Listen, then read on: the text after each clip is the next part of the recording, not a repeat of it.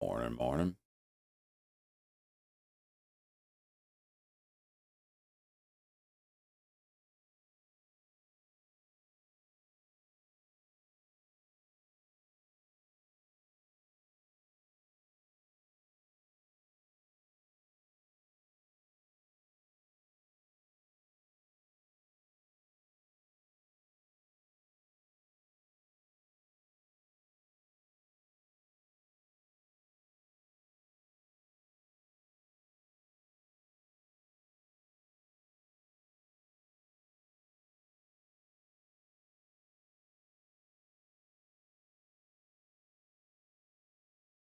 Okay.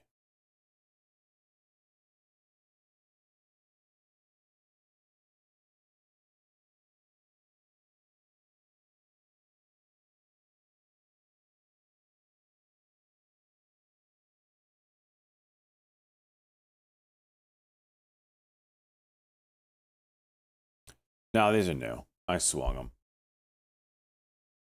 I got back on after my phone call yesterday. I made some money on Baba, and I took these for a swing. Of course, you know, I had to gap down this morning, not gap up. So, once again, I've killed the move.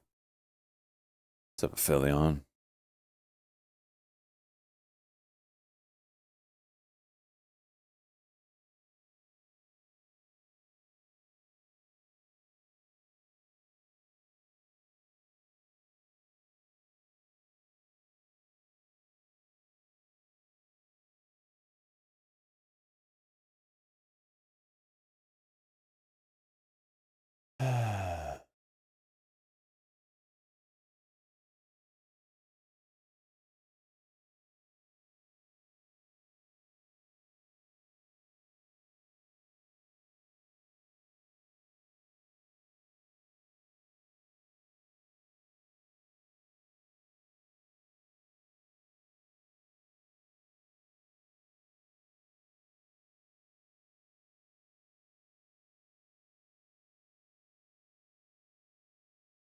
Huh.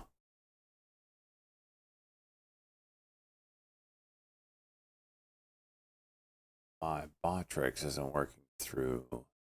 You. Oh, there it is. Took forever. Damn.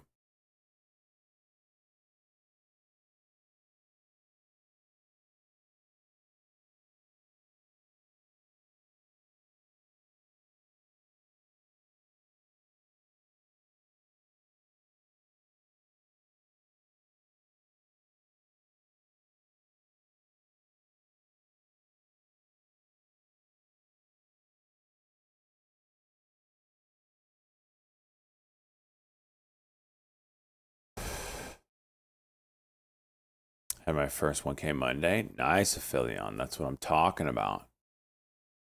Dude, that's awesome. That's like the best feeling in the world, isn't it?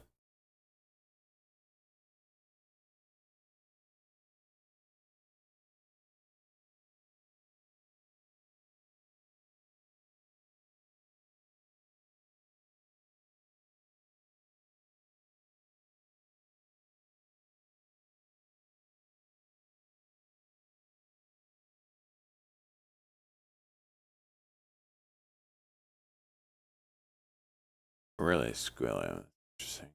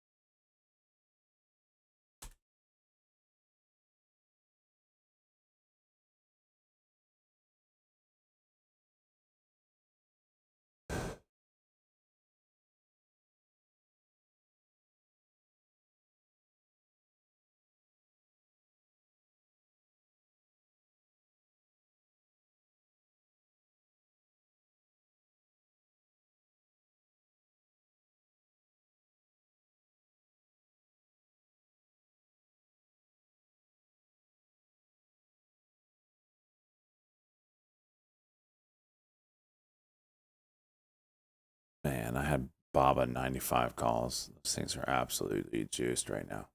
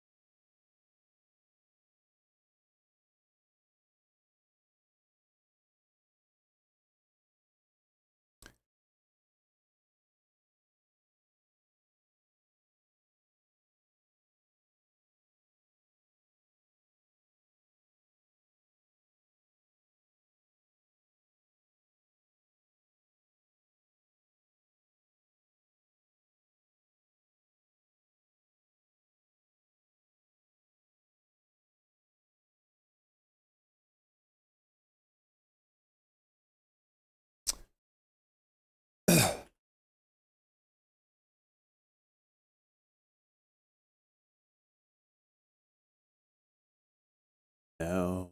7:30 news. Soils, let's go, buddy. DeepSeek?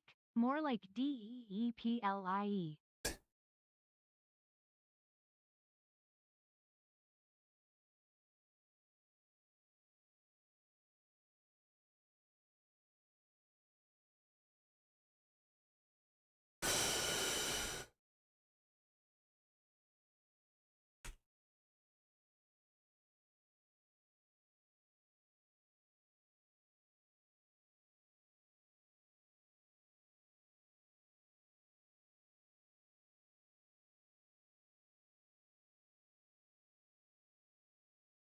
Germany slashes growth forecast to 0.3. Jeez.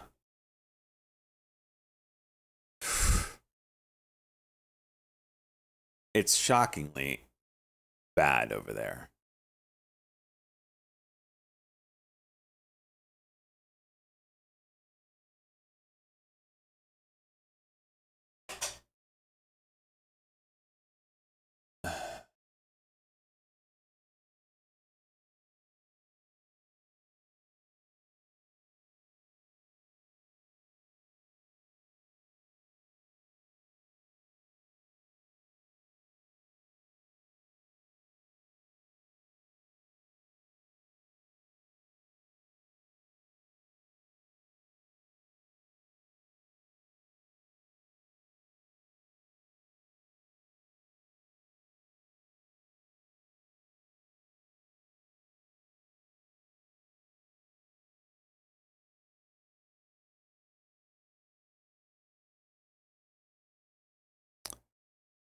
Hmm.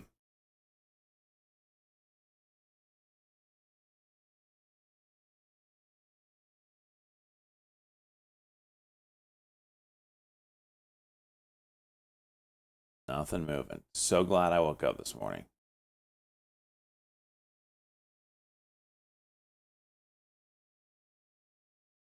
I think Husi was Sheen getting a second move in the next time. Problem is they both did offerings, so they kind of killed retail.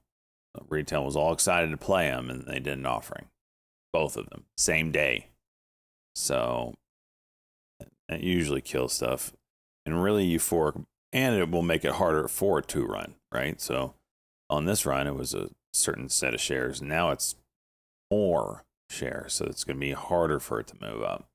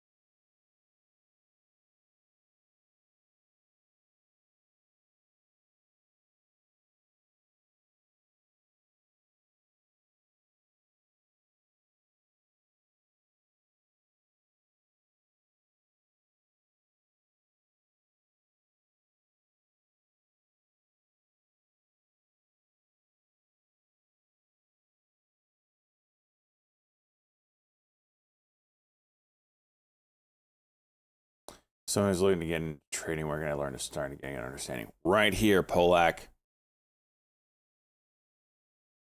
I've never even placed a trade yet. Well, good. This is a great place to learn. We're not trying to sell you anything. You don't need to buy a chat room, this, that, whatever. Every other place you go is going to be like, yeah, man, I'll help you out. Here, I'll even give you a special coupon code so you can join our Discord.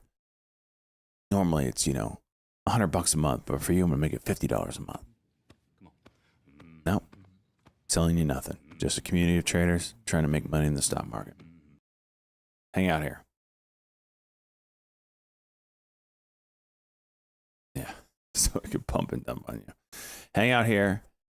Watch for a couple weeks. You'll get a small grasp of what's going on, and then from there, you'll have a baseline to ask questions from. Nothing but feedbacks. This is true.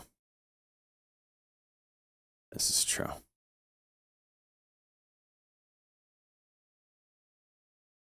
I can confirm.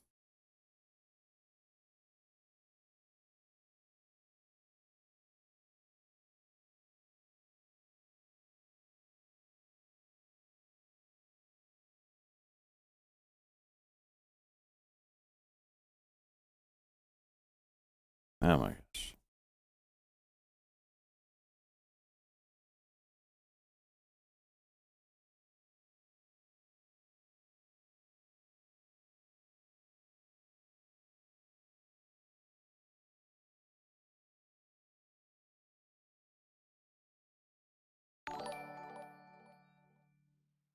Let's go. 06 path.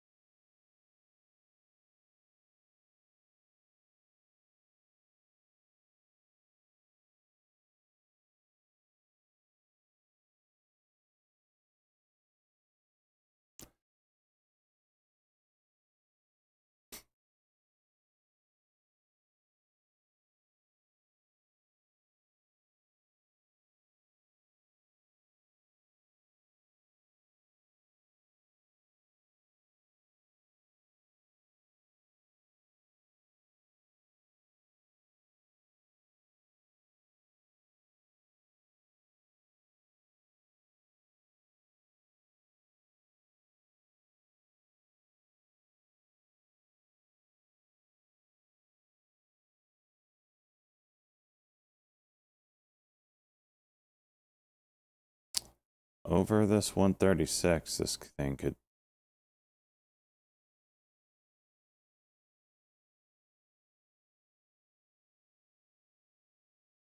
This looks thin.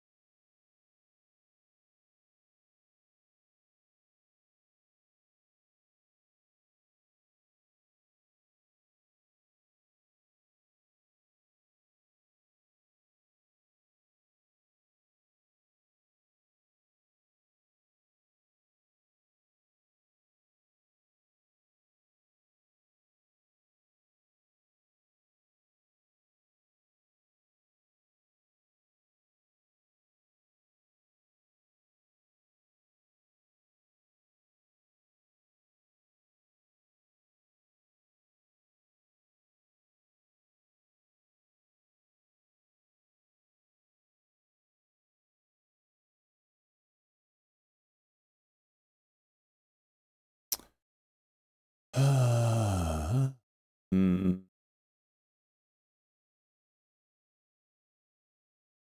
Classic. That's good. You must work for the government.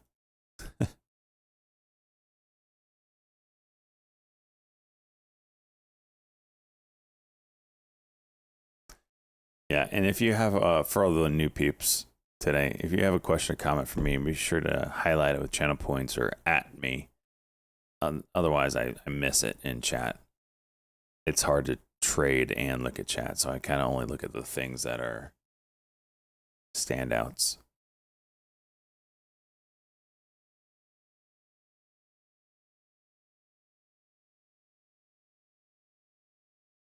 Thank you, Zero. Appreciate that.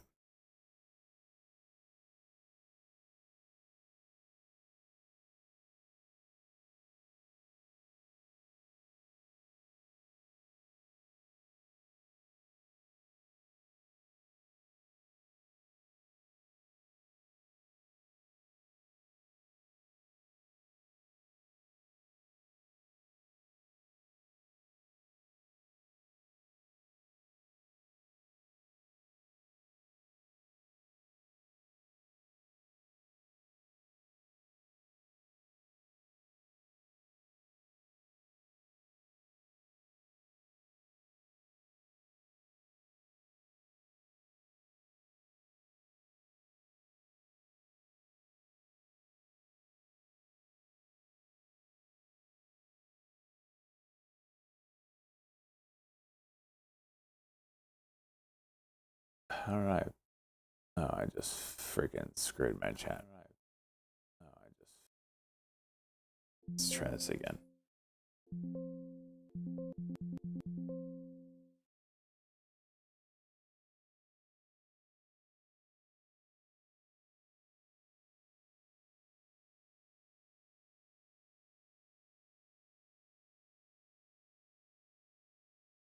What did I just do?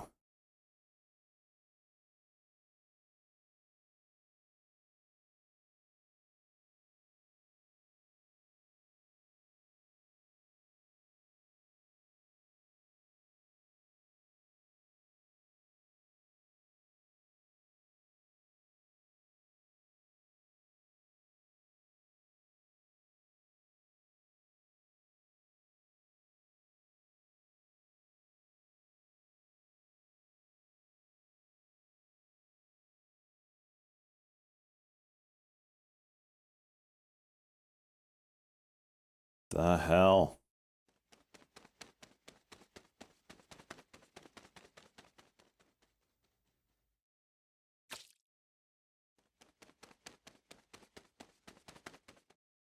Thank you so much, Chikabawa. Good morning to you.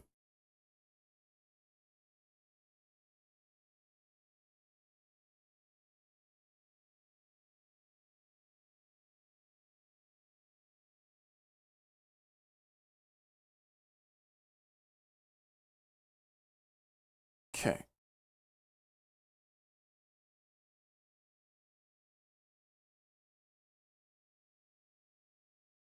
There we go.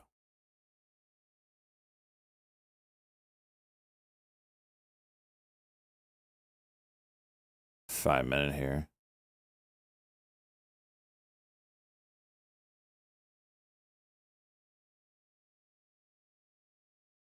There's a 1 minute cuck with it.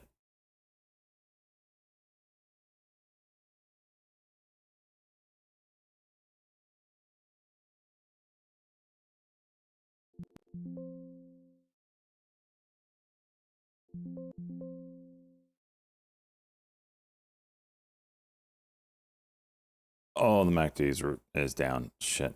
Did not see that. I'm gonna get dicked. I'm gonna get dicked. I'm gonna get out. And then it goes.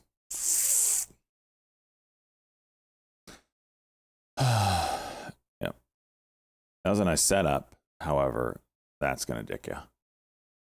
That's gonna dick you.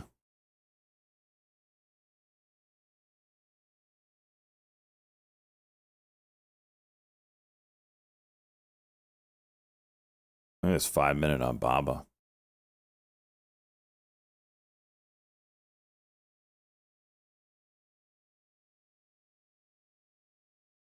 This is E-Trade Pro. I don't recommend. It's buggy as hell. They don't support it anymore.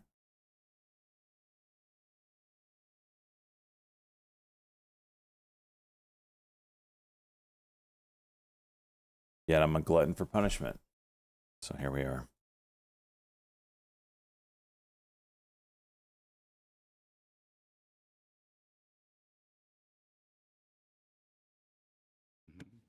Come on.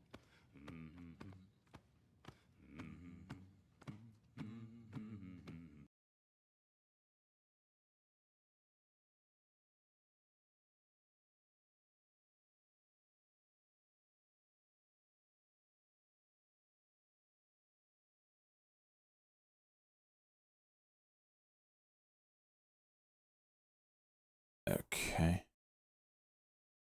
Hollow. That was a big pop out of nowhere. Daily on Hollow's 204.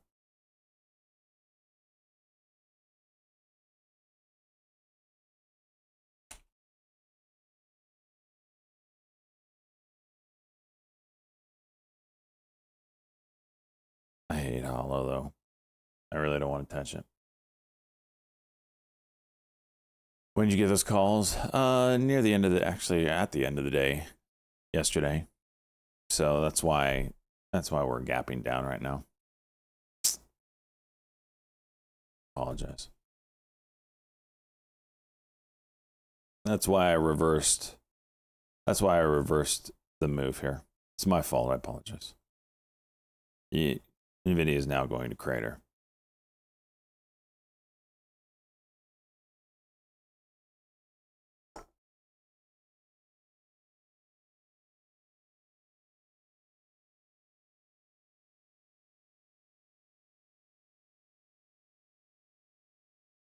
You're welcome, Chief.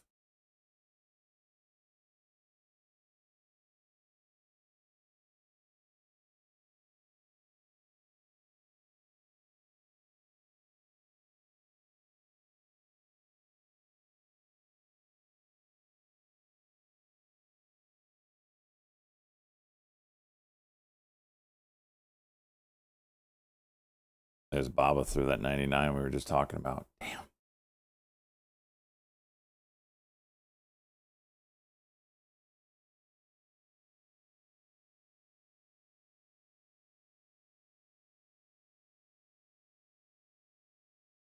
All right, Chief. I won't say it out loud, you know, because of Aladdin and all, but you'll know.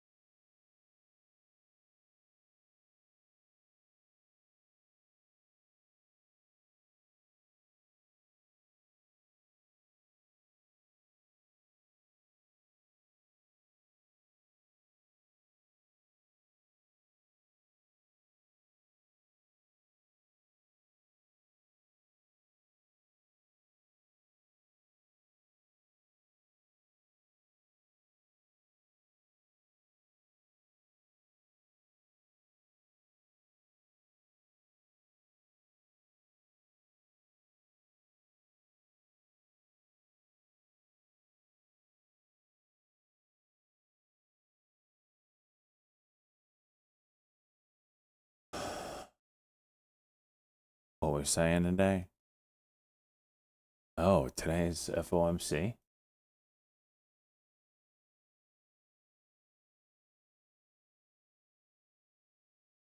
Huh. That explains a lot. How did I know that? Jeez.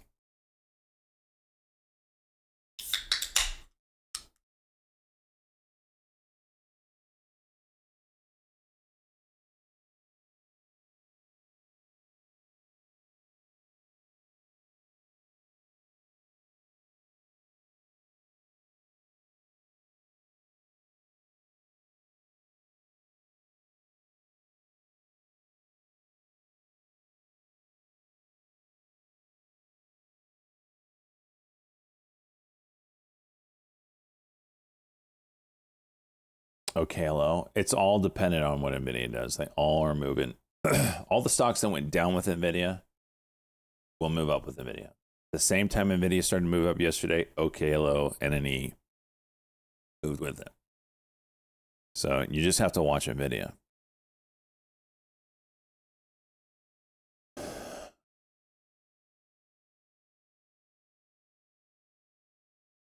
$124.81. Why did they say that one, Dose Bacon?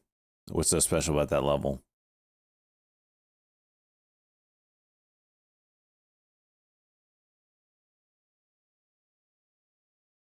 Why do I?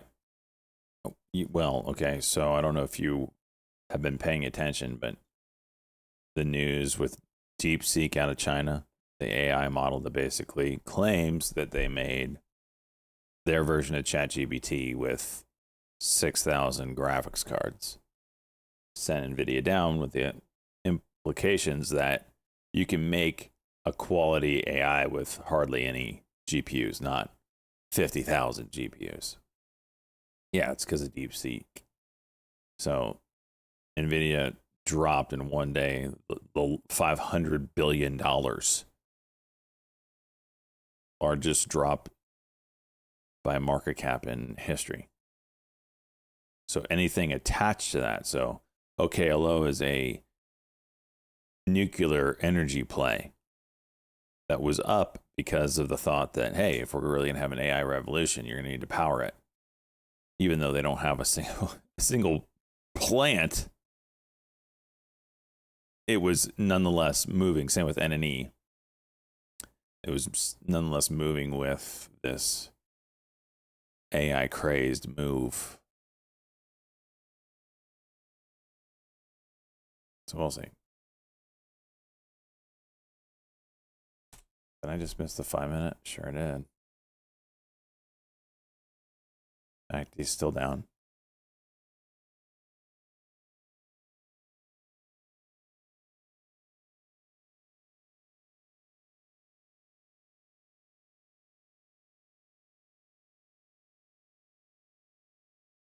Oh, that number's attached to the 200 simple on the daily. That makes sense, I guess. Yeah, it might be all about Powell. If he pauses or cut, I don't think it's expected to cut this time, right? But it's the outlook at this point. The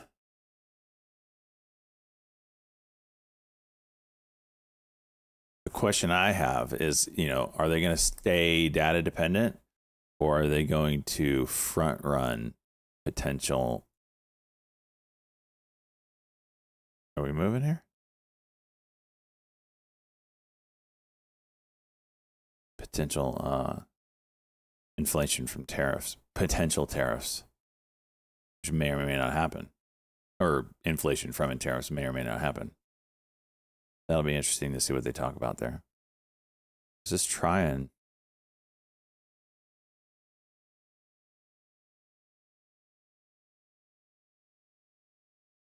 Still.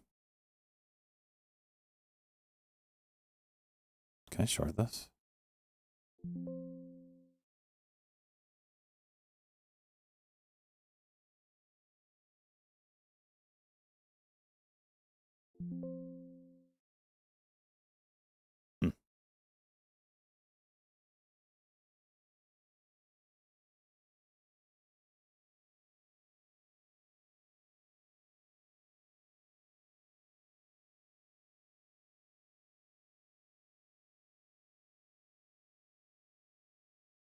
220 break. I'd probably give this a try. 8 a.m. news is right around the corner, though.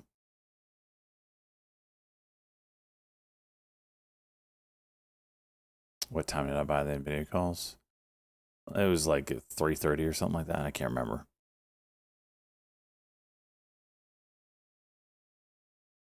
It was the end of the day, like after 3. I don't think I meant to swing these. I was playing a game and the market closed while I was in the game. I was like, oh, guess I'm swinging them.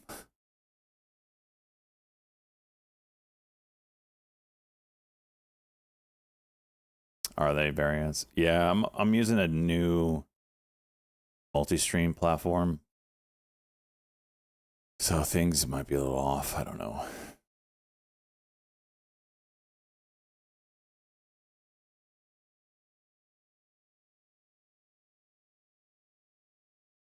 All right. Even though this looks good, I'm going to wait and read the 8 o'clock news hits here.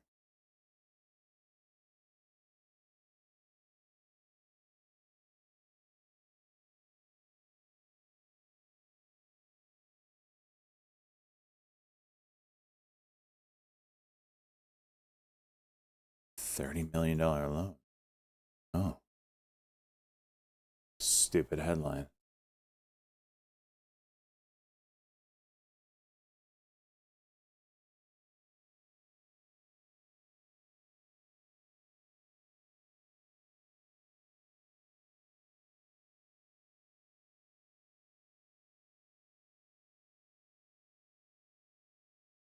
This is a dumb headline, too.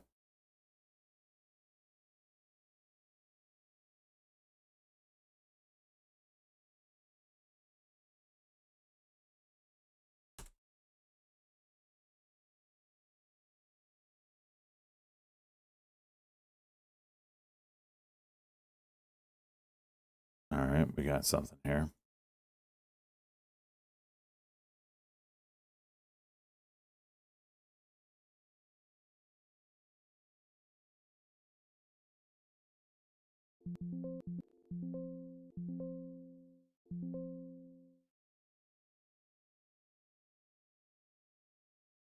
Okay, now you're going to come back down.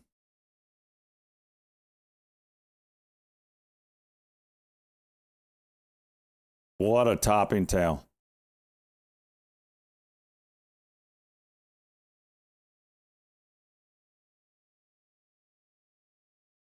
Oh my gosh.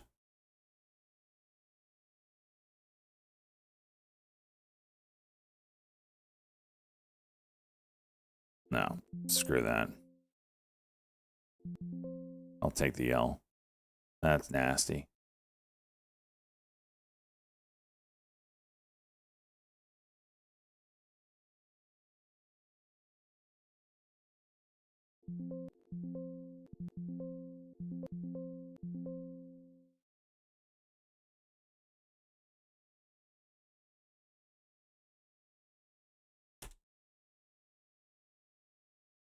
Oh my gosh, are you shitting me right now?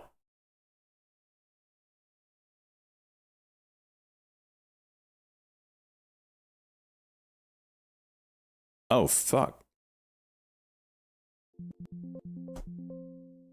I switched to one that's doing a cuck and go 5 minute, which fails. After I take a beating on VINC, which then goes nuclear. Not this shit today, man.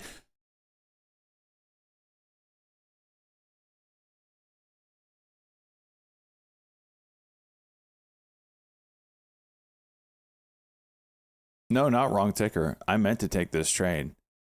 This was a clean move, which rejected hard. Did I sell at the bottom of this candle? Sure did. Look at that. Bottom tick. Bottom tick. Holy hell, man.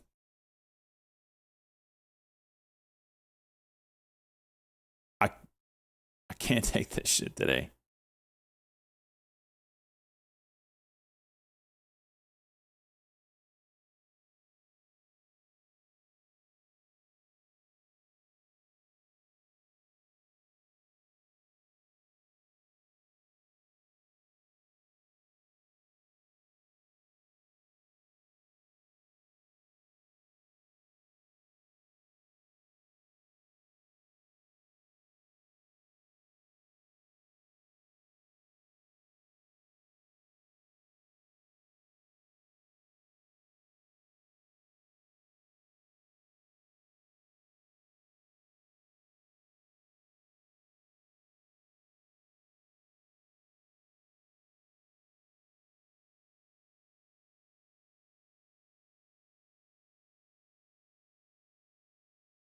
It's a good idea there, Chicka Bow Wow.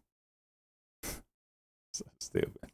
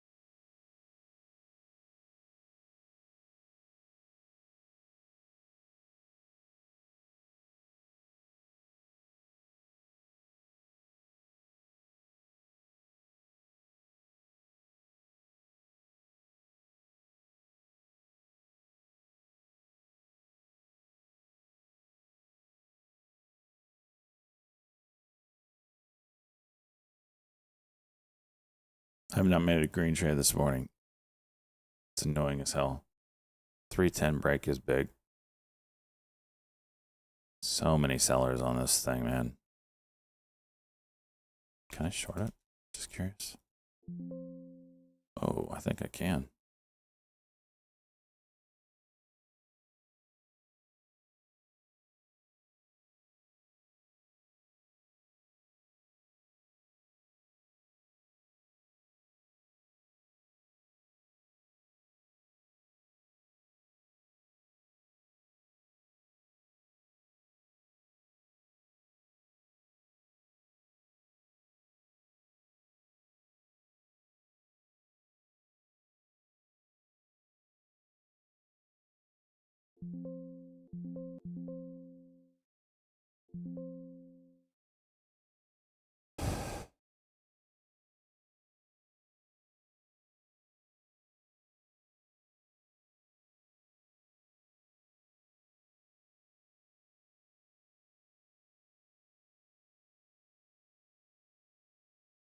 Why is this so hard to go down? I mean, seriously.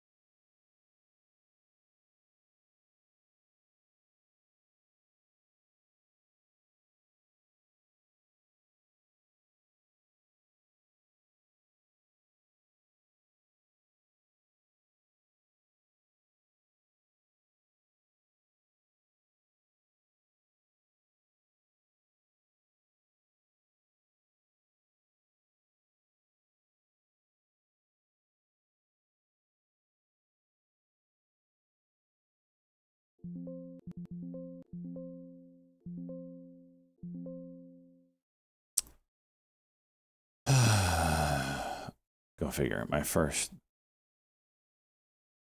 profitable trade today is a freaking short on a penny stock. I don't know how I was able to short. That kind of day, huh?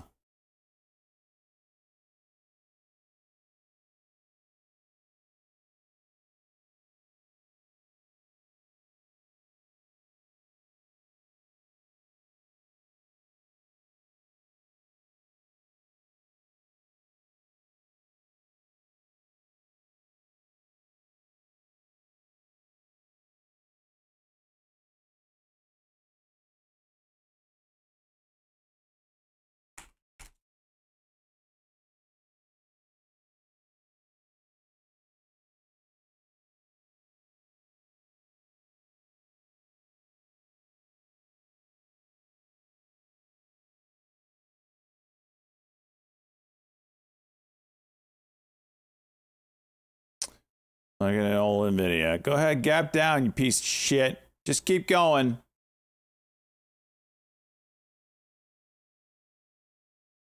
Never win on these swings, man. Like back in the day, if a stock closed like this, it was guaranteed to gap up. This week, or this year, last few years, whatever, something looks like this, not gapping down. Makes sense.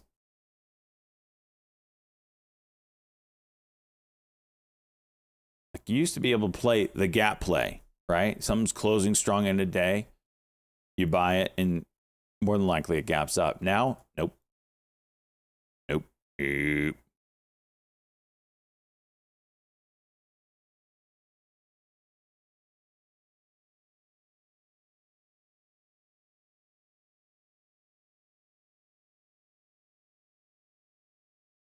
Feels like a witching day. Yeah. FOMC. If you're green, enjoy it. Go take a bath. Enjoy your day.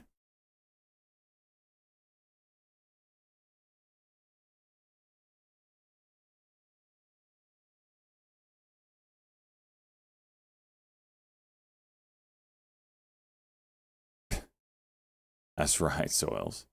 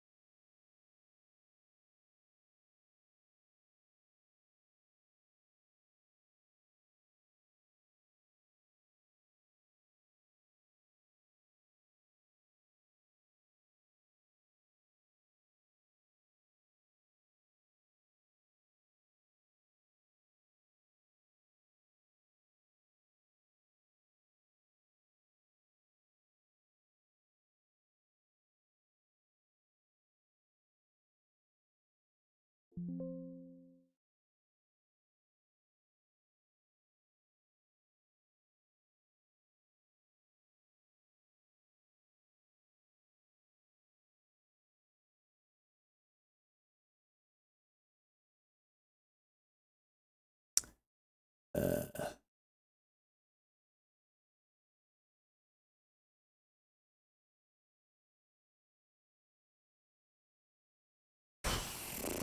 we go.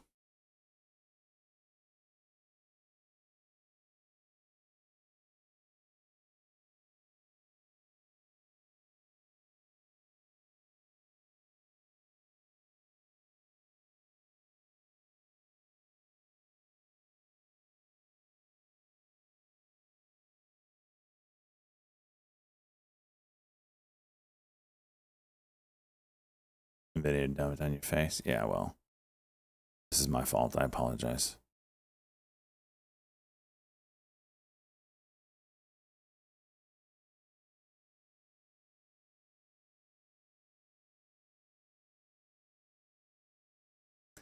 I don't know how any of this is. I mean, the efficiency part, maybe. Gosh, but I would find that with all this, ChatGPT is valuation is either it's probably hurt quite a bit, huh? OpenAI, I should say. If everybody's just immediately caught up to him.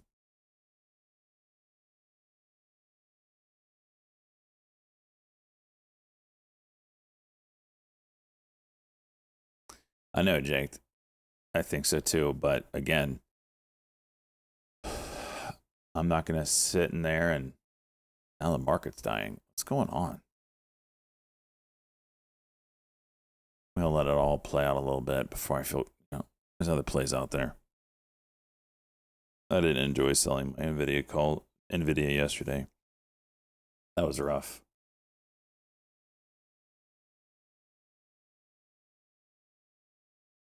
Pre-market strategy.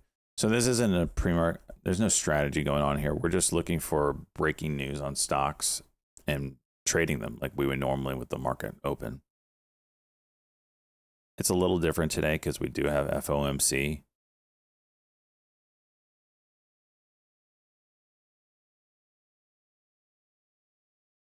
Fed rate decision.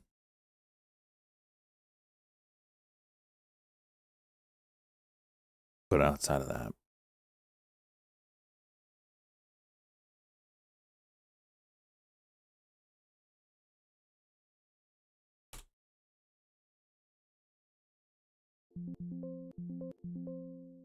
TLS with a headline. Oh, big float. Shit. Prime contract for U.S. Navy Seaport next generation contract. Sounds big.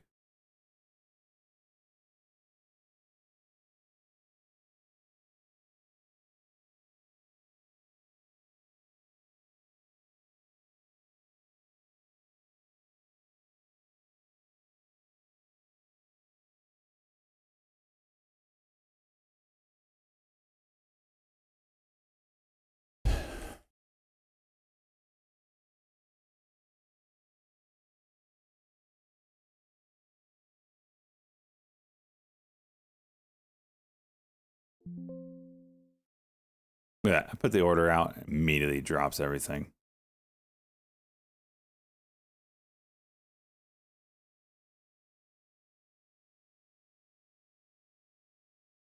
Oh, low a day on a news for a massive award.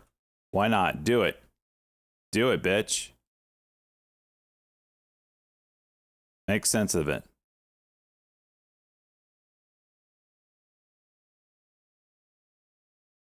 Great.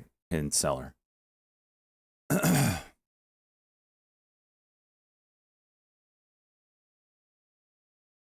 Oh, he's gone. Thank goodness.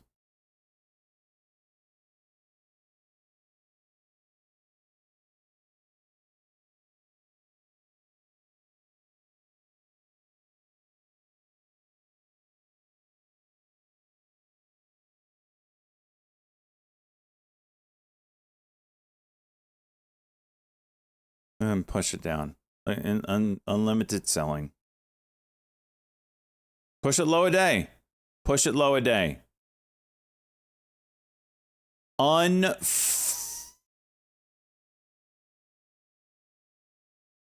does this happen every time?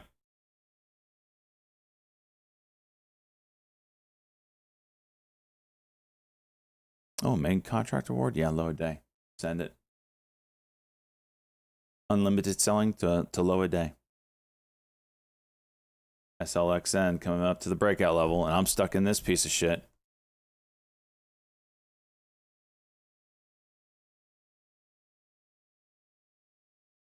Just walk it down.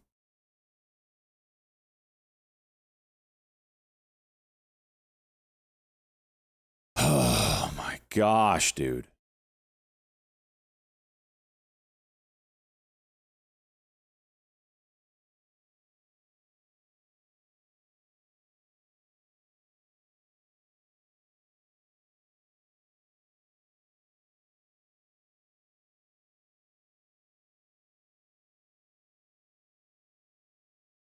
Indefinite delivery, indefinite quantity contract.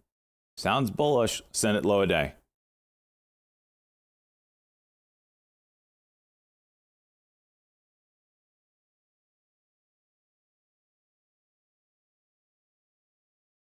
Look at this horseshit. There it is. There it is. Low a day.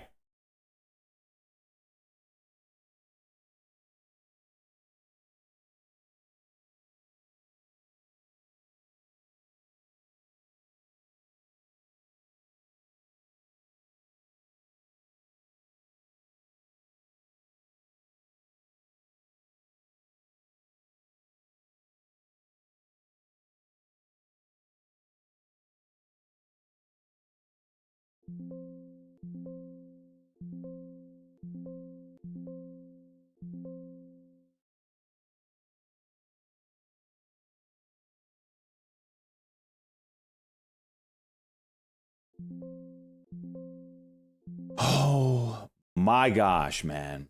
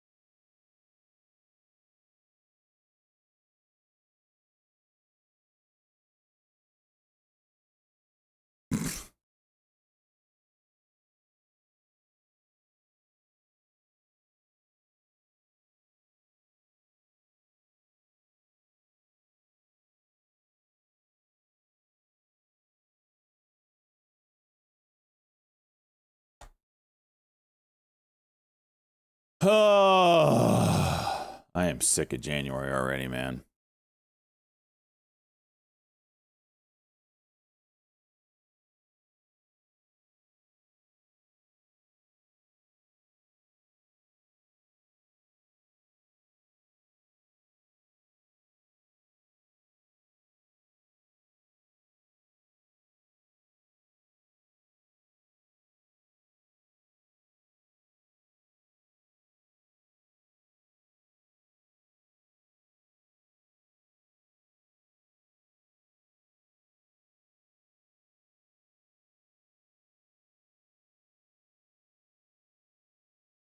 Go figure. The one I don't swing, I had calls yesterday, 95 calls. The one I don't swing, gap up $4.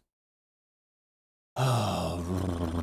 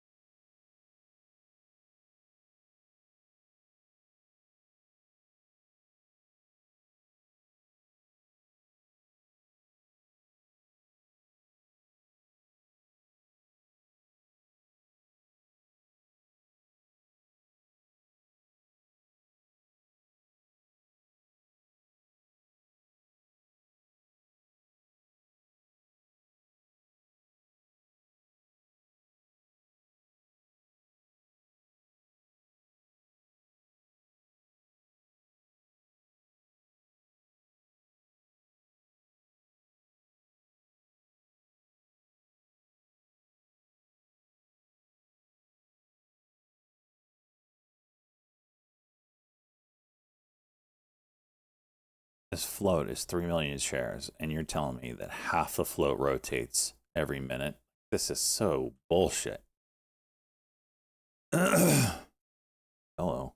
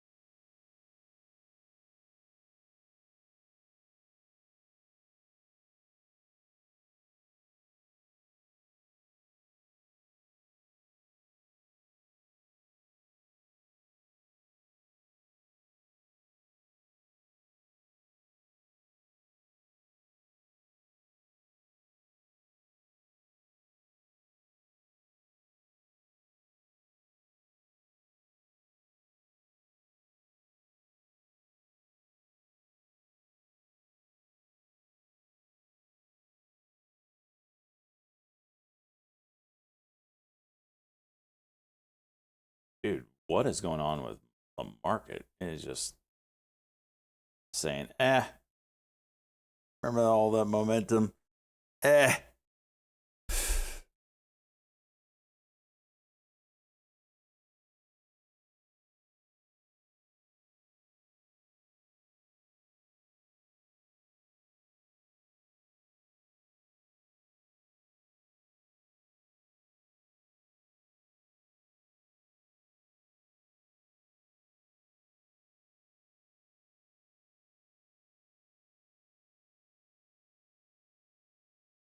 So we get any 30 news. What did this piece of shit end up doing? Nothing.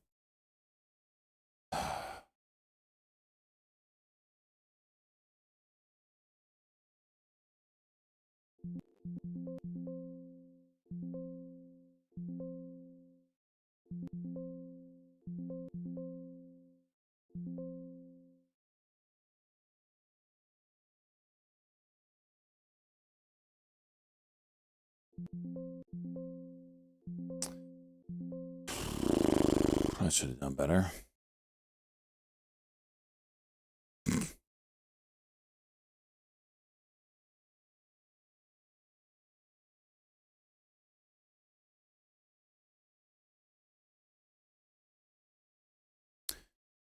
Stocky just reminded me that RFK Jr. his hearings today, so that'll be one we wait.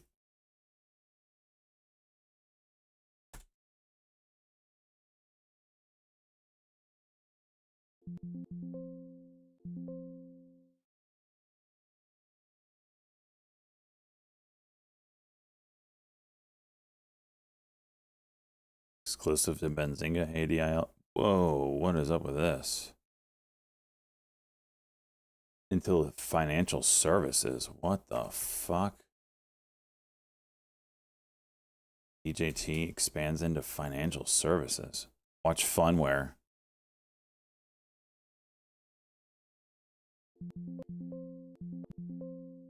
Yeah, I'll take that.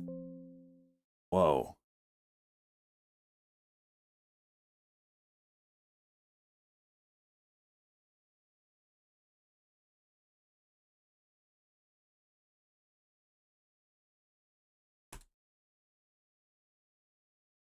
Holy hell.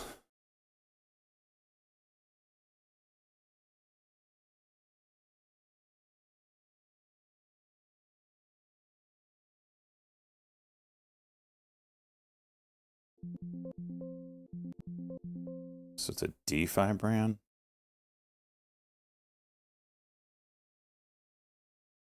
Just get me out of this thing so I can focus on what's moving. So everybody here thought this thing was dead, and then they go and do that. Holy hell.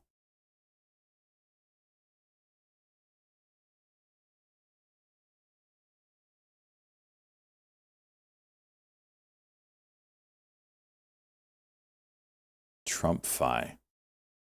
Is that what they just called it?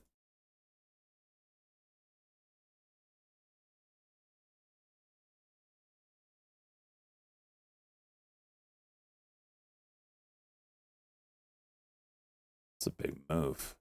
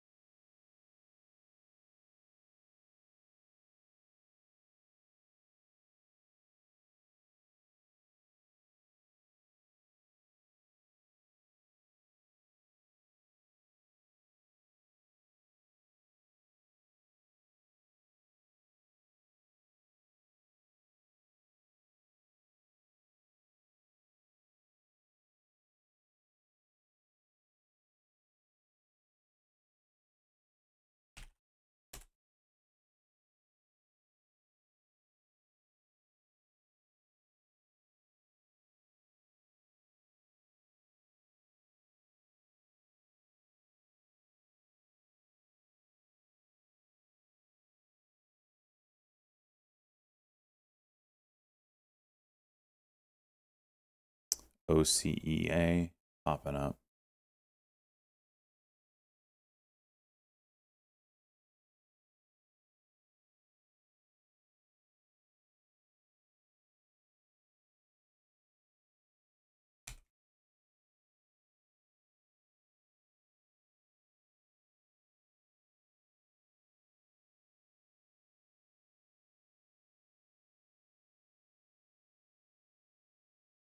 $34.72. This is already a cuck, so this is a cuck and go if it can break it.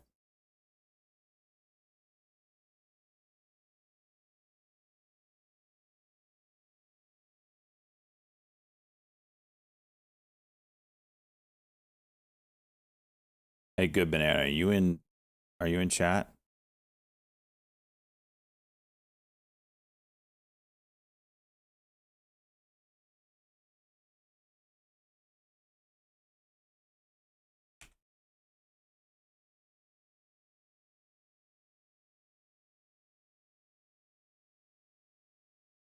That's a 1 minute. I just missed it.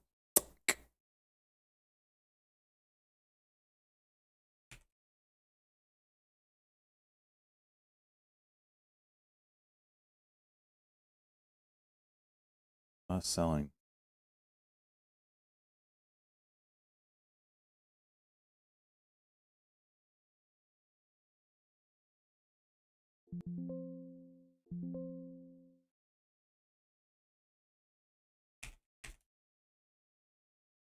Oh, come on.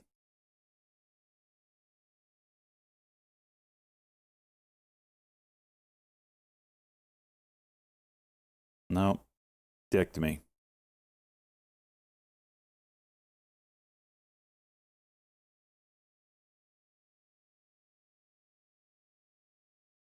No hotkeys to get out.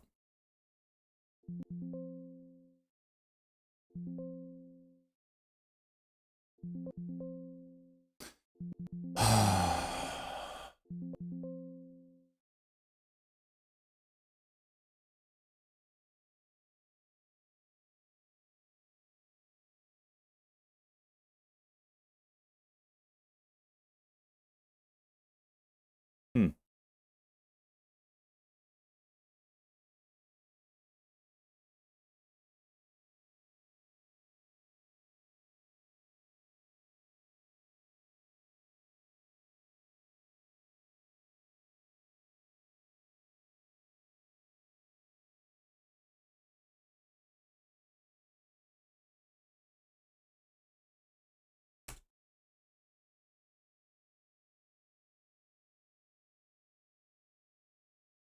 Over 73 should shoot us up.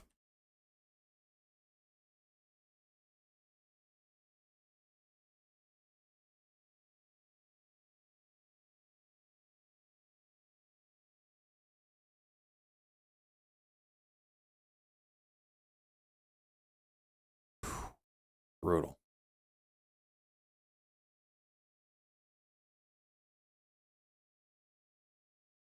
It's a pretty tight inside candle.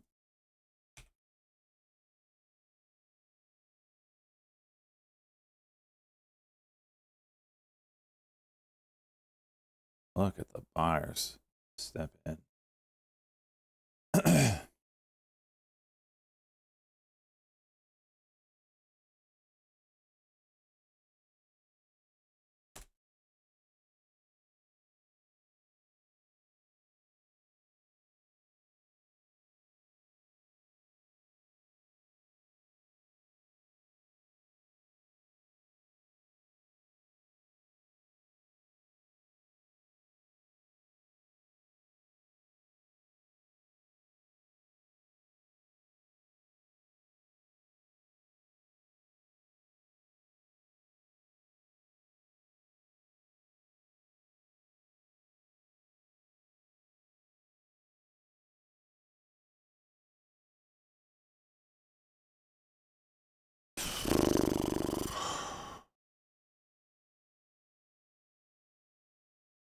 For 11, it'll be a 30-second cock.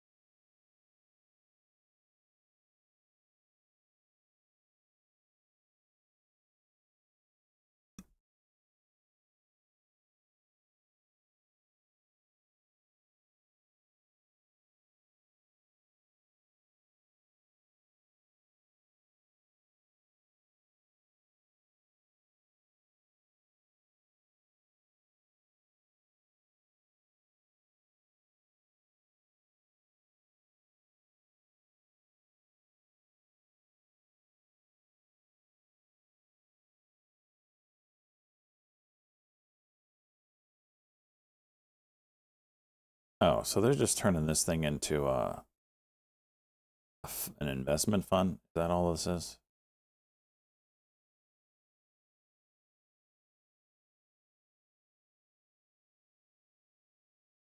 Wait, introducing investment vehicles. Huh.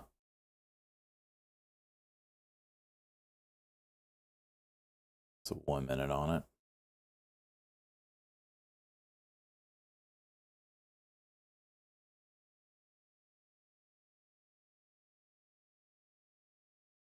OCEA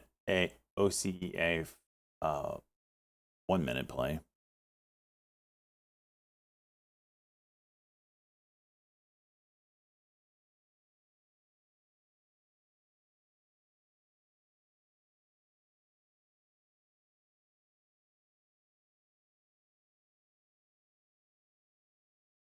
It's a nice bounce.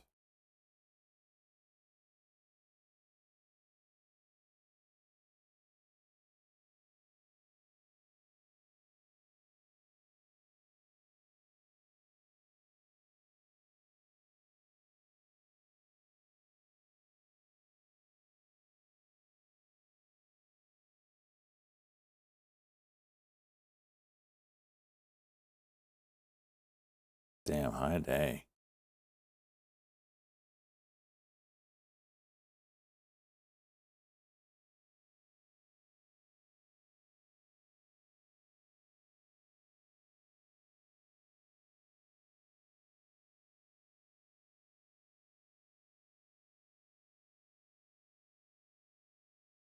Wow.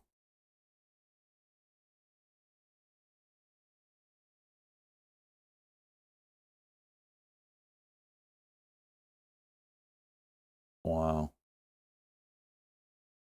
All right, I got these levels up here. I don't know where they come from.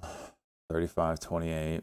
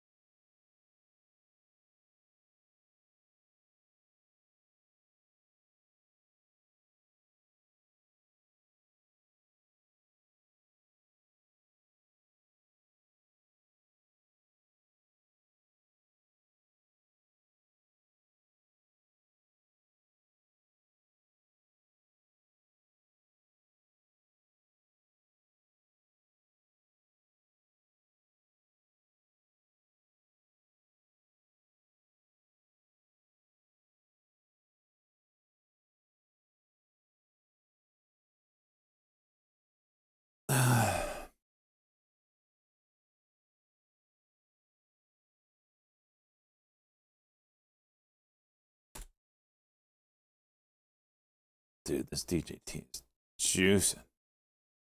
Fun cooking? Not yet. It's been a really poor sympathy play. But if it starts hitting high day scanner, it might draw attention.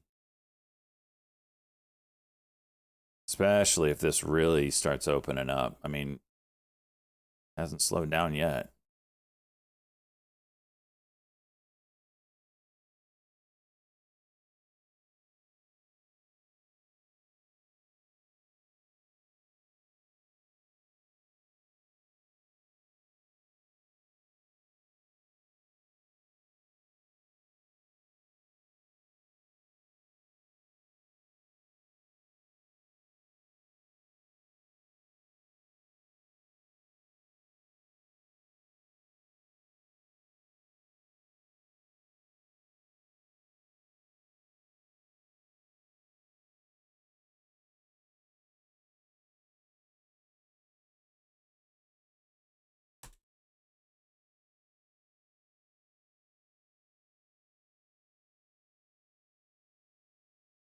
There we go.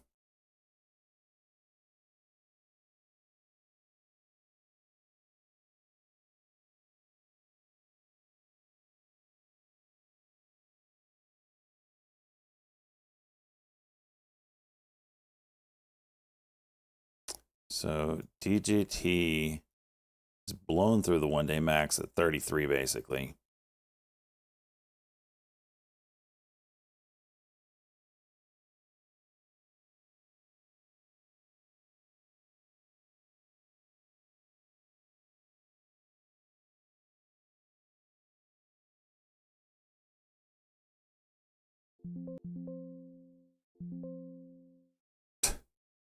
Look at the bots. Look at the bots just freaking crush this thing. Oh, someone's selling and it's not us? Oh, we gotta just jump in.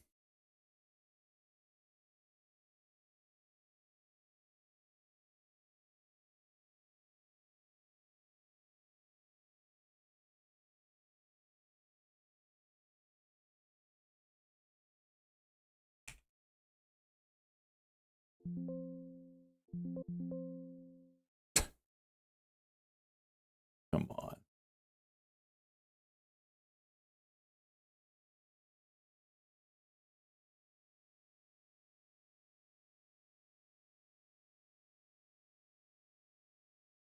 All right, 9 EMA here.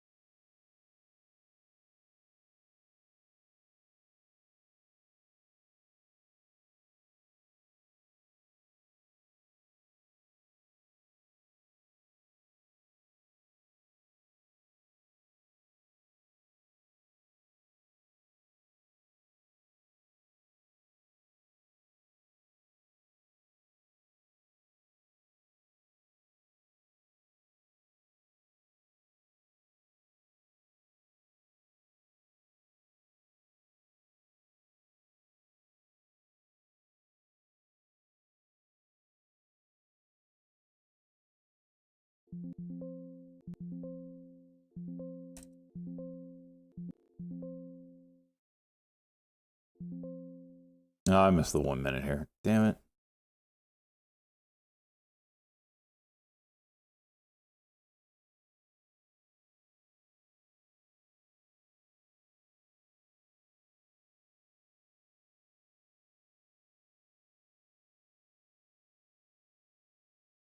This market is just pooping.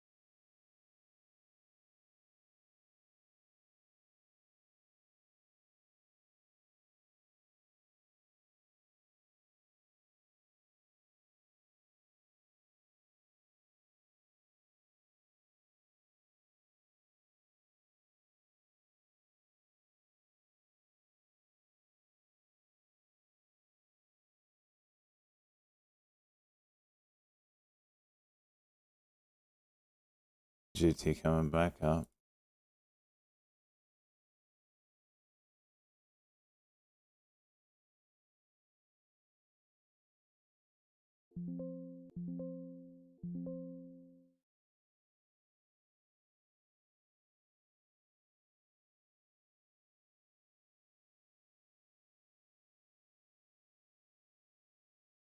Oh my gosh.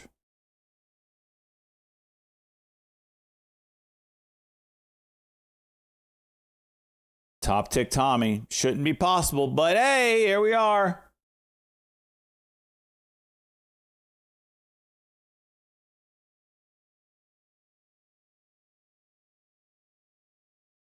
Unbelievable. Unbelievable. Unbelievable. Unbelievable. Unbelievable how often I top tick again, Zach!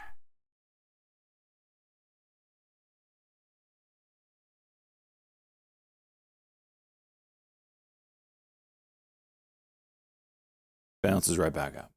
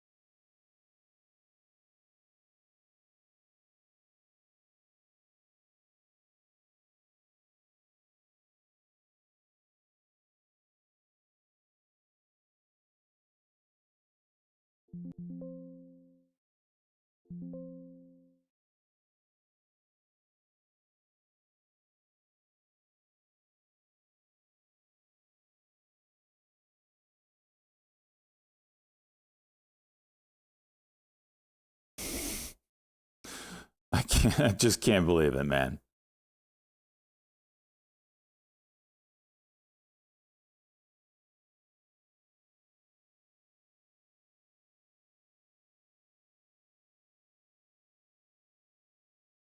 Now it's gonna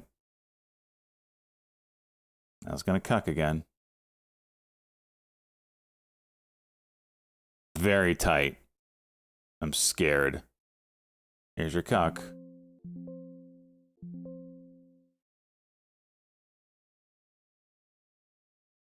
Top tick, bottom tick. Oh my gosh, it's just disgusting.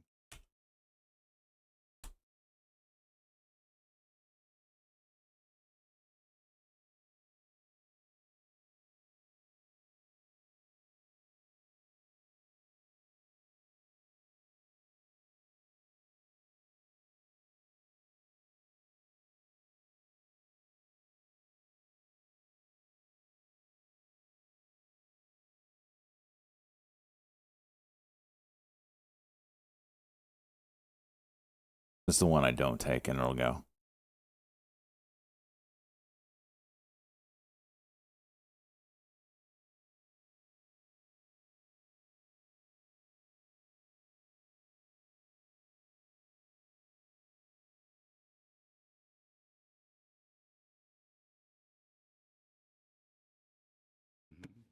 Come on.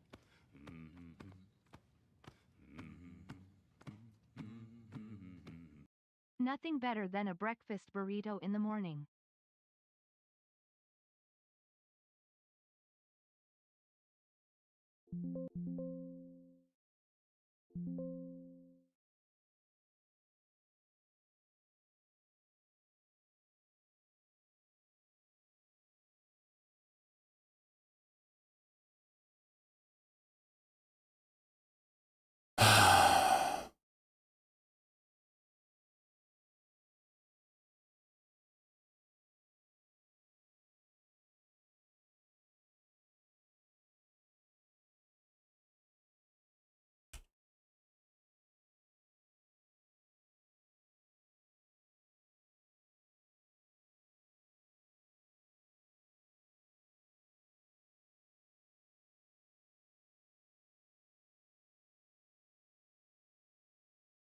Oh my god.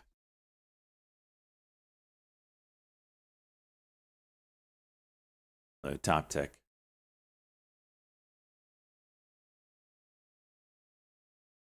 This should absolutely explode. But we already tested high here, and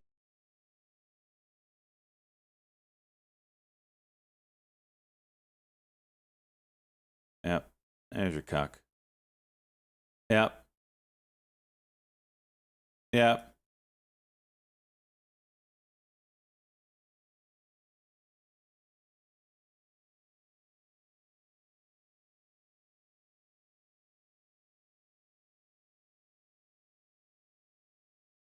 Oh, this is just so freaking brutal, dude. I love trading this, but I actually might have to stop.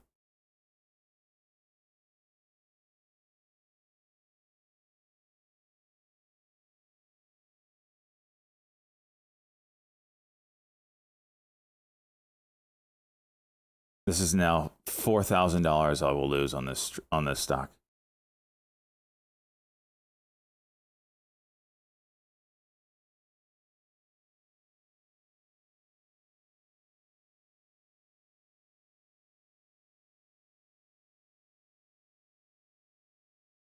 This is different too.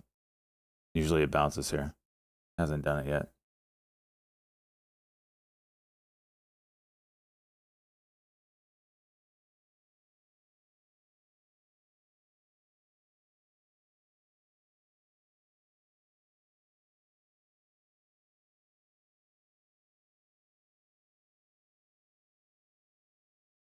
Yep. All right.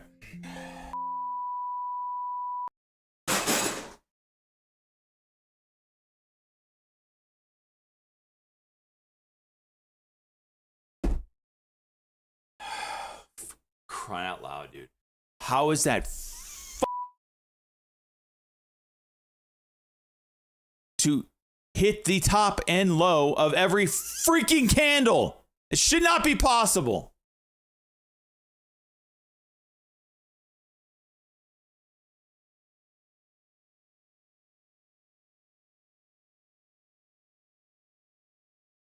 Oh my gosh, man.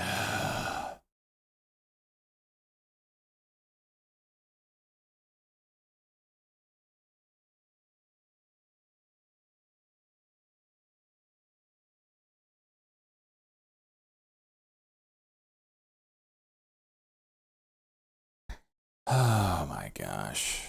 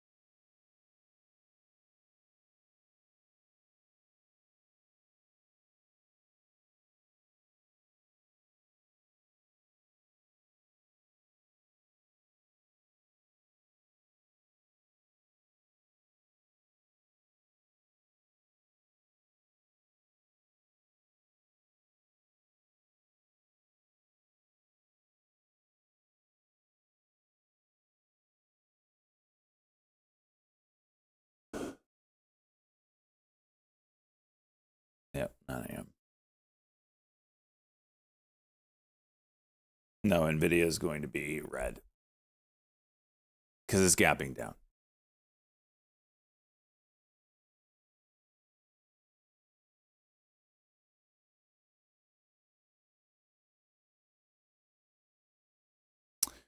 9 o'clock. We need a savior here. AAPL headliner? What is that?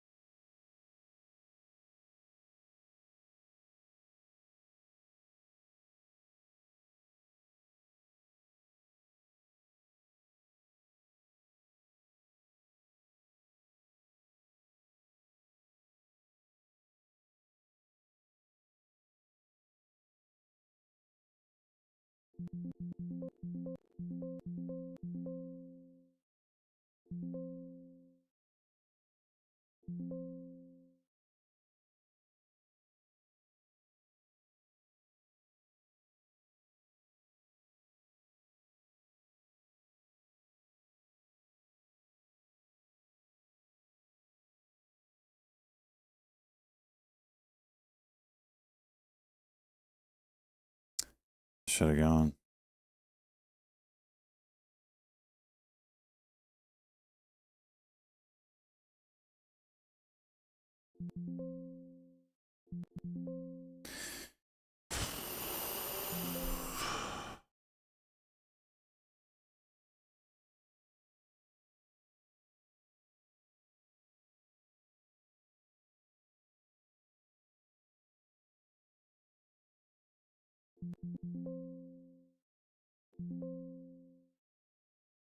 No?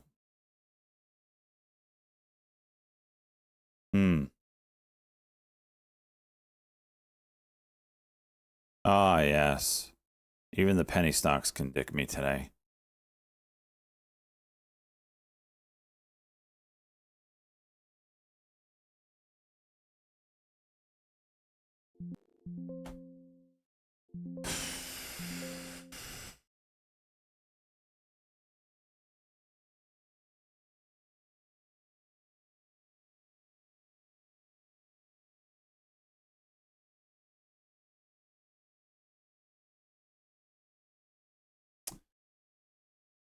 Oh my gosh.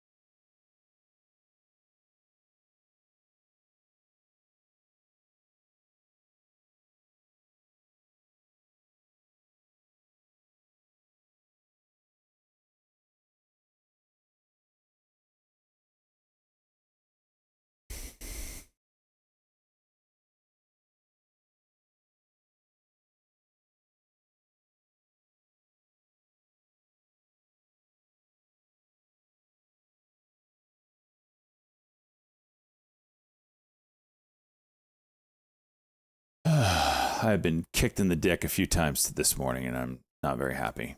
Just putting that out there right now.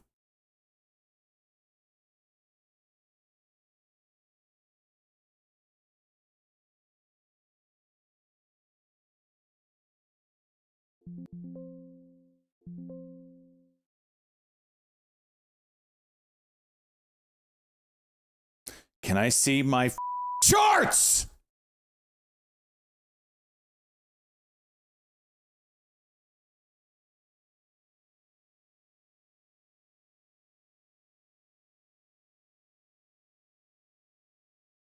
No, I'm not okay. I'm down like $5,000. Like I said, I was absolutely destroyed on DJT this morning multiple times.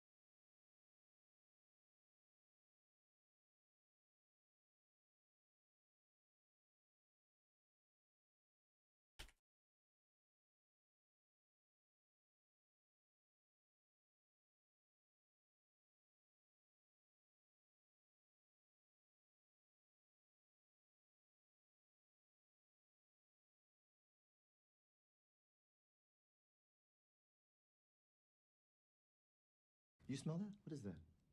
What? What's that smell? Thank you, good banana. No. 5 gets to, is that the repayment for the ETH? Money. Okay. I smell money. Okay.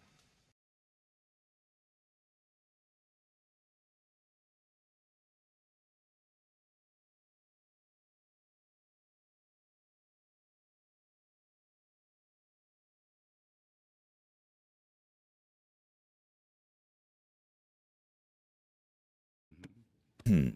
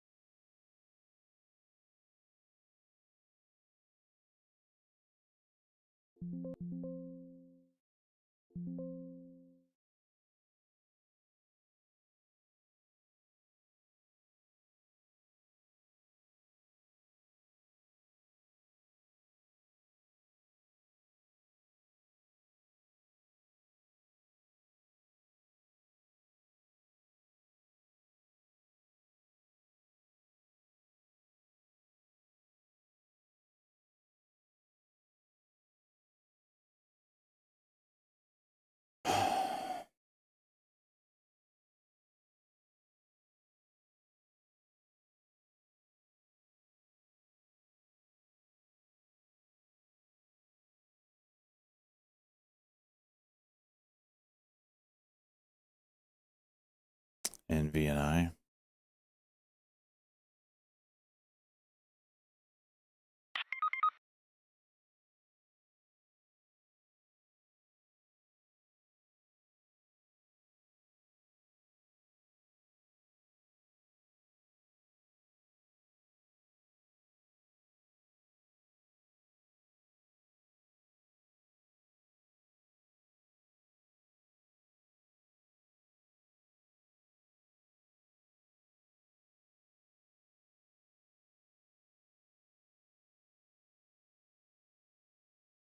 Okay, hello.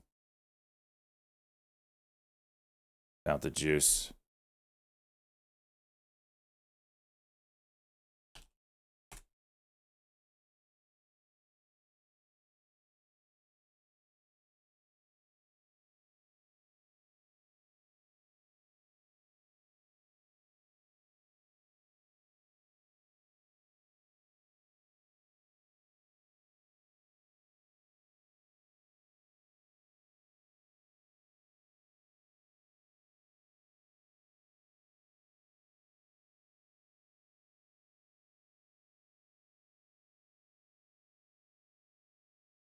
Jeez.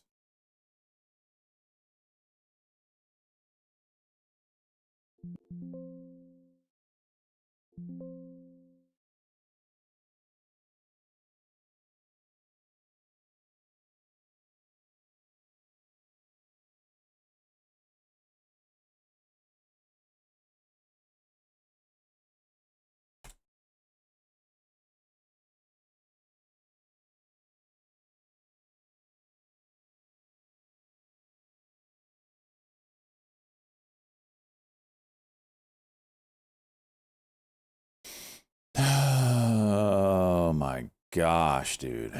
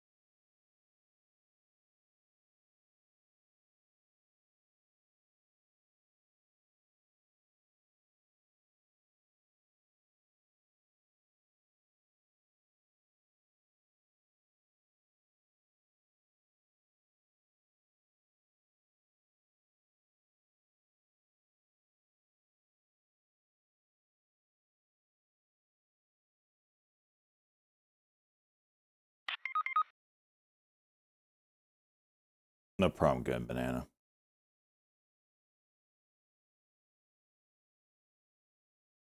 I was in the same position like last week. I had to get multiple people to send me Solana.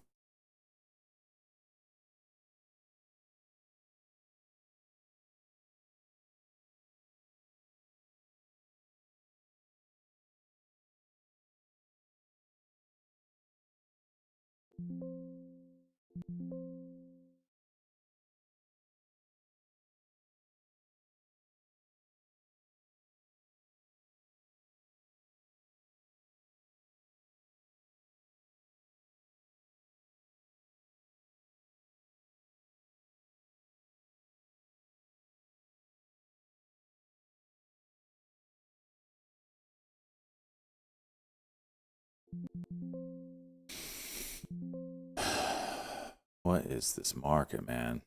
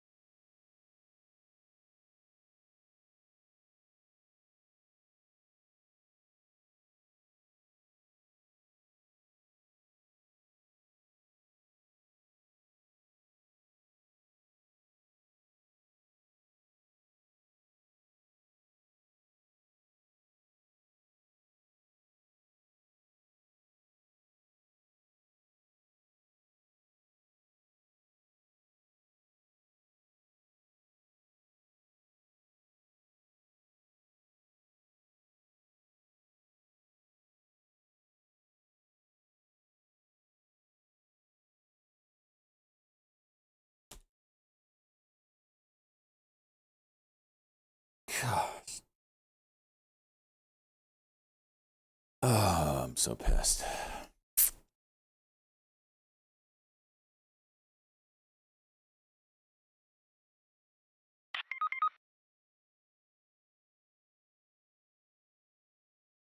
I can't remember. Jeez.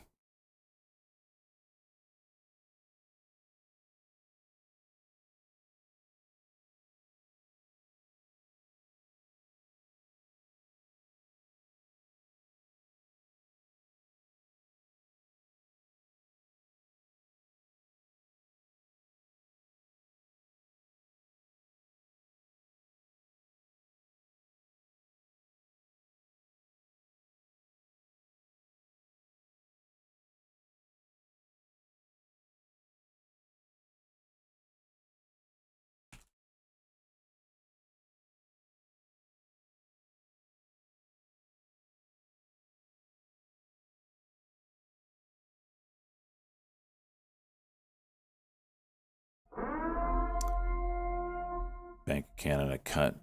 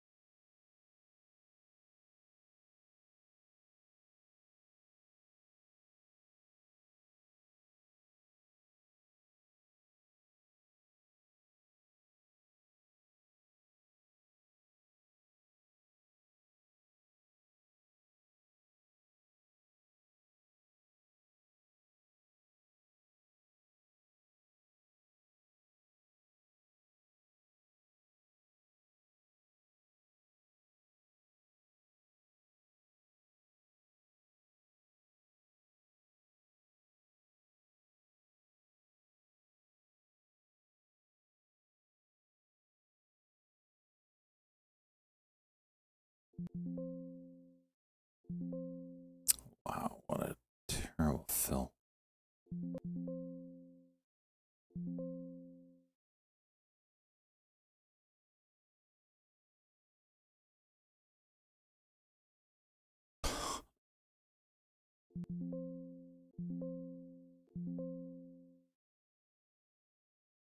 Freaking cooler, man.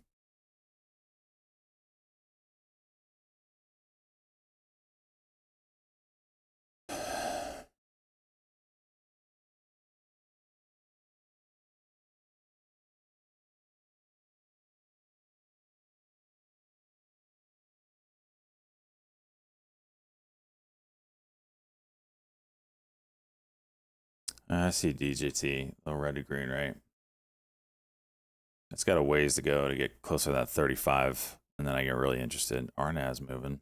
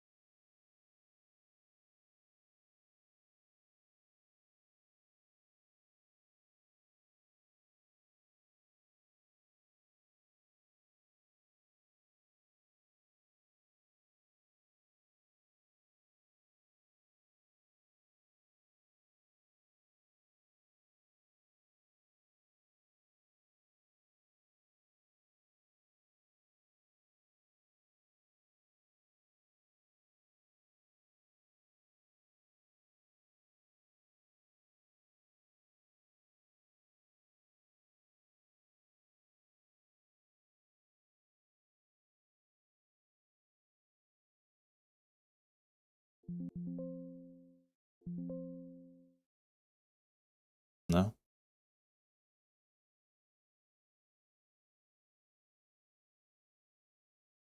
No. Of course. GNW.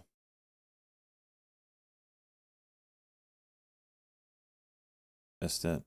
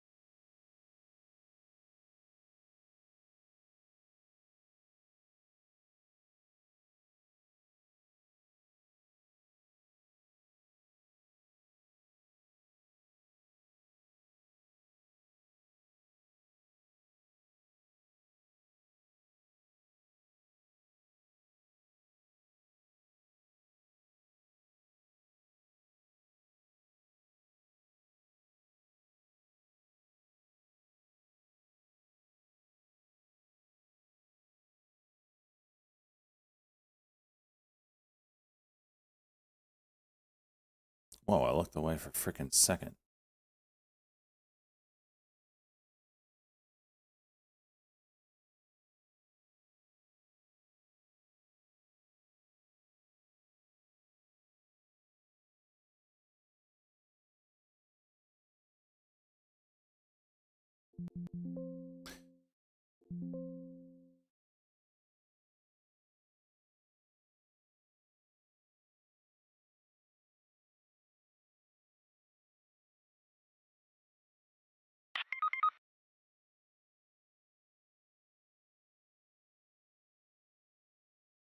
Any other psychedelic plays?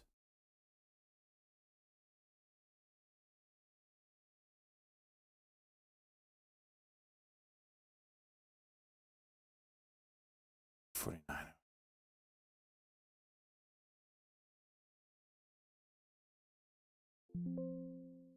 CMND.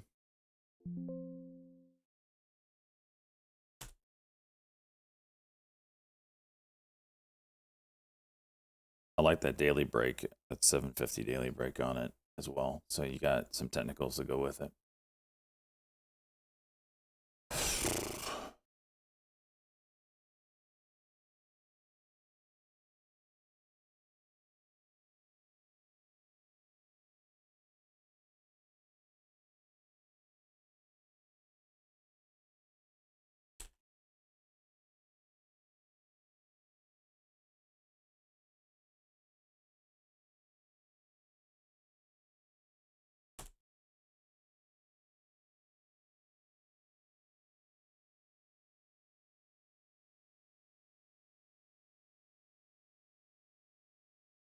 Is it MD or MNKD? I always forget. No, it's not Mankind. It's MND.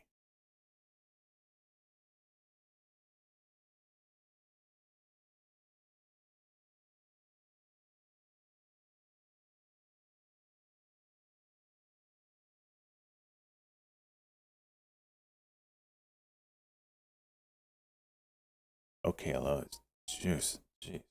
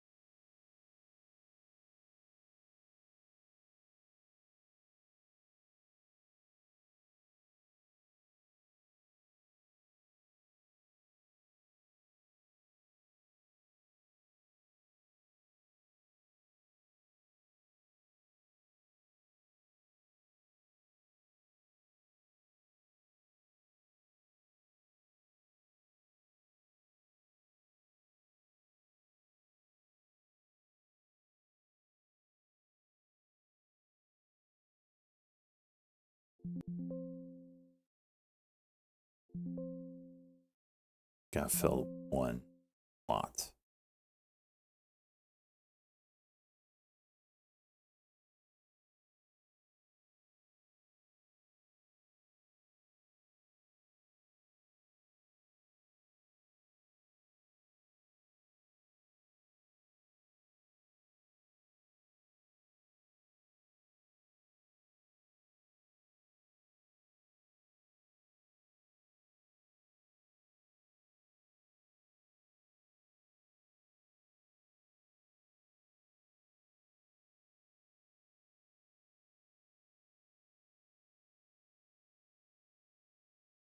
Really weird price action.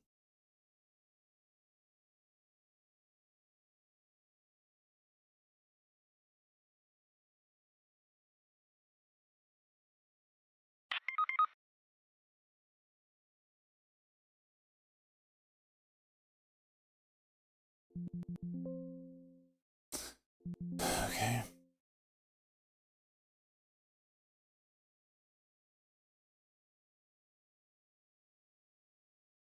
I didn't see the audit on it.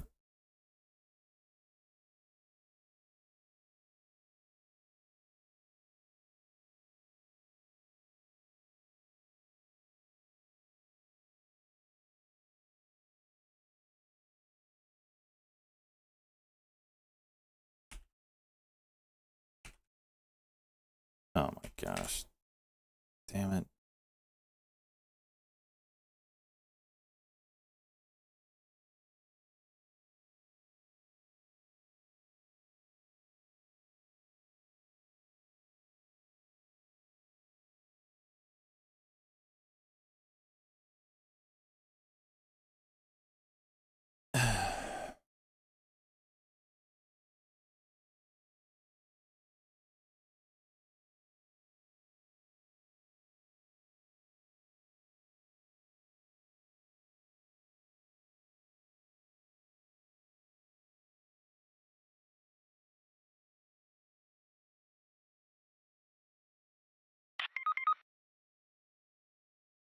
DC chat receives 17% accuracy, trails Western Rails, and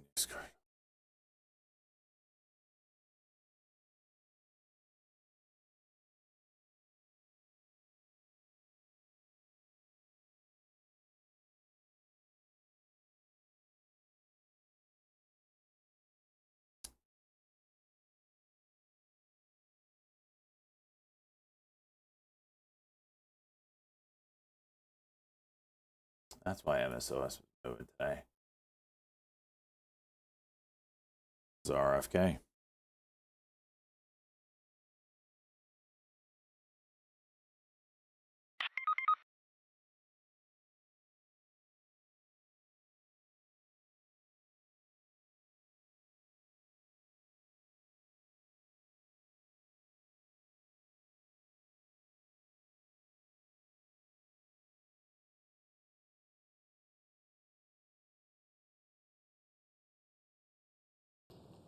I thank my colleagues and Mr. Kennedy for being here today. Mr. Kennedy, congratulations on your nomination. Throughout this process, Mr. Kennedy, you have been accessible to members and staff on both sides of the aisle trade, the weekly $1 and have calls trading on demonstrated strong CHPT. commitment to fulfilling the responsibilities of this role. The Department of Health and Human Services oversees our 20,000 nation's charge largest point healthcare $1 program, calls. providing coverage for nearly 2 in every 5 Americans. Someone want to explain that? Medicare, Medicaid, Shares of and ChargePoint CHIP, Holdings now at among 94 other cents, up initiatives, about presents 1%. challenges, CHPT. especially in the face of a rapidly aging population, stubbornly high costs, and persistent barriers to access. RKDA, disregard However, that. this was, also mistagged provides us an on the press release, opportunity RKDA. to deliver bold, transformative solutions. As a committee, we share a commitment to advancing common sense, bipartisan policies that improve the delivery of healthcare in this country. This committee has worked to realign incentives in the prescription drug supply chain, to enhance access in rural communities, to expand the availability of telehealth and improve the broken clinician payment structure. Across these and other issues, I look forward to working with the administration to continue pursuing meaningful reforms that serve the American people more effectively, and more efficiently. Too often, patients encounter a healthcare system that is disjointed and is a dysfunctional maze. Complex and bureaucratic chutes and ladders have become the norm. Meanwhile, even as healthcare spending climbs, outcomes across a range of conditions continue to decline. Mr. Kennedy, if confirmed, you will have the opportunity to chart a new and better course for the federal approach to tackling both the drivers and the consequences of our ailing healthcare system. Your commitment to combating chronic conditions that drive healthcare costs will be critical to our success. Prioritizing disease prevention and addressing the factors that fuel conditions such as diabetes, cardiovascular disease, metabolic disease, Alzheimer's disease, COPD, and cancer will save lives, reduce costs, and build a healthier, stronger country. Private sector breakthroughs from groundbreaking cancer medications to curative gene therapies also offer hope. But misguided government initiatives and market volatility risk eroding American leadership in life-saving R&D. Your advocacy for healthcare transparency has the potential to empower consumers across the country, promoting competition to enhance quality while cutting excessive spending for patients and for taxpayers. Today's hearing will provide a forum to hear more about your vision, particularly for the federal programs under this committee's jurisdiction. Mr. Kennedy, you represent a voice for an inspiring coalition of Americans who are deeply committed to improving the health and well-being of our nation. Regardless of political party, everyone in this room shares a common recognition that our current system has fallen short, as well as a common desire to make our country healthier. I look forward to today's conversation as well as your testimony, Mr. Kennedy. And now I recognize Senator Wyden for his opening remarks. Thank you very much, Mr. Chairman. The question before the Finance Committee this morning is whether Robert F. Kennedy should be trusted with the health and well-being of the American people. Committee staff have examined thousands of pages of statements, books, and podcast transcripts in a review of his record. The receipts show that Mr. Kennedy has embraced conspiracy theories, quacks, charlatans, especially when it comes to the safety Phil's an and absolute joke. efficacy of vaccines. He has made it his life's work to sow doubt and discourage parents from getting their kids life-saving vaccines. It has been lucrative for him and put him on the verge of immense power. This is the profile of someone who chases money and influence wherever they lead, even if that may mean the tragic deaths of children and other vulnerable Pretty people. sexy. Now, Mr. Kennedy is fond of saying You he's just not making described him as a recommendations monster. about whether parents should Jeez. vaccinate their children.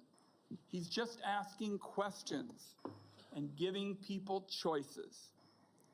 It's a slippery tactic to dodge any real responsibility for his words and actions. And it is, in my view, absurd coming from somebody who's trying to win confirmation for a job that is entirely about making recommendations.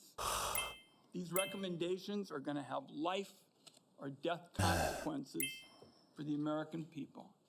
Mr. Kennedy, if you are confirmed, your recommendations determine which vaccines He's trying to senior hold it citizens together. get for It's like, free you son of a bitch. through Medicare. Say that in the Your parking lot. recommendation will determine which vaccines are given to millions of kids. Peddling these anti-vaccine conspiracy theories as our chief health officer. So the ones to going watch today, endanger the mRNA, lives of kids and seniors across the all nation. those mRNA Yes, plays. yes, for Charlie sure. Sandy, What Golf Sandy, happened Japan's when NEC Mr. Corp is Kennedy weighing a bid for inserted CSG himself systems coming from into an anti-vaccination crisis in the island nation of Samoa. He CSG traveled there system. himself to push his views and pour fuel on the fire of a measles outbreak that began Jeez. due to low vaccination rates. In the end, 83 Samoans died, mostly kids, from a disease that is easily preventable. Americans cannot afford to import Psychedelics on the table. That's what I'm playing right now. And then to our when great nation. the hearing's over, they probably On other is still healthcare the news matters, event. from abortion to universal That's how I'm healthcare, kinda Mr. playing this Kennedy has today. changed his views so often it is nearly impossible to know where he stands on so many of the basic issues that impact Americans' daily lives. In a gobsmacking statement of irresponsibility, in November 2023, Mr. Kennedy said that he wanted to pause infectious disease research for 8 years. Mr. Kennedy has indicated he's open to restricting access to the abortion medication mifepristone, which remains a primary target of the Republican crusade against reproductive freedom. I took this on back in 1990 when I chaired the first congressional hearing on the topic. CSGS Science was popping clear here. then. CSG Systems. It's even clearer today. Reuters reported Mifepristone is Japan's safe. NEC is The only weighing a reason bid it's under for question in CSG 2025 Systems, is according because to people with a sources. political agenda have been Shares out halted at the lying high about it. 62.50. Women deserve to know if Mr. Kennedy will abuse his power as our country's chief health officer to essentially implement a national abortion ban by restricting access. He's pro-abortion. to safe What and the hell is legal this guy talking medication. about? Meanwhile, as the Trump budget office threw the Medicaid program into chaos yesterday, Republicans in Congress are proposing deep cuts to the program that will rip away health care from millions of Americans who count on this vital lifeline. Cuts to Medicaid of this magnitude are going to jack up the cost of health insurance. It'll shutter nursing homes and rural hospitals, deprive seniors and Americans with disabilities Can't catch a break, home-based man. care.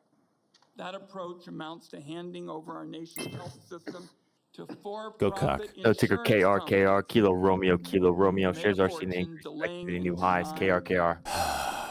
Mr. Kennedy has today virtually is no knowledge not or it. experience in handling these issues. It leaves him unprepared to take on a crisis like the nation witnessed yesterday when the Trump budget office shut down the federal Medicaid payment portal. Dragging all day. I think they After go for a couple careful hours. review of Robert F. Kennedy Jr.'s statements, actions, and views, materials that I have reviewed personally and closely, I've reached the conclusion that he should not be entrusted with the health and well-being of the American people. When he's taken every side of every That was sized issue, down, cheese. Only took how can 1,000 Mr. shares. Kennedy and the American people believe he has anything to say?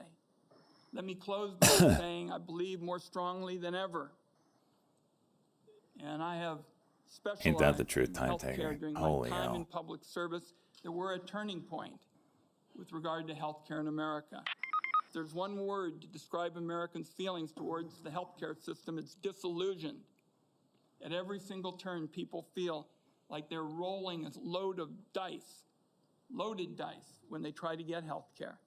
Americans are justifiably angry, fed up, and tired of a NVDA's system got no that momentum puts either profits direction. over patients. Just all over the Instead place. of debating meaningful ways to improve Americans' health care, now the committee is being forced to relitigate CSGS, settled CSG Systems science currently about vaccines, halted whether or up not about the federal 11% government on should help the Reuters Americans report. get affordable health care. Possible I know takeover where interest. Democrats Should on be a this cuck and Finance go. Committee stand I normally would take when that. it comes to an agenda to lower costs and improve care. I must say, I cannot say the same about the nominee sitting in front of me. And let me acknowledge, finally, Mr. Chairman, Terry Mills from Portland, Oregon, who is here to represent Nurses for America, and I'd like to enter a statement from her organization into the record at this time. Thank you, Mr. Chairman. Without objection. Thank you, Ranking Member Wyden. Mr. Kennedy, in a few CSGS moments, you will making be new highs given the now after opportunity resuming to make your 64.48, opening SPCB statement about daily 12%. cog is over and 14. comments Sandy, and other questions off that One to Sandy. watch. the members of this committee have. I would say that with regard to the attack on Medicaid that we just heard, that was a false attack. It's been proven false overnight. The Medicaid portal is operating efficiently today. and was never intended to be shut down. Would gentleman yield since he's mentioned my name? There was a significant amount of time yesterday where there was bedlam across the country over the status of the Medicaid portals. I hope it's being corrected, but there were problems all through the day. There certainly were attacks yesterday. The problem has been clarified and the Medicaid portal is fully operational as we speak. Mr. Kennedy, before I turn the time over to you to share your opening statement, I would like to give you a brief introduction. The son NITO of and Senator two off Robert getting F. some Kennedy volume and here, nephew moving of President right John now up F. about Kennedy, 6.5%. Robert Kennedy NITO, Jr. remember the has been an India advocate Tango for Oscar. consumers since 1985. After graduating from Harvard University, Mr. Kennedy studied at the London School of Economics and received his law degree from the University of Virginia Law School and a master's degree in environmental law from Pace University. He has founded 2 advocacy groups and has spent the last 40 years working to restore and protect children's health. I'm going to play both, but they haven't mentioned, you know, once he starts talking about vaccines is when I'll play mRNA. I won't play the run-up into it. President Trump nominated him this year to be or in November of 2024, to be the HHS Secretary. In announcing his nomination, President Trump stated, Mr. Kennedy will restore these agencies to the traditions of gold standard scientific research and beacons of transparency and end the chronic disease epidemic. And an make E5. America great and healthy again. Before you give your opening statement, Mr. Kennedy, I have 4 group up at obligatory the highest now, questions that we ask all $8.03, up nominees 11%. before this Victor November committee. Echo Tango. First, is there anything that you are aware of in your background that might present a conflict of ASML. interest with the duties of the office to which you have been nominated? All right. No, Mr. Chairman. Thank you. Do you know of any reason, personal or otherwise, that would in any way prevent you from fully and honorably discharging the responsibilities of the office to which you have been nominated? No, I do not. Do you agree without reservation to respond to any AI reasonable research team summons claims to appear and reproduce testify deep before sea any core duly technologies for constituted committee of $30. Congress Relatively if you are small confirmed? Yes, I do. R10 model And has finally, do you remarkable commit to problem-solving providing abilities. a prompt response in writing to any questions addressed to jeez. you by any senator of this committee? Yes, I do. Thank you, Mr. Kennedy. And before you begin, if you would GDP like to, you may rise introduce down. your wife and children. Which one? Yes. My wife, Cheryl Hines, What, is here. what month did that come out? My daughter, Kit Kennedy. My son, Bobby Kennedy. KR, 36 KR his Holdings wife, popping here. Amaryllis Now Fox more volume Kennedy, coming in, and my 677, nephew, Jackson up Hines, is here, 55% too. We KR. welcome you all. Thank you. You may proceed with your statement.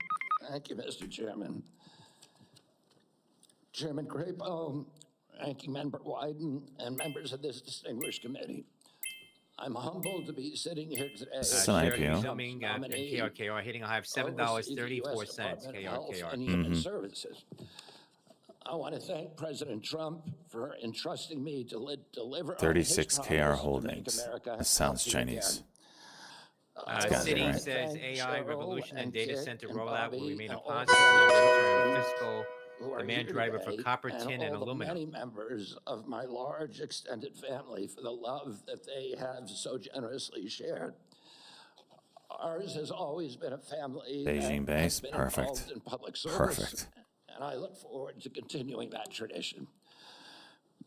My journey into the issue of health began with my career as an environmental attorney, working with hunters and fishermen and mothers in the small town in the Hudson Valley and along the Hudson River. I learned very early on that human health and environmental injuries are intertwined. The same chemicals that kill fish make people sick also. Today, Americans' overall health is in grievous condition. Over 70% of adults and a third of children are overweight or obese. Diabetes is 10 times more prevalent than it was during the 1960s. Cancer among young people is rising by 1 or 2% a year. autoimmune diseases, neurodevelopmental KR disorders, halted Alzheimer's, down on a asthma, circuit breaker now. That's ADHD, Kilo Romeo. depression, addiction, and a host of other physical and mental health conditions are all on the rise, some of them exponentially. The United States has worse health than any other developed nation, yet we spend more on healthcare, at least double, and in some cases triple, as other countries. Last year, we spent $4.8 trillion, not counting the indirect costs of missed work. That's almost a fifth of GDP. It's tantamount to a 20% tax on the entire economy. What the No hell? wonder America has It's a trouble beautiful competing with 5 minute. countries that pay a third of what we do for health and have better outcomes and a healthier workforce. But I don't want to make this too much about money. It's the human tragedy that moves us to care. President Trump has promised to restore America's global strength and to restore the American dream, but he understands that we can't be a strong nation when our people are so sick. A healthy person has 1,000 dreams. A sick person has only one. Today, over half of our countrymen and women are chronically ill. When I met with President Trump last summer, I discovered that he is more than just Good fills on the concerned for this exit. Thank you, tragic E-Turd. situation, but genuine care. President Trump is committed to restoring the American dream, and 77 million Americans thing, OKLO. delivered a mandate to him to do just that, due in part to the embrace and elevation of the Make America Healthy Again movement. This movement, led largely by Maha moms from every state, and you can see many of them behind us today, and in the hallways and in the lobbies, is one of the most transcendent and powerful movements I've ever seen.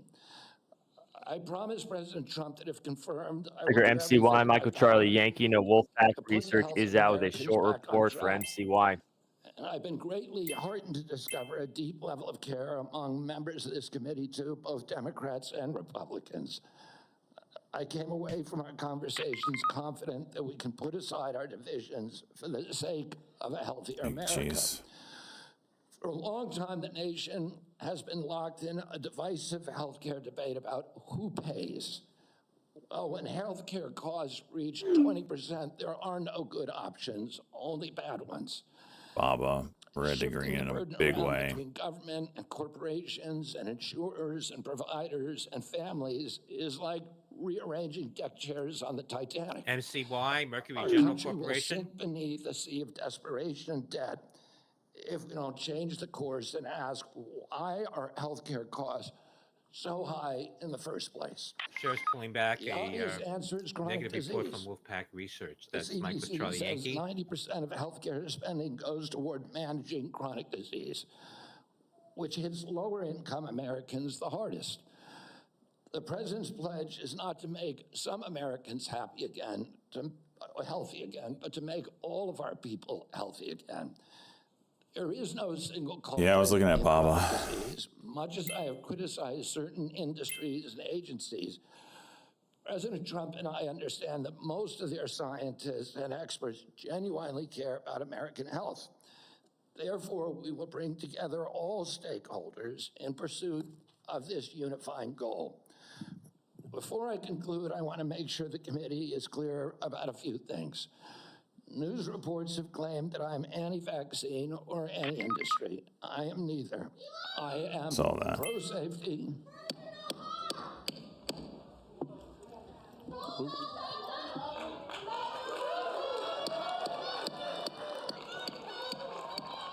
We'll have order. Please proceed, Mr. Kennedy. I am pro-safety. Couldn't even hear what you were I've worked saying, for years chica. to raise awareness about the mercury and toxic chemicals in fish, and nobody called me anti-fish.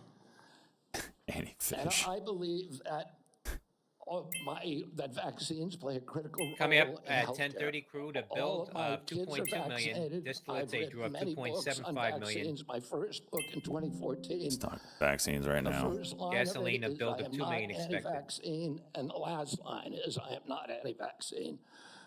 Nor am I the enemy of food producers. Dr. Moderna American shares a farms seen a are the spike in bedrock of our activity as the culture, of our RFK Jr. politics, of our national says security. vaccines play a critical I was role a in 4-H society. kid, and I spent my summer working on ranches. I went to work with our farmers. I want to work with Amazing. our farmers and food producers to remove burdensome regulations and unleash American ingenuity. MAHA simply cannot succeed without a partnership, a full partnership of American farmers. In my advocacy, I've often disturbed the status quo by mRNA, asking Moderna shares uncomfortable popping here a bit. questions. Well, RFK I'm not I going to Jr. can't win. confirmation hearing. I can't He's, win. was Literally just said not vaccinated. anti-vaccine. We must Should face juice. honestly. I get the red And the candle. first thing I've done every morning for the past 20 years is to get on my knees and pray to God that he would put me in a position to end the chronic disease epidemic. I and am to help so America's freaking children. cursed today. That's why I'm so an grateful understatement. to President Trump for the opportunity to sit before you today and seek your support and partnership in this endeavor. I will conclude with a promise. The members of this committee, to the president, and to all the tens of millions of parents across America, especially the moms, who have propelled this issue to center stage. Should I be so privileged as to be confirmed, we will make sure our tax dollars support healthy foods. We will scrutinize the chemical additives in our food supply. We will remove financial conflicts of interest from our agencies. We will create an honest, unbiased, gold standard science at HHS, accountable to the president. Oh my Congress, and to the gosh. American people. We will reverse the chronic disease epidemic and put the nation back on the road to good health. Thank you. I'm pushing sell button. Nothing's happening. Okay, there we go. Thank you. Mr. Kennedy, I will begin. Each of us will have 5 minutes to ask you questions, and then at the conclusion of the hearing, if there are further questions, there will be an opportunity for those questions to be submitted to you, and I ask that you respond to them promptly. Mr. Kennedy, you have emphasized the importance of nutrition in preventing and managing chronic disease, improving health outcomes, and reducing health costs. I share your interest in the relationship between our diet and our well-being. And if confirmed, I look forward to partnering with you on those efforts. Would you share with the committee why you are passionate about the nutrition-oriented disease prevention and what you have learned? Yes, Mr. Chairman. I had 11 brothers and sisters. I had dozens of first cousins. I was raised in a time where we did not have a chronic disease epidemic. My uncle was president, 2% of American kids had chronic disease. Today, 66% have chronic disease. We spend zero on chronic disease during the Kennedy administration. Today, we spend $4.3 SOBR, trillion sober, a year. safe, getting a pop here With on volume. 77% Sandy of Oscar our Bravo kids Romeo. cannot qualify for military service. When I was a kid, the typical pediatrician would see one case of diabetes in his or her lifetime, 40 or 50-year career. Today, 1 out of every 3 kids who walks through her office door is diabetic or pre-diabetic. And the most recent data from NIH shows 38% of teens are diabetic or pre-diabetic. Autism rates have gone from 1 in 10,000 to 1 in 1,500, depending on what studies you look at. In my generation today, 70-year-old men, 1 in 34 in my kids' generation. We've seen this explosion of autoimmune disease, of allergic diseases. This is not just a economic issue. It's not just a national security issue. It is a spiritual issue, and What it is a the moral absolute. issue. We cannot live up to our Everything role I as take an today is red as in a big moral way. authority around the world, and we're writing off an entire generation of kids. Thank you very much. And if confirmed, how could we work together to integrate nutrition-based interventions into our healthcare programs like Medicaid and Medicare? Well, there are many ways that we can do that.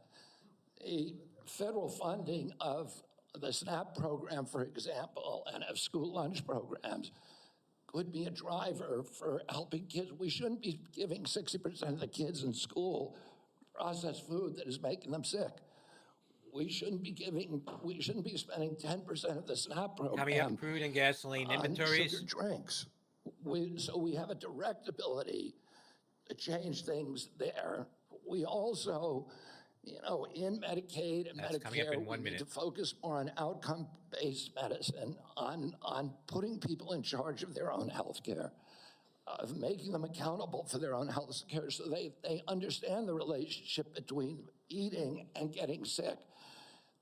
Most importantly, we need to deploy NIH and FDA to doing the research to understand the Are you shitting relationship me right between now? these different food additives and chronic disease so that Americans understand it and make sure that Americans are aware of it. I don't want to take food away from anybody. If you like a cheeseburger, a McDonald's cheeseburger, a Diet Coke, which my boss loves, and you should be able to get them. If you want to eat Hostess Twinkies, you should be able to do that. But you should know Ticker what the impacts LSLXN are Sandy on your Lima X-ray family and on November your shares are health. seeing a spike in activity, new Thank you. highs. KNW, all SLXN. depending news, Kilo November Thank you very whiskey. much, Mr. Chairman. Before I begin my questions, I'd like to start by entering into the record a letter the committee received from Ambassador Carolyn Kennedy outlining what she believes is Mr. Kennedy's lack of personal fitness for the office.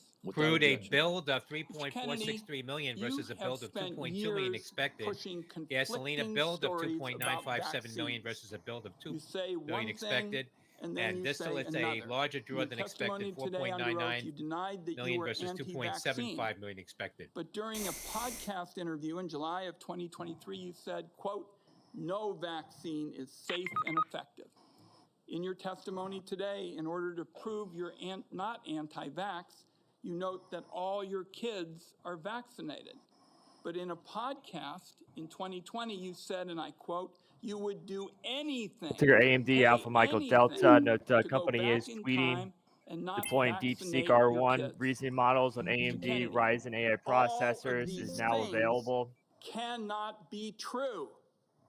So, are you lying to Congress today when you say you are pro-vaccine? Or did you lie on all those podcasts? We have all of this on tape, by the way.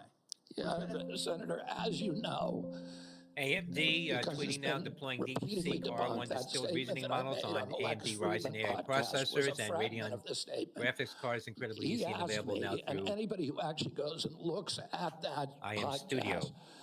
and will see this. He asked That's, me, are Alpha there Michael vaccines Delta. that are safe and effective? And I said to him, some of the live virus vaccines are. And I said, there are no vaccines that are safe and effective, and I was going to continue for every person. Every medicine has people who are sensitive to them. AMD off the highs now of including about vaccines. 2.5%, All right, so, 116.97 He interrupted AMD. me at that point.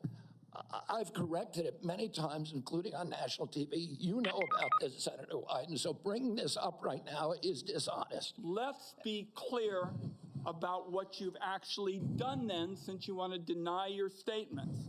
For example, you have a history of trying to take vaccines away from people.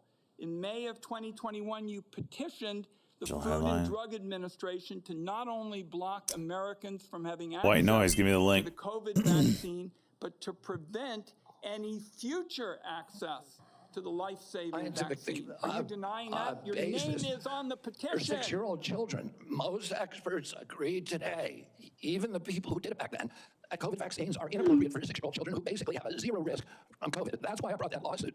I don't want to. I'm going to emphasize. Mr. Kennedy, the facts. Oh my gosh, here we go. To the audience. Hold on for a second, Mr. Kennedy. To the audience. Comments from the audience are inappropriate and out of order. And if there are any further disruptions, the committee will recess until the police can restore order. Shares exactly of what they nearly want. the highs of the day now.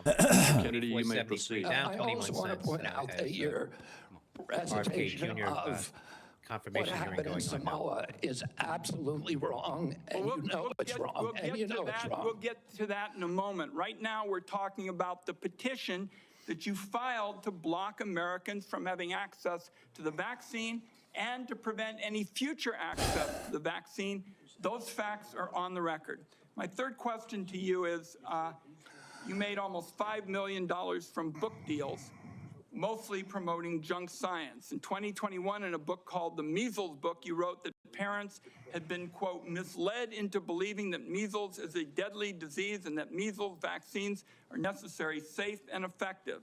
The reality is measles are in fact deadly and highly contagious, something that you should have learned after your lives contributed to the deaths of 83 people, most of them children, in a measles outbreak in Samoa. So my question here is, Mr. Kennedy, is measles deadly, yes or no? The death rate from measles historically in this country in 1963, the year before the introduction of the vaccine, was 1 in 10,000. Let me explain what happened in Samoa. In Samoa in 2017 or 2015, there were 2 kids who died following the MMR vaccine.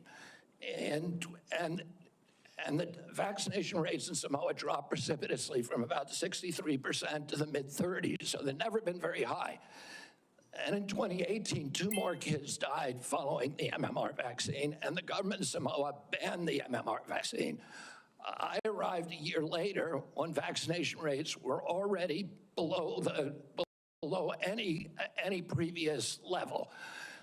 I went there, nothing with vaccines. I went there to introduce a medical informatics system that would digitalize records in Samoa and make health delivery much more efficient. I never gave any public statement about vaccines. You cannot find a single Samoan who will say, I didn't get a vaccine because of Bobby Kennedy. I went in June of 2019. The measles outbreak started in August. Oh, clearly I had nothing to do with the measles. Not only that, Mr. Kennedy, Senator, not only that, if you let me finish, Senator. You have had some time, If you let me finish, Senator, if you let me finish, there are 83 people died. When the tissue samples were sent to New Zealand, most of those people did not have measles. We don't know what was killing them. The same outbreak occurred in Tonga and Fiji, and no extra people died. There were 7 measles outbreaks in the 13 years prior to my arrival. I just would like to get my time back. The nominee wrote a book saying that people had been misled into believing that measles is a deadly disease. He's trying now to play down his role in Samoa. That's not what the parents say. That's not what Governor Green says. It's time to make sure that we blow the whistle on actually what your views are. At least we're starting. We need to move Senator, on. I support the measles vaccine. I support the polio vaccine. I will do nothing as HHS secretary that makes it difficult or discourages people from taking either of those Anybody vaccines. who believes that ought to look at the measles book you wrote saying parents have been misled into believing that measles is a deadly disease. That's not true. We need to move on. Senator Grassley. Welcome. I'm going to do like Fiery. I did in my office. I'm just going to make some points to you. I got about 7 I want to quickly get done. And then at the end, I'm going to ask if you disagree Let's take our with anything I BKKT say, no short and report then out on address those things you BKKT from Ninja disagree Research. with. I'll make sure I say time for you to do that. A key responsibility of each member of Congress is oversight. Oversight allows us to hold bureaucrats accountable to the rule of law, and it helps keep faith with taxpayers. I expect HHS to provide timely and complete responses to congressional oversight. Number 2, PBMs, something you and I discussed in our office. I've been working to hold pharmacy benefit managers accountable in order to lower prescription drug prices. I expect you to work with us to hold PBMs accountable, and that may even asking your support for legislation that's before the Congress. Drug pricing. Senator Durbin and I have, for a while, been trying to get a bill passed that requires price disclosures I don't like it right TV against the ads Bollinger for Band. prescription drugs. Knowing what something costs before buying it is just common sense. President Trump tried to do this by regulation in his first term. Vice President Vance co-sponsored our bill last Congress. I ask you to support this bill, or if you can do it by regulation, to do it by regulation. On rural health care, the previous administration dragged its feet in opening up slots for rural community hospital demonstration programs. It also ignored concerns from rural pharmacies when implementing changes to Medicare Part D, and ignored rural needs when it comes to distributing physician residency slots. I expect you to prioritize rural Americans' health care needs. On agriculture, in our meeting earlier this month, we talked at length about agriculture. You prefaced the conversation by saying you will not have jurisdiction over these issues. I expect you to leave agricultural practice regulations to the proper agencies, and for the most part, USDA and EPA. On dietary guidelines, I've sent letters to the Secretaries of Agriculture at HHS requesting that they provide information regarding conflicts of interest on the Dietary Guideline Advisory Committee to increase transparency. I expect you to provide Congress with confidential financial disclosures from the advisory committee before finalizing dietary guidelines, so we know that nobody has a vested interest in it, is having undue influence. Lastly, HHS, Office of Refugee Resettlement Oversight. Last year, I expanded my investigation into HHS's Office of Refugee Resettlement. I wrote 24 contractors and grantees whose job it is to place unaccompanied children with sponsors. In many cases, children have been placed with improper vetted sponsors, placing them at risk of trafficking. The Biden administration's HHS Old man, younger, this directed is these how every taxpayer-funded single contractors and grantees to subcommittee not respond to hearing my inquiry. works. This is Lecture. Let's set up the person with a gotcha question that we know may or may not be out of context. It's every single one. To fully cooperate Every single one. with my investigation. Both sides do it. I also expect HHS to not retaliate against any whistleblowers, including those who identify ORR's failures in vetting sponsors of unaccompanied. You got 45 It's like, seconds why? to Like, respond. the normal person knows I agree with all of those. your little gotcha question, what you're trying to Senator. do. My Take things out of context. Like, what are we trying to do here? to I wish these HHS were will be like- radical transparency. If members of this don't know. committee or other members of Congress want information, the doors are open. Everybody on that I've committee spent knows what many they're years voting. No one's litigating mind's going to be against changed. NIH and its sub-agencies. It's HHS and its sub-agencies, NIH, CDC, FDA. Minute and a half on this FOIA KRKR. issues, trying to get information that we, the taxpayers, paid for, and oftentimes getting back redacted copies after a year or 2 years of litigation. That should not be the case. And if Congress asks me for information, you will get it immediately. Thank you. Thank you. Senator Cantwell is next, but until she returns, I will move on to down the list, and that would be Senator Cornyn. Mr. Kennedy, welcome to you and your family, and congratulations. I appreciate Senator Grassley This is gapping raising down the issue 20 of the cents right Office now. of Refugee Resettlement within the auspices of Health and This Human is just Services. hilarious, I think man. this may surprise people, but that's actually the responsibility of HHS, the Office of Resettlement Relocation. Under the previous administration, as Senator Grassley alluded, there were roughly 500,000 children, 618, unaccompanied minors okay. that were Better be. placed with sponsors Better be moving up. in the interior of the United States. The previous administration took the 4305, position that okay. it was not the federal government's responsibility once 10 these seconds. children were placed with these sponsors.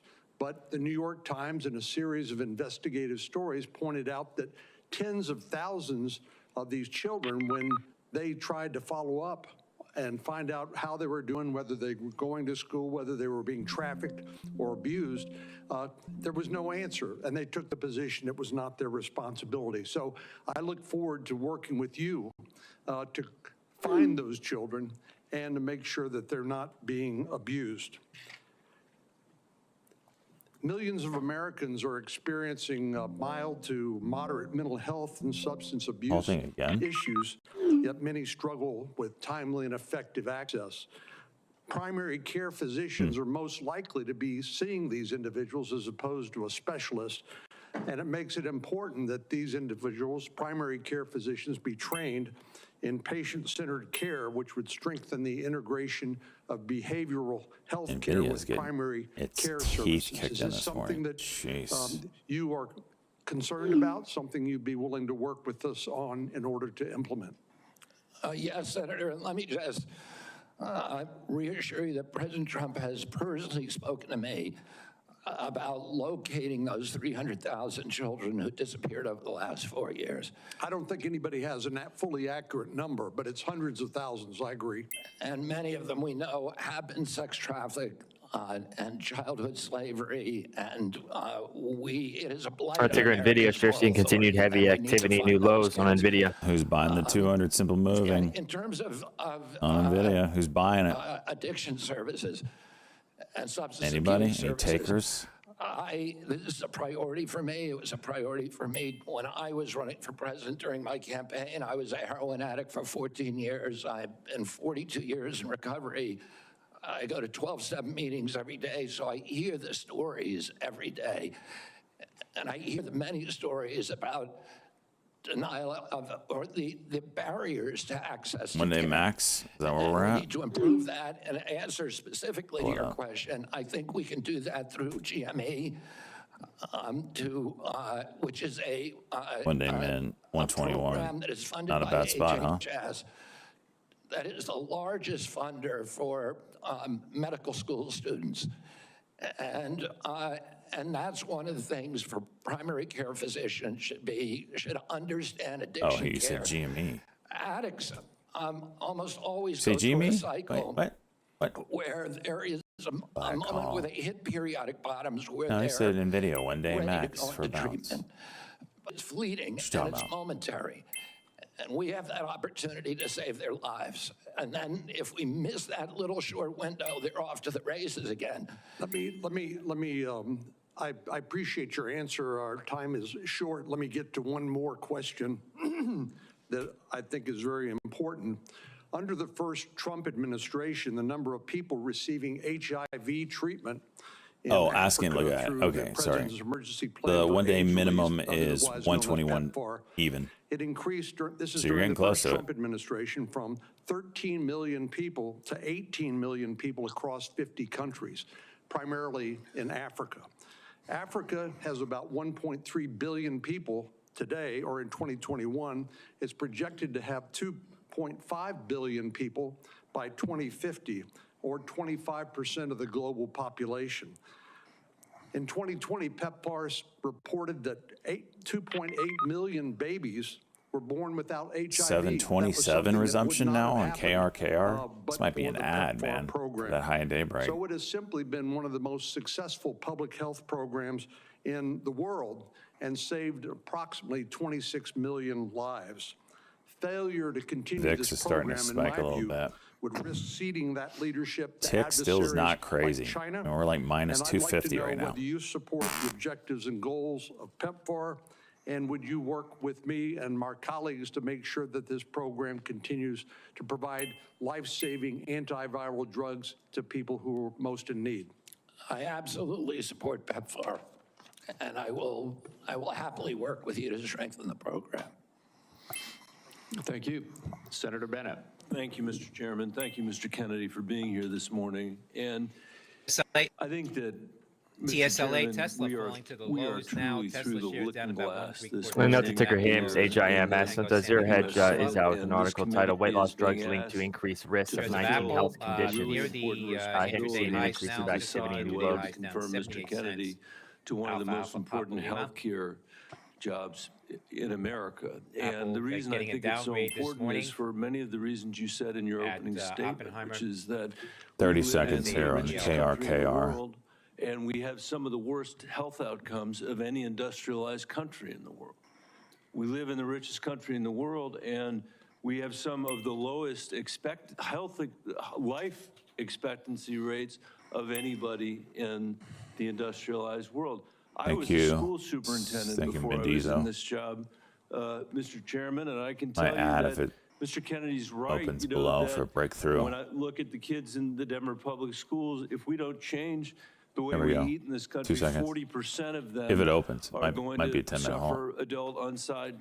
suffer adult diabetes as a result that's a 10-minute halt. of their diet. These are, and we're, as I said, spending more than any other country in the world, and our families, every single person's constituents in this Senate are facing chronic shortages when it comes to health care. My friend from Texas, Senator Cornyn, has been a champion on mental health care. We have an epidemic, as he knows, across this country in mental health care, partly because of what the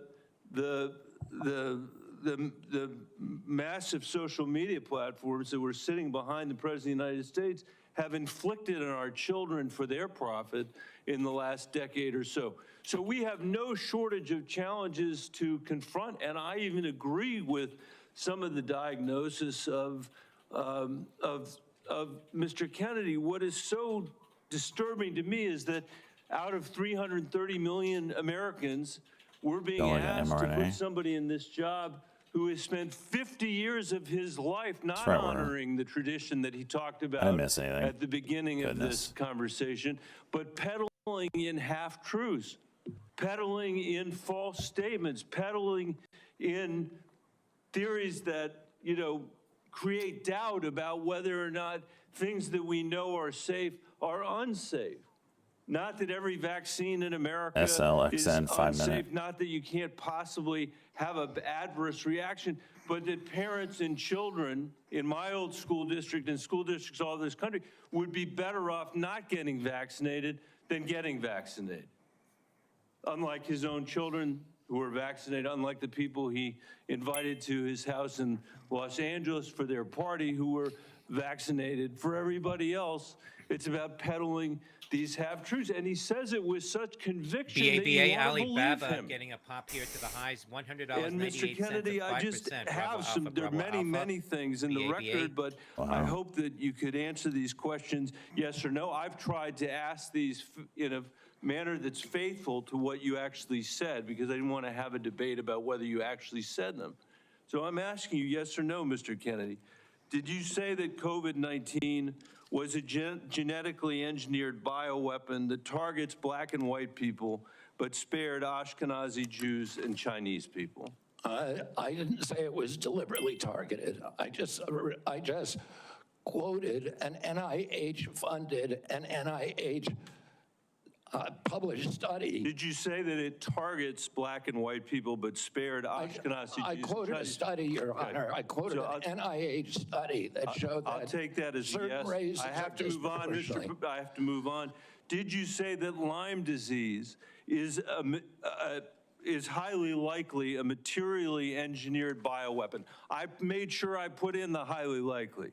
Did you say Lyme disease is a highly likely militarily engineered bioweapon? I probably did say that. Did you say that? And that's what the developer of I Lyme want all disease of our said. colleagues to hear it, Mr. Kennedy. I want them to hear it. You said yes. 53-45. Did you say that exposure to pesticides causes children to become transgender? No, I never said that. Okay, well, I have the record that I'll give to the chairman, and he can make his judgment about what you said. What? Did you write in your book, and it's undeniable that African AIDS is an 53-45. 1 minute on this thing. from Western AIDS. Yes or no, Mr. Kennedy? I'm not sure if I made that. Okay, I'll give it to the chairman, Mr. Kennedy, and my final question. I knew this would be a banger of a a podcast, and I quote, "I wouldn't leave abortion to the states. My belief is we should leave it to the woman.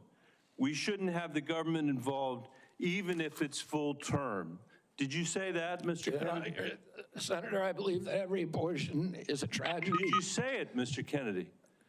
This matters. It doesn't matter what you come here and say that isn't true, that's not reflective of what you really believe, that you haven't said over a decade. That's your after Coinbase decade after decade. COIN. Because unlike other jobs we're That's a confirming around company. this place, That this was is a a blog job where post. it is life and Coinbase death. is adding for the kids that I Global used to Advisory work for in the Denver Council, public Trump's schools, and for campaign families all manager over this country to that a are Global suffering Advisory from living in the Council. richest country of the All right, world jeez. that can't I'm, deliver basic health care and I basic got 10 mental seconds on this health care whole. to them.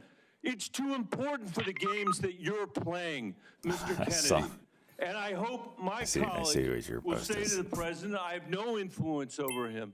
I hope my colleagues will say to the president, out of 330 million Americans, we can do better than this. Thank you. We need to move on. Senator Cassidy.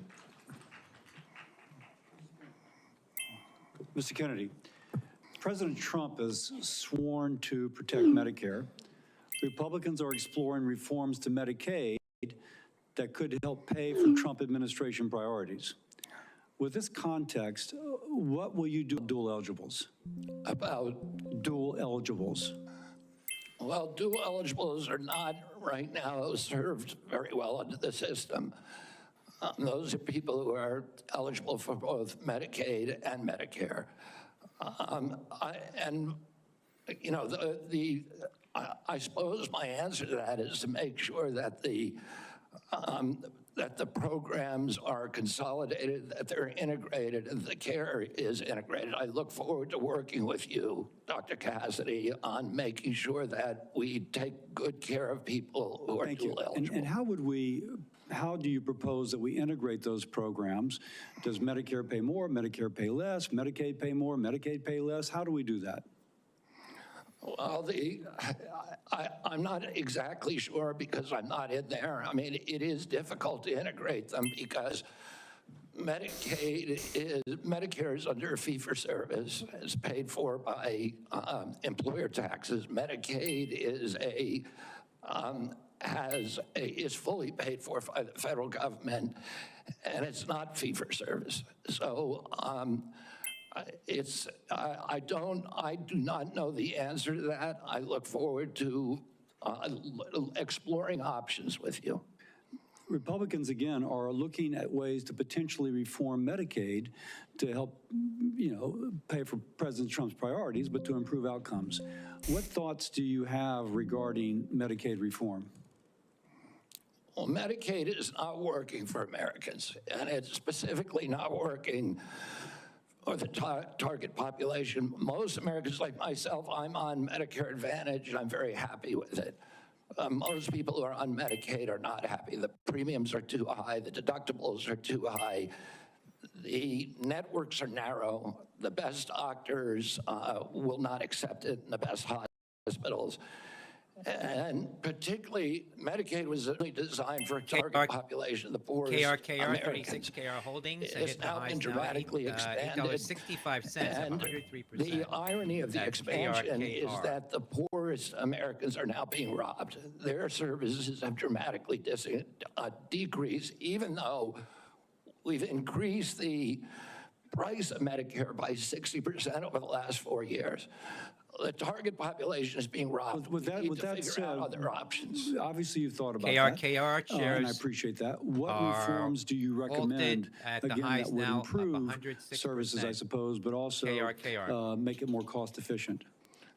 Well, President Trump has given me the charge of improving quality of care and lowering the price of care for all Americans. There are many things that we can do. What we want to, the ultimate outcome, I think, is to increase transparency, to increase accountability, and to transition to a value-based system rather than a fee-based system, rather than a service-based system. On Medicaid in particular, can you just kind of take those kind of general principles and apply it to the Medicaid program? Listen, I think that there are many, many options with telemedicine, with AI right now. And, there's including direct primary care systems. We're seeing that movement. Onto your ELV, Echo Lima, across the Victor, country. seeing There's an increase of one activity. of the largest providers. So RFK, going back with to comments Medicaid, though, is Medicaid is, quote, not working for Americans. Advances, what reforms are you proposing with these ideas vis-a-vis Medicaid? Well, I don't have a broad proposal for dismantling the program. Of course not saying that. I think what we need to do is we need to experiment with pilot programs in each state. We need to keep our eye on the ultimate goal, which is value-based care, which is transparency, accountability, access. And one more thing, going back to Medicare, you mentioned you're an MA. You mentioned earlier the Medicare fee-for-service. Do you have any kind of thoughts as to whether or not patients on fee-for-service should move into MA, or how should we handle that? Whether patients who are on Medicare fee-for-service. Traditional Medicare? Yes. That's their choice right now. Well, I mean, we have, I think, 32 million Americans, or 30 million Americans on Medicare, on traditional Medicare, and then another 34 or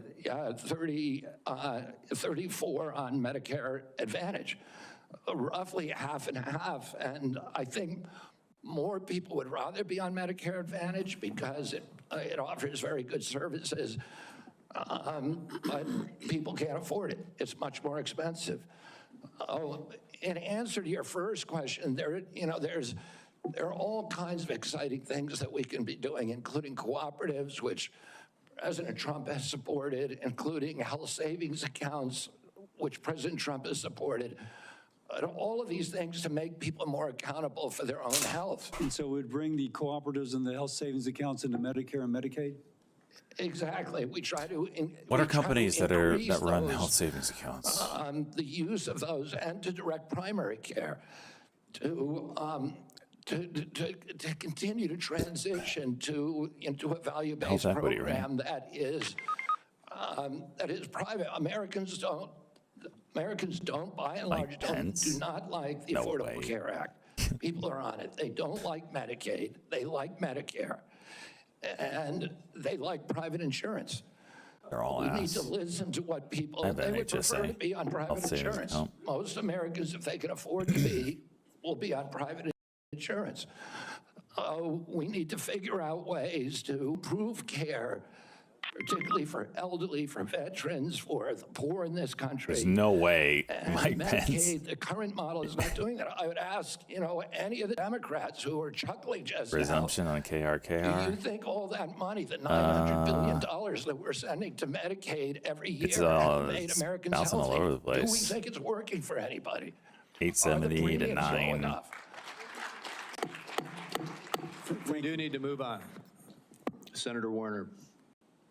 Well, I got to tell you, for literally hundreds of thousands of Virginians, Medicaid is what prevents them from health crises on a daily and weekly basis. And some imaginary. That'd be very out of character for Pence. And if He's looked at as the calm, cool, collected. That would be the basis of what Trump was going to do with repealing politician. Obamacare. I would have thought by now we'd have seen it. I don't see him putting on a mask. I mean, anything's possible. I got questions. But that'd be real out of I appreciate character. our visit. I know you take your views seriously, and I don't reflexively vote. I voted for 4 of President Trump's nominees already. Got a lot of grief from folks on this panel. But I got to tell you, I saw an email that you put out Monday night, or your campaign did, in a fundraising email. Your presidential campaign celebrated that the freeze on all new regulations, guidance, and announcements is a way to protect unelected bureaucrats from further undermining our health freedom. Then you ask your donors to help pay for your campaign. We should look up everybody and you put out that has donated to everybody on the subcommittees. Well, pockets. listen, I got to tell you this. Somebody's out there soliciting money for it. Maybe you ought to find out who is. So the fact that you celebrate this freeze, do you think that was a good idea to put all of this on hold for 90 days? Funding and any kind of further work? NIH research? As Chairman Crapo dismissed this trade. pointed out. I'm not asking for, I love Mike Crapo. I'm asking you. You're up for a very important position. As he pointed out, Senator, the portals that were closed were not closed as a result of the Trump Let me just tell you, I'd like you to explain, excuse me, sir, I'd like you to explain to a domestic violence center in Richmond that's saying because this freeze, they may have to close down, where those battered women to go. Or a rural nonprofit I've got in the Shenandoah Valley who's saying that freeze is going to potentially shut down their ability to operate. So I guess if you deny or don't know what your campaign's sending on, you don't know if you raised a lot of money Monday night with the union. I'm saying that the Trump administration You don't know if you raised a lot of money. The Trump administration has made clear that it does not want to freeze benefits for any Americans under Medicaid or Medicare, and I do not want to dismantle Medicaid. The freeze is affecting beyond Medicare and Social Security. I would hope you would have known that to be able to answer some of this. Now, you've said publicly you want to immediately get rid of 600 NIH workers on job one, on day one. When we had our meeting, you said you'd actually like to get rid of 2,200 people from HHS. Which offices are you going to start cutting and riffing these 2,200 workers from? Senator, there's 200 political appointees that are changed during every administration. So if you got rid of those 200 political appointees, you're not going to replace them with your political appointees? Well, President Biden this year changed 3,000 employees at HHS. 3,750 at NIH. You're 2,200. What departments are you going to pick them from? Take that. The same as President Biden did when he changed 3,000 out. Let me just, I'm down to a minute 30. The chairman's been generous with colleagues on both sides. I may have to go a couple minutes over, but let me just say, so let's just answer.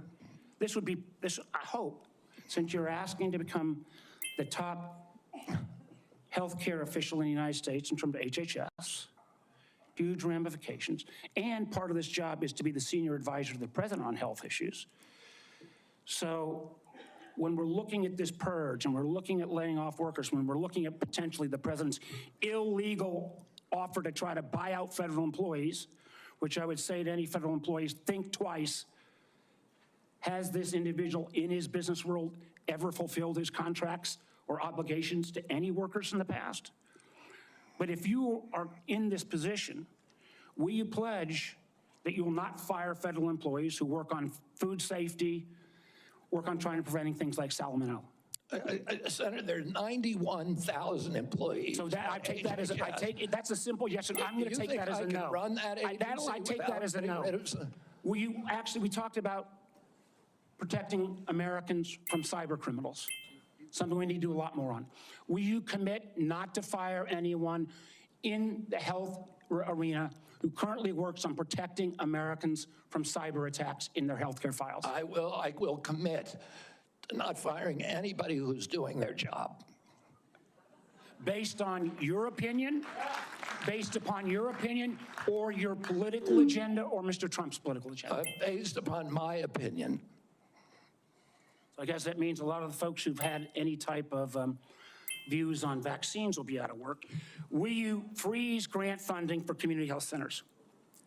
I wonder if these guys, will you freeze with the gotcha questions, I wonder if they feel like, community health centers, the way the current administration. He's licking his lips, man. He's like all excited about it. The White House has made clear I landed no one. funds are going to be denied to any American for benefits in any program. Do you know what happens at community health centers? Those are direct. Are you talking about the Indian health centers? No, I'm talking about community health centers across the country. I understand that. I mean, I strongly. So you're going to excuse Indian health centers, which is good, but others are not. They're going to get their funds frozen. I strongly support community health centers, as does the president. Does that mean you're not going to freeze the funding that is currently frozen? The White House has made clear that none of that funding is supposed to be frozen. Sir, the direct payments are different than how the government operates.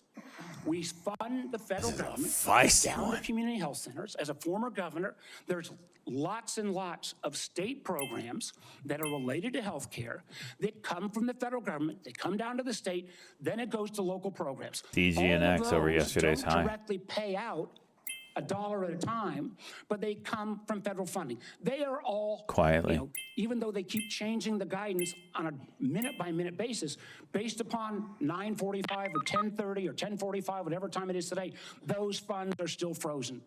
Sir, I just honestly, I want to give you a fair shot, but I don't feel like you approach this job with the knowledge and candidly your willingness not to commit, try to recommend to the president to make sure these funds are unfrozen and that people's lives are at stake is a very disappointing answer. Thank you, Mr. Chairman. Senator Langford. Lick your lips one more time. One more time. Thank you. Yes! Mr. Kennedy, it's good to see you again. We had some great visits in the office. We've done some follow-up calls to be able to go through. You and I have talked about 100 different issues and backgrounds and things. You've been able to address a lot of them today and just different questions to be able to clear up social media rumors and the things that are out there. So I do appreciate that. We've talked about pharmacy benefit managers. We've talked about the nursing home rule the Biden administration put down. We talked about your views on agriculture and commercial and row crop agriculture. We've talked about food issues, and you made it very, very clear. You're not going to tell Americans what to eat, but you do want Americans to know what they're eating. And I think that's a pretty fair perspective on that. I do want to talk to you about some areas that you and I have talked about as well. We have some disagreements, you and I, on the issue of life and when life begins on that. You've been very outspoken on that, and we've had some good opportunities to be able to talk about that. Title 10 is specifically in the HHS area. This has been an area that has been interpreted for a long time, and President Trump in the first administration interpreted that rule to say that his administration will prohibit the performance, referral for, or promotion of abortion as a part of the Title 10 program. That he made that very clear in the first administration. Obviously, that's his decision to make again on that, on how he wants to handle that, and he's made a lot of public statements on that. The Biden administration not only reversed that, not only rescinded that rule, but they went one step the other direction.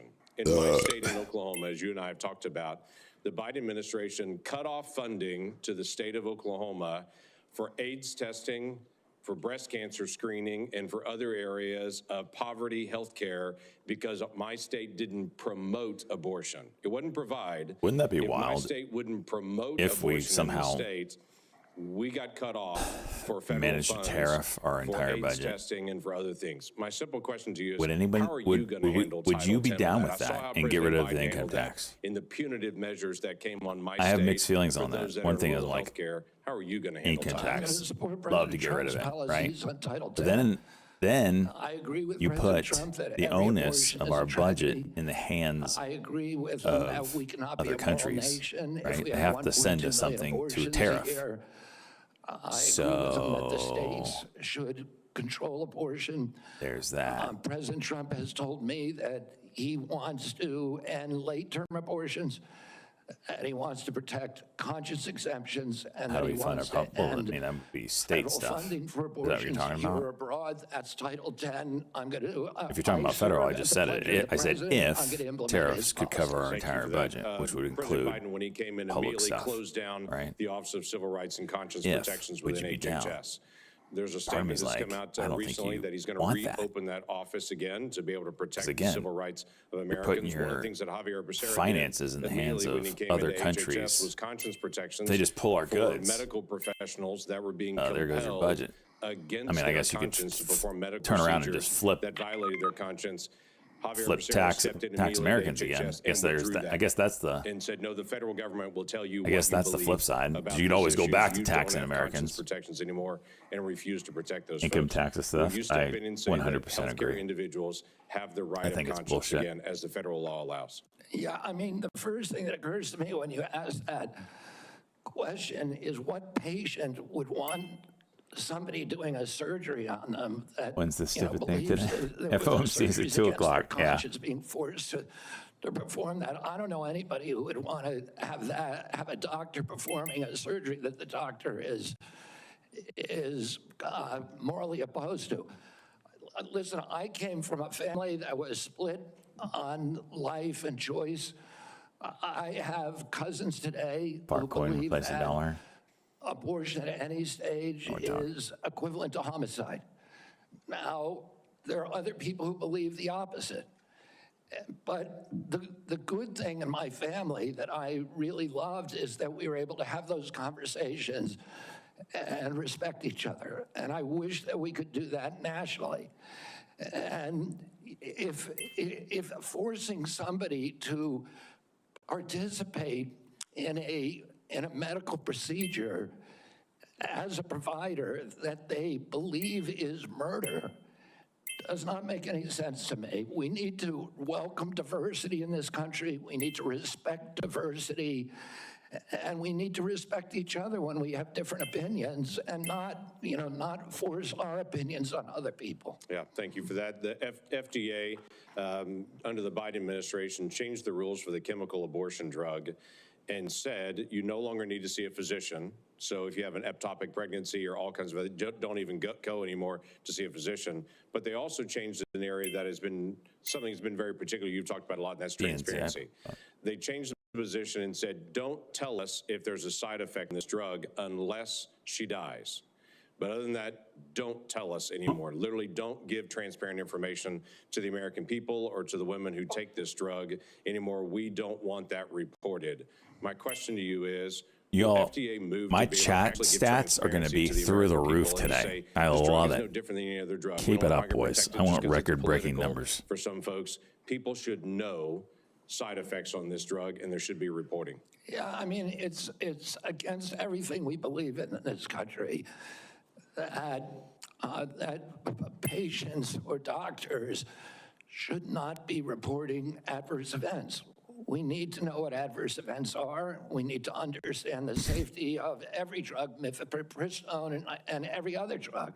And President Trump has made it clear to me that one of the things, he is not taking a position yet on mifepristone, a detailed position, but he's made it clear to me that he wants me to look at safety issues. And I'll ask NIH and FDA to do that. Thank you. Senator Whitehouse. Thank you, Chairman.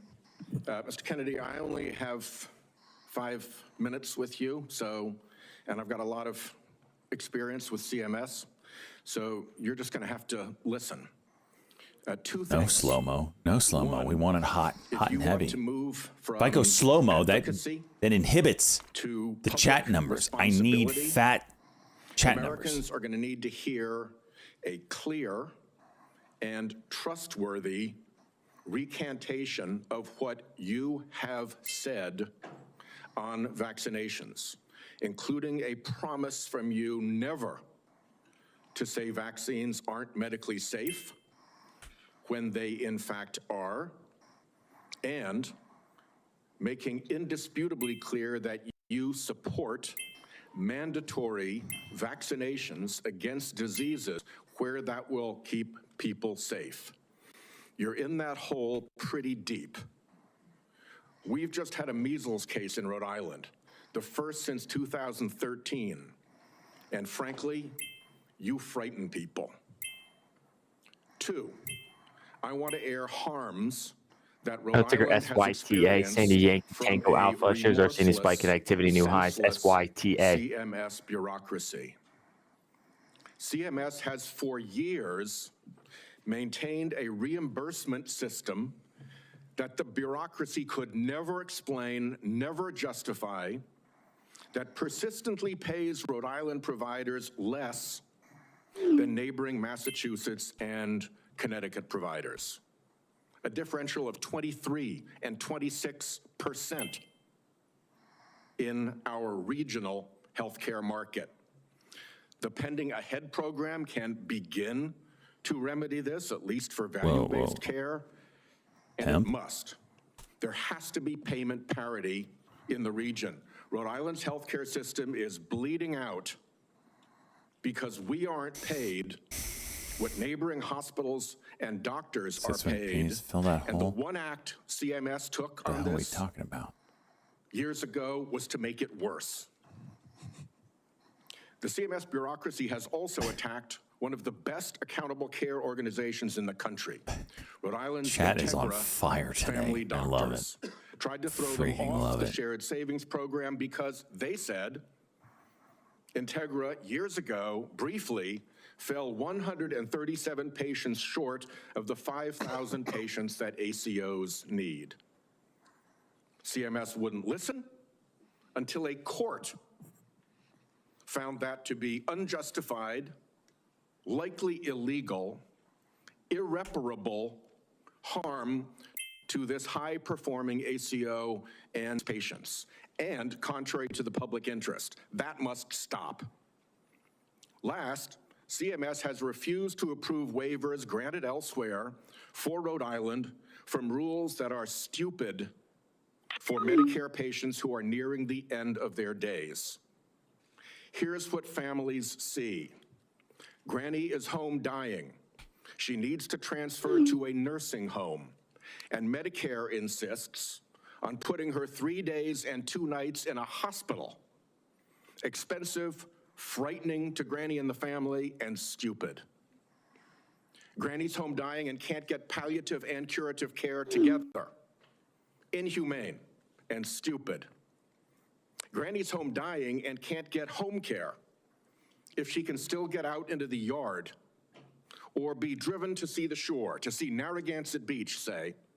What is this guy reading? To recall childhood memories before she dies. Inhumane and stupid. Granny's home dying and the family's exhausted. What are we reading? The care benefit is not to send a nurse or a caregiver, but to stuff Granny in an ambulance and haul her off to a hospital. Granny coin. Great call. Soils, find us Granny coin. Expensive, frightening, inhumane, and stupid. But the insensate CMS bureaucracy takes a court order to be awakened. Search for token. Granny. To the harm they cause. I have had enough. Happy Granny. CMS should let First Granny AI. Granny. Crypto Granny. Humane end-of-life care through I need CMMI. something today. Let's see if it works at a state. I bet it will save money. Serve families These are all better old. At a These are all very old. delicate time, and perhaps even make a model. This month's for top better chatter will healthcare get 0.01 sold from Dr. Soils. I don't even know how to. How do I even get that metric? Consent that the order declaring CMS's actions to constitute irreparable and illegal harm be put into the record. Without objection. Let me just respond very briefly. Soils an animal. He's so level-headed over all times. I can't tell if I have a good check in unless you know. Oh no, you should have seen me earlier, Tim. I freaking kicked my chair. I'm very pissed. I'm still very pissed off. But gotta focus. Hammer out the trades. I'm very red today. Like very red. 5K, 6K, somewhere in there. I don't want to look at it. Plan. And it is the template for what we ought to be doing is a value-based plan.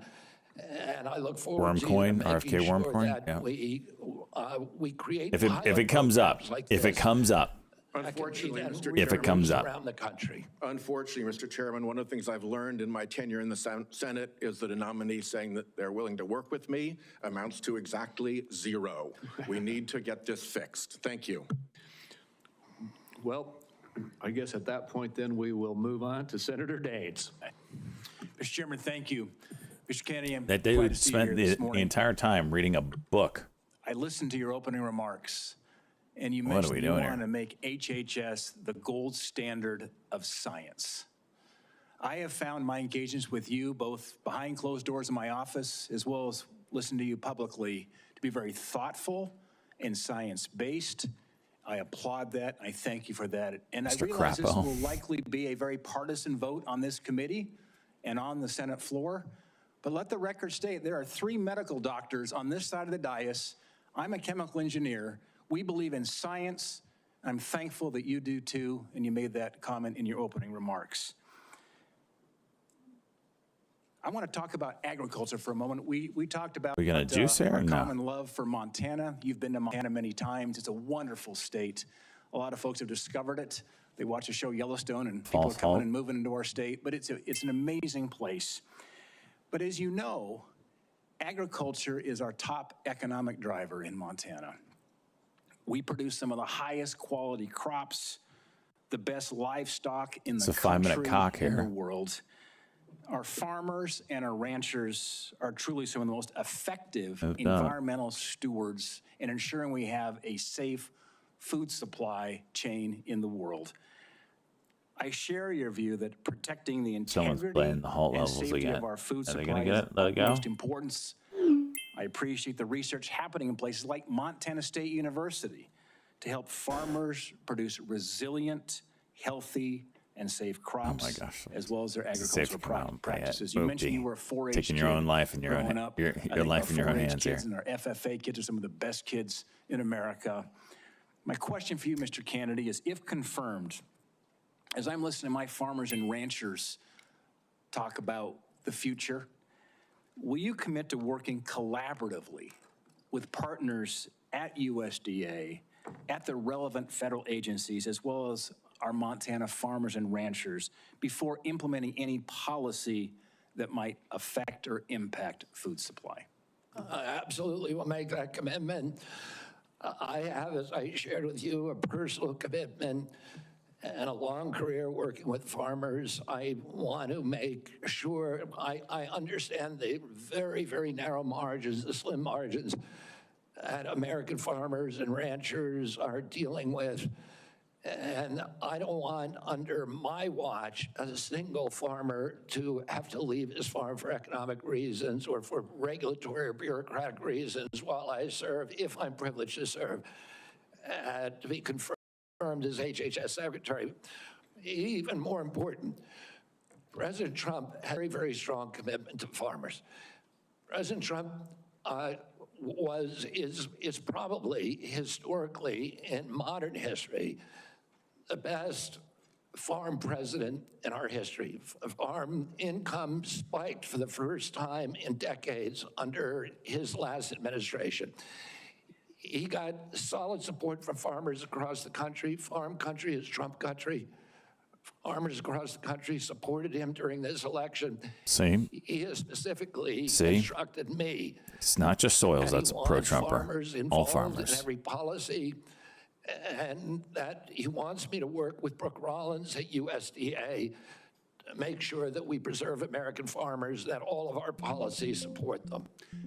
Mr. Kennedy, thank you. And if confirmed, I look forward to having you and Brooke Rollins out to Montana to spend some time with you. Have my commitment to come there anytime, particularly during ski season or hunting season.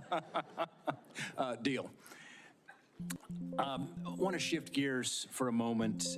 As we discussed in the meeting we had in my office, mifepristone was approved in 2000. The FDA has been under scrutiny and brought to court for failure to properly assess this. $40 an acre? I don't know if that's good or bad. I don't even know what that means. Gonna have to put a little context to that. 25 years. Some of these deregulations included ending the requirement that these drugs be prescribed by a doctor, ending reporting requirements for adverse events, and allowing these drugs to be obtained through the mail. In fact, the FDA's you have to give me some context. I have no idea what you're even talking about. 3 to 5% of women taking this drug end up in the emergency room. My question is, if confirmed as Secretary of HHS, like will you commit to working with the FDA Commissioner to review? I don't know if he's trolling or not. I don't even know if he's saying something real. Threatening the I mean, it's Soils, so, you know, red flags immediately. Sorry, Senator. As I said Soils, okay, if you're real, Senator Langford, your dad's getting $40K for nothing. So my question is what is this? Is this a subsidy? Is this more than normal? Is normal nothing? Like context, any context. Study the safety of mifepristone. He has not yet taken a stand on how to regulate it. Whatever he does, I will implement those He's not policies. real. I will work He said he's with this real. committee. I don't know if he's real or not. We'll see what he says next. I wait with bated breath. Senator Hassan. Thank you, Mr. Chair and Ranking Member Wyden, and welcome, Mr. Kennedy, and to your family as well. I want to start with a couple of concerns I have, and just briefly on Medicaid. States share in the funding of Medicaid. Millions of disabled children in this country are alive because of Medicaid. Millions of people with addiction in this country are in recovery because of the services provided to them by Medicaid. And millions of chronically ill people who, until Medicaid expansion was enacted, who couldn't get health care and therefore couldn't work because they were too sick, got health care through Medicaid expansion, then went back to work, and now they're on private insurance. So those are some facts about Medicaid that you might want to brush up on.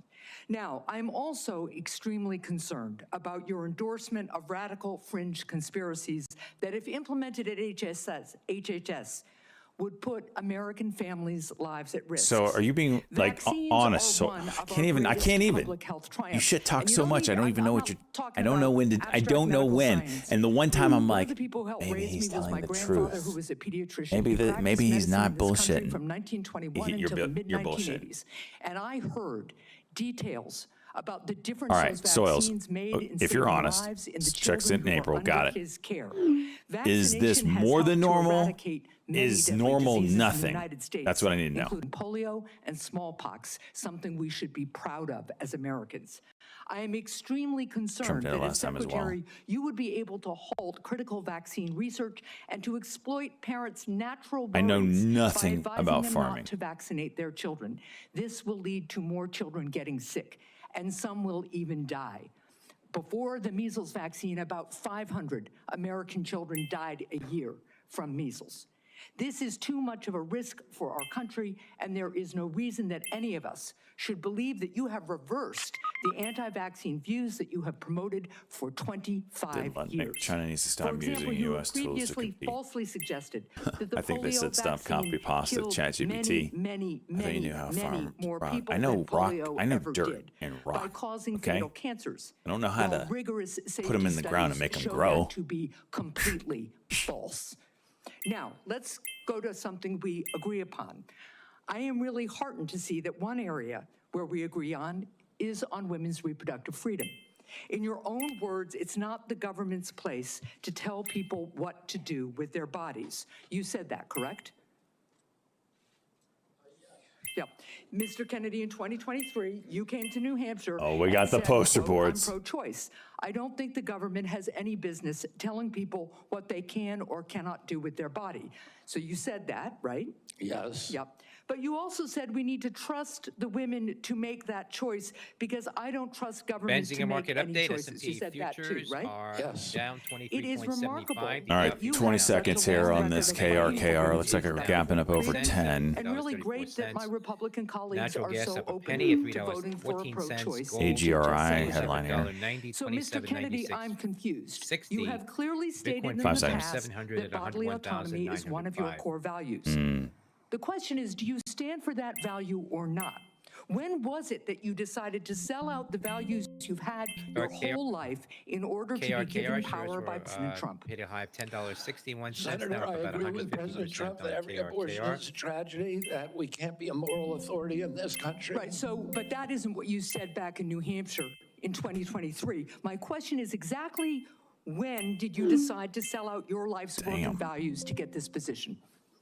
Senator, I agree with President Trump that every abortion is a tragedy. So what you're telling us, just to be clear, because my time is limited, is that regardless of what you believe, regardless of what values you Holy have, shit. if President Boys, Trump tells you to do The something, Meta of China IPO is back. just now the Another discussion pop here, about 168% mifepristone. now Oh, he's on- asked me to study the safety of it. 36 KR Holdings, Here are the KRKR. safety studies that tell us mifepristone is safe and effective. And I asked Mr. Chair that these about 40 studies be admitted to the record by unanimous consent. Without objection. So the studies are there. The safety is proved. The science is there. But what you're telling us is if President Trump Watch how orders they you push.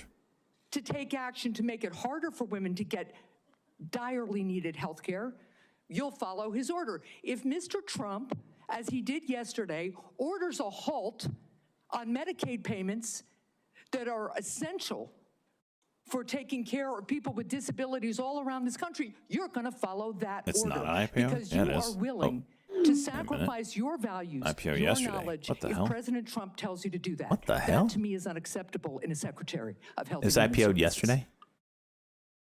As And I then today, explained before, the just White randomly House started getting volume has issued at 9:52. a statement saying that there was that Okay. policy will not deprive any American. Been around for years? The problem is the White House Why issued not- that statement only after we pointed out the damage it would do, and it I have became 2 days worth of politically data. uncomfortable for them. You know what else that Thanks, E-Trade. freeze on federal funding did? It halted funds All right, for thank you. critical All right, research disregard. that could cure Disregard. Not an pediatric IPO. cancer. So if the president tells you to do that, you're going to stop that too. That's enough. Oh, there we go. So I'm just missing Senator Cortez Masto is 4 months of data. That's all. Mr. 3 months of Kennedy, data. thank you Got for it. coming There it is. into my office I just had to and go back having 3 the months to conversation see that we that. did. Was this I halted? appreciate your passion and your belief, and you've Was it spent halted? years really talking about the T12 issues that or matter to anything? you, and I appreciate that. Let me ask you a couple of questions, though I just need some clarification. every day. Right now, Fantastic. there's a 40-year-old law that E-Trade Pro, requires everybody. hospital E-Trade Pro. ERs accepting payment from Medicare to actually provide emergency care to patients. So let's say a woman experiencing a life-threatening condition like a heart attack goes to the ER. As a lawyer, you would agree that that federal law protects her right to emergency care, correct? AGRI, Agri-Force So here now, a pregnant woman with life-threatening bleeding relatively from light an volume, still up incomplete about miscarriage 7.5%, goes to the Alpha Gulf ER. Romeo, India. Let me rephrase that so you can hear. A pregnant woman with a life-threatening bleeding from an incomplete miscarriage goes to the ER, and her doctor also determines that she needs an emergency abortion. But she's in a state where abortion is banned. You would agree also as an attorney that federal law protects her right to that emergency care, correct? $12 now on 36 care holdings, up I mean, the answer to that is I don't know if the state Well, let me ask you this as an attorney. Doesn't federal law preempt state law? The federal Constitution does. Sometimes not every federal law preempts state laws. It could be unconstitutional. Now, I'm not trying to be evasive, case, let me ask you Senator. I'm this. just telling you I don't know the I answer to appreciate that. question. But what authority do you have over this as the director of HHS? What authority do I have? To enforce the law? In what regards? To make sure that a hospital that receives payment from Medicare is ensuring that they're providing the necessary emergency care to patients when they present. It's actually the EMTALA law. So what authority as HHS director do you have with respect to EMTALA? My understanding is that I have budgetary power and that it's pretty much limited to that. But if you tell me I have another authority, I don't even think that. Well, let me tell you, we have a law enforcement branch at HHS. Actually, you do, and that's CMS. CMS actually investigates complaints of EMTALA violations, as well as the Health and Human Services Inspector General, who, by the way, was just recently fired by Donald Trump. So you will be enforcing EMTALA laws, and it's important that you understand their impact and don't play politics with the patient presenting at the ER based on a position that this administration has taken. Let me ask you another question. When we met in my office, you said about lowering drug prices, that when Big Pharma price gouges, the American people suffer. I think we both agree on that. And I think you're sincere in your belief that you want to reduce prices for Americans, correct? Yes. Yeah. The Inflation Reduction Act empowered Medicare to negotiate prescription drug prices. It penalizes drug companies for price hikes above inflation, and it caps seniors' out-of-pocket drug costs, along with reducing insulin prices to $35 per month. But your future boss, Donald Trump, on his first day in office, revoked President Biden's executive order that actually directed the health secretary to examine ways to reduce drug prices and improve access to innovative therapies for the American people. And unfortunately, Republicans in Congress to repeal the Inflation Reduction Act, which means reversing all of those things that we worked on to lower prices for Americans. So my question to you is, what do you do? Why are you there? Are you there to be a rubber stamp to this administration and cave into all of these positions that they're taking, even though you know they're in disagreement with your positions on lowering drug prices and that they could harm Americans? How do you handle that as HHS director? Senator, my understanding is that the White House At any point today, if available to do so, would you switch direction? Oh, for sure. But again, I'm not going to trade against the trend. The trend on K RKR is up right now, and it's giving setups for his up. first term about negotiating drug prices. He has instructed me, and I've met with him repeatedly on as though we need lower prices than seniors in this country, and So let me ask you, let me ask you this, because I only have so much time. So we've already negotiated lowering prices for 10 drugs with Big Pharma. And Big Pharma, by the way, opposes this. They have not only are asking for a pause, they have filed lawsuits, but we've already negotiated the first 10 drugs. And we want to expand it to the next 10 to 15 that the Biden administration has put forward. Would you agree and continue that path of really mandating that Big Pharma come to the table and negotiate drug prices for Medicare so we can lower those prices for Americans? My understanding is that the executive order that was issued today, which I haven't seen, but I've read a summary. Well, let me ask you this then, because you keep citing the Trump administration and you're just going to follow what they say. Is that what you're doing? You're just a rubber stamp for them in this position? So anybody, so it doesn't matter that you're before us. It could be anybody coming before us as long as they're a rubber stamp for this administration and disregarding your beliefs and what you think. I guess my question to you is, if it really is fundamental to what you believe, how do you live with that? How do you address those issues moving forward, knowing that it's going to harm Americans? Yeah. You want me to answer the question? No, I'm asking you. Okay. President Trump has asked me to end the chronic disease epidemic and make America healthy again. And So is that the only reason why you're at HHS? Is that the only reason why then you're at the HHS, to address that one issue? President Trump has asked me because I'm in a unique position to end that. And that is what I'm doing. And if we don't solve that problem, Senator, all of the other disputes we have about who's paying, and whether it's insurance companies, whether it's providers, whether it's HMOs, whether it's patients or families, all of those are moving deck chairs around on the Titanic. Our ship is sinking. It's a good analogy. 60% increase in Medicaid over the past 4 years. I've never heard that one It's before. the biggest I'm sure it's been around. Budget Moving line deck chairs now, on and it's Titanic. growing faster than any other. And no other nation in the world has what we have here. No other nation has a chronic disease. We have the highest chronic disease burden. See a head and shoulder. of any I mean, country you in could the have world. that set up.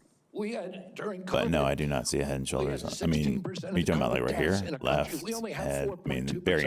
This is 1 minute chart, so Death count than any country in the what I world. see right now is a And 5 minute CDC pullback. was asked Probably why. retest this range, They said 950. Because Americans are the sickest See if it people goes on again. earth. See if it sets up Average person something like died this from COVID. after the American pullback. had 3.8 chronic Something like this. diseases. This is an existential threat economically to our military, to our health, to our sense of well-being. And it is a priority for President Trump. And that's why SLXN coming he back out. asked me to run the agency. And if I'm privileged to be confirmed, that's exactly what I'll do. Boeing down 375. Senator Barrasso. Thanks so much, Mr. Chairman. Mr. Kennedy, thank you for taking time to visit with me. Video in my looks like office ass. Prior to today's hearing to talk about a lot of the important issues affecting healthcare in my home state of Wyoming as well as the nation. And I appreciate your willingness to serve our country. During our meeting, we discussed the challenges that healthcare providers and patients are facing in rural America. Financial obstacles facing rural hospitals, workforce shortages, issues of OBGYN, and then new regulations that are painful that have come out of the Biden administration, hurting our ability to provide nursing home staffing. So let me start, if I could, with rural hospitals and the closures of hospitals like that. There are a lot of challenges facing hospitals in rural communities and frontier areas. We have 33 hospitals in Wyoming. 26 are really located in various locations, often hard to get to. Weather impacts them. 6 of the hospitals are at risk of closing. 2 are at immediate risk of closing in the next 2 years. 10 have had to cut available services. And this is a concern of rural hospitals, both Republican and Democrat states, either way, bipartisan. Critical that the workforce challenges, financial challenges that we're facing are addressed. Can you commit to working with us on a plan to address the critical nationwide issue of rural health care? Yes, yes, Senator. And I would say that during my visits, I visited almost 60 senators so far. And the most common unifying, I would say, issue among both Democrats and Republicans. There were two. One was PBM reform, and the other is rural hospitals. And you know, our nation made a commitment over 100 years ago to put up a hospital within 30 miles of every American. We generally succeeded in doing that. It's absolutely critical. It's life-saving. And rural hospitals are closing at an extraordinary rate right now. They not only provide important health care for the localities, but also they're economic drivers for localities all over this country.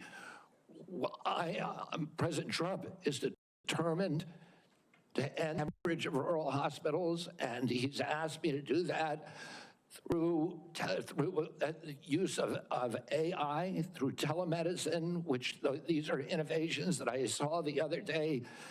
A Cleveland clinic has developed an AI nurse that you cannot distinguish from a human being, that has diagnostics as good as any doctor. And we can provide concierge care to every American in this country, even those, the remote parts of Wyoming, Montana, Alaska, et cetera. We also have opportunities at HRSA and at the GME to finally live up to GME's mission of providing personnel to rural hospitals. And I intend to use all of my power, because I've seen the priority that is given by both Democrats and Republicans on this committee. I intend to make that a priority if I'm privileged to be confirmed. Well, I appreciate it, because often with financial strains on a local hospital, one of the common services to be cut in rural hospitals and maternity services. And now we have women in Wyoming having to drive over 100 miles to access care. 13 counties in Wyoming don't have access to OB. And we're talking counties larger than the states of Vermont, New Hampshire, Rhode Island, Connecticut, New Jersey, Delaware, counties larger than those whole states. So will you commit to working with my office to find solutions to help address these specific maternal health challenges in rural America? Yes, Senator, I look forward to it. Another issue we specifically spoke about with this harmful Biden administration rule that have really been bad for our rural nursing homes. And it's a rule that would triple the registered nurse requirements in nursing homes. This is going to lead, there just aren't enough registered nurses in our state to be able to comply with this. This would lead to nursing home closures across our state. Will you commit to working with me to fix this serious problem as a result of a rule that came out by the Biden administration, who clearly doesn't understand rural America? That's CME? Yes, Senator, I think the rule was well-intentioned, but as you've said, and I've heard from many rural senators, it will be a disaster for their states. Some of the nursing homes, these are staffing rules that require 24-hour staffing by medical professionals. Some of the nursing homes in rural areas simply do not have the available personnel or the economics to be able to do that. It will mean the closure of nursing homes in rural areas across our country, which means the parents, the elderly parent, will be moved a great distance from the local community and their family. And we know that the single greatest driver of high-quality nursing home care is the involvement, the proximity of family members. When you move that nursing facility away from the community where the kids live, you're going to get much worse care. So the intention, although it was noble, was in reality, for rural areas at least, it is going to be a disaster. Thank you. Thank you, Mr. Chairman. Thank you. Senator Johnson. Mr. Kennedy, welcome. Thank you for being here. Thank you for your decades-long advocacy for a clean environment, for children's health. Sorry. I can't say as I'm surprised by the hostility on the other side. I'm highly disappointed in it.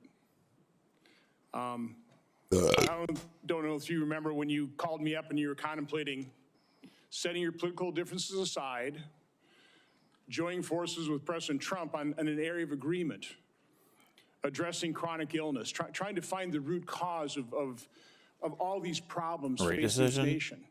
I don't think my the first little response cut. was, Bobby, this is an answer to my My guess is prayers. hold. we Pause. need to get to the answers of this, but even more, Now, we need the to heal outlook, and I have no unify this idea. divided nation.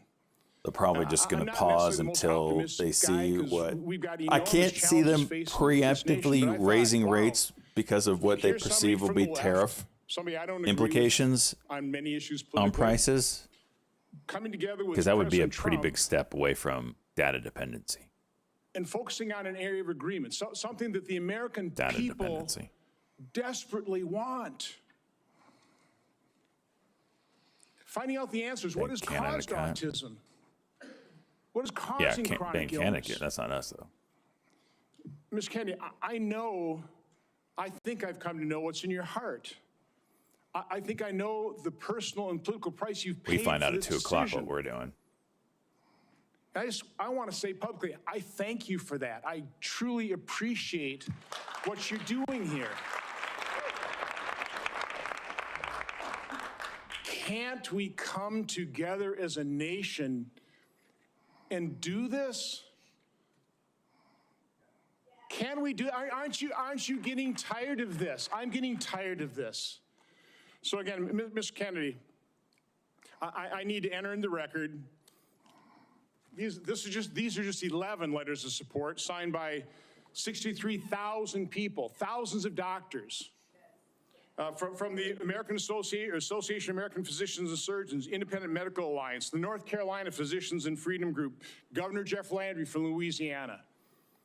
These are Americans, nonpartisan. A lot of these people, I know because I've advocated with you. A lot of them are Democrats. They put their political differences aside. So, Mr. Chairman, I'd like to enter this in the record. Without objection. I also do want to, Mr. Kennedy, as long as I have you here, I've written over 70 oversight letters to the federal health agencies under the Biden administration. I've virtually gotten squat them, okay? What I get is we get, for example, 50 pages of Anthony Fauci's emails redacted. Oh, by the way, the latest one was 17 pages. Instead of issuing a health alert on the myocarditis they knew was impacting young men early in 2021, instead of issuing an alert on the Health Alert Network, they developed 17 pages of talking points. That was this was given to the public under a FOIA request. Yeah, I saw that. It's crazy. They've got a new way of redacting. They don't black things out. They just give you white pages, so you don't even know what they have redacted. So again, I've issued a subpoena now to cover the information I've requested in 70 oversight letters. My question to you is... Ticker ORN, Oscar Romeo November, no circulations, a new long idea from Zach's under $10 pick. These ORN. requests from Congress, and will you make HHS transparent? Yeah, my approach to HHS, It's a 15-minute cuck on video here. is radical transparency. Democrats and Republicans ought to be able to come in and get information that was generated at taxpayer expense, that is owned by the American taxpayer. They shouldn't get redacted documents. Public health Ticker agencies should be FTAI, Foxtrot transparent. Tango, Alpha India, And chat room if we circulation want attempts, Americans FTAI on a to short restore report. trust in the public health agencies, we need transparency. The FTAI, I want to say FTAI something Aviation, about what you first negative said. report out. When I being launched my circulated, campaign, it was about uniting Americans, Democrats and snowcap Republicans. research.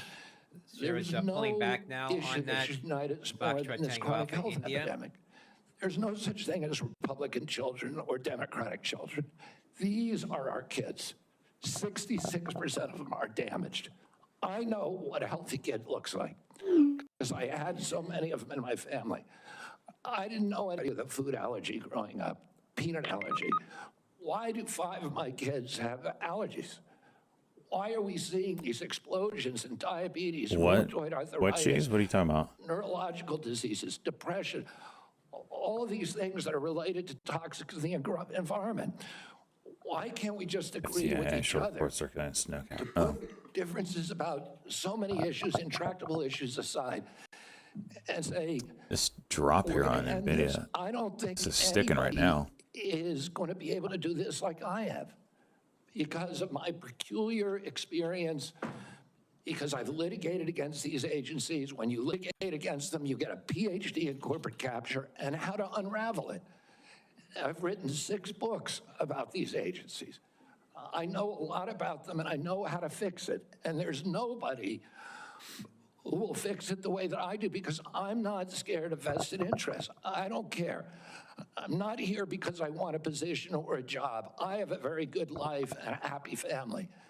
This is something I don't need. I want to do this because we're going to fix it. And the other thing is, we are attracting now a caliber of people to HHS like never before in history. And they're entrepreneurs, they're disruptors, they're innovators of immense talent that are walking away, many of them from growing concerns. They're not coming there for position. They're coming there because they want to save our country. And they're from across the political spectrum. And all these Democrats are opposed to me for partisan issues. They used to be my friends, agreed with me on all the environmental issues that I've been working on for my whole career. Now they're against me because anything that President Trump does, any decision he makes, has to be lampooned, derided, discredited, marginalized, vilified. We need to move on. Senator Warren. Thank you, Mr. Chairman. So, Mr. Kennedy, I want to start with something that I think you and I agree on, and that is that Big Pharma has too much power in Washington. You said that President Trump asked you to, quote, clean up corruption and conflicts. Sounds great. You've said that you will, quote, slam shut the revolving door between government agencies and the companies they regulate. That also sounds great. So here's an easy question. Will you commit that when you leave this job, you will not accept compensation from a drug company, a medical device company, a hospital system, or a health insurer for at least 4 years, including as a lobbyist or a board member? Can you just repeat the last part of the question? Can I commit You're not going to take money from drug companies in any way, shape, or form. Me? TPR Yes, Tapestry up about 2% now. You're going to commit to that. Okay, good. That's what I figured. I said it's an February easy question to 75 start polls with. on Tango Papa And Romeo. I think you're right on this. I don't think any of them want to give me money. I was like, what drug company's gonna? Let's keep going. You're right, because This is the last person that. because every American has the right to know that every decision you make as our #1 health officer. Tell you what, if is they to help could get him them to and endorse not their to product, make they would money sell for like yourself hotcakes. in the future. So I want to talk more about money. FTAI. I'm looking at your paperwork right now. In the past 2 years, you've raked in $2.5 million from a law firm called Wisner Baum. You go online, you do commercials to encourage people to sign up with Wisner Baum to join lawsuits against vaccine makers. And for everyone who signs up, you personally get paid. And if they win their case, you get 10% of what they win. So if you bring in somebody who gets $10 million, you walk away with $1 million. Now, you just said that you want the American people to know you can't be bought. Your decisions won't depend on how much money you could make in the future. You won't go to work for a drug company after you leave HHS. But you and I both know there's another way to make money. So, Mr. Kennedy, will you also agree that you won't take any compensation from any lawsuits against drug companies while you are secretary and for 4 years afterwards? Well, I'll certainly commit to that while I'm secretary. But I do want to clarify something, because you're making me sound like a shill. I put together that case. I did the Science Day presentation to the judge on that case to get it into court. Mr. Kennedy, it's just a really simple question. Yeah, You've taken in $2.5 million. I want to know if you will commit right now that not only will you not go to work for drug companies, W5 minute. you won't go to work suing the drug companies and taking your rake out of that while you're secretary and for 4 years after. It's just... I'll commit to not taking any fees from drug companies while I'm secretary. I'm asking about fees from suing drug companies. Will you agree not to do that? You're asking me to not sue drug companies, No, and I'm not going to agree to that, drug Senator. companies as much as you want. I'm not going to agree to not sue drug companies or anybody. So let's do a quick count here of how, as Secretary of HHS, if you get confirmed, you could influence every one of those lawsuits. Well, let me start the list. You could publish your anti-vaccine conspiracies, but this time on U.S. government letterhead, something a jury might be impressed by. You could appoint people to the CDC vaccine panel who share your anti-vax views and let them do your dirty work. You could tell the CDC vaccine panel to remove a particular vaccine from the vaccine schedule. You could remove vaccines from special compensation programs, which would open up manufacturers to mass torts. You could make more injuries eligible for compensation even if there is no causal evidence. You could change vaccine court processes to make it easier to bring junk lawsuits. You could turn over FDA data to your friends at the law firm, and they could use it however it benefited them. You could change vaccine labeling. You could change vaccine information rules. You could change which claims are compensated in the vaccine injury compensation program. There's a lot of ways that you can influence those future lawsuits and pending lawsuits while you are Secretary of HHS. And I'm asking you to commit right now that you will not take a financial stake in every one of those lawsuits so that what you do as Secretary will also benefit you financially down the line. I'll comply with all the ethical guidelines. That's not the question. You and I, you have said You're asking me, Senator, you're asking me not to sue vaccine pharmaceutical companies. Oh! Yeah, you are. Yeah, you fight! What you're doing. No, look, no one should be fooled here. As Secretary of HHS, Robert Kennedy will have the power to undercut vaccines and vaccine manufacturing across our country. And for all of his talk about follow the science and his promise that he won't interfere with those of us who want to vaccinate her voice was his cracking kids, there, shaking. The bottom line is the She's same. pissed. Kennedy can kill off access to vaccines and make millions of dollars while he does it. Kids might die, but Robert Kennedy can keep cashing in. Senator, I support vaccines. I support the childhood schedule. Just a short-term play here. I will do that. It's not really playing out. I want is good science. Expanding content partnership with How about Fubo, they adding say you 3 new won't make fast money channels. off what you do as Secretary of HHS? Oscar and Charlie Before November, we go Victor to Sandy. Senator Tillis, I think it would be important for me to make it very clear that Mr. Kennedy has gone through the same Office of Government Ethics process as every single other nominee in the Finance Committee this year and in previous administrations. In addition to listing his assets, including the items that you've identified, he has signed an ethics letter that has been reviewed by the Office of Government Ethics concerning any possible conflict in light of its functions and the nominee's proposed duties. And we have a letter from the Office of Government Ethics that he hasn't complied completely with all applicable laws and regulations governing conflicts of interest. Mr. Chairman, point of information here. Have we had a single nominee come through who's made $2.5 million off suing one of the entities that it would be regulating and plans to keep getting a take of every lawsuit in the future? Have we had that before? I haven't reviewed the past documentation of every other nominee's financial interests, and so no. But I know that every single time we get a nominee, their financial interests are attacked. That's why we have the Office of Government Ethics. That's why they've reviewed everything that's in his record, and that's why he has even, I think, and I don't know that I want to ask him to get into it, but he has listed his assets and has gone through a discussion of the responsibilities under our ethics laws and has complied with all of those requirements. Shows up about 177%. Senator Tillis. Kilo Romeo. Thank you, Mr. Chairman. Mr. Kennedy, how's your morning going? So far, so good. Good. You came prepared. I'm glad that you did. You, I believe, addressed to my satisfaction a question about Title X and the president's priority with respect to Planned Parenthood. Can you just affirm that you are 100% behind the president's policy on Title X and the implementation? I'm 100% behind it, Senator. Thank you. FTAI shares. It's amazing to me that people, well, first off, you need to understand I was in a judiciary hearing this morning. It's very clear to me that some of these nominations are going to be shirts and skins.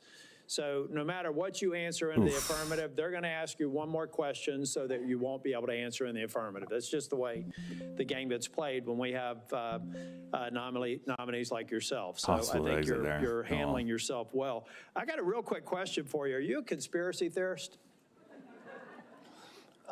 That is a pejorative, Senator, that's applied to me.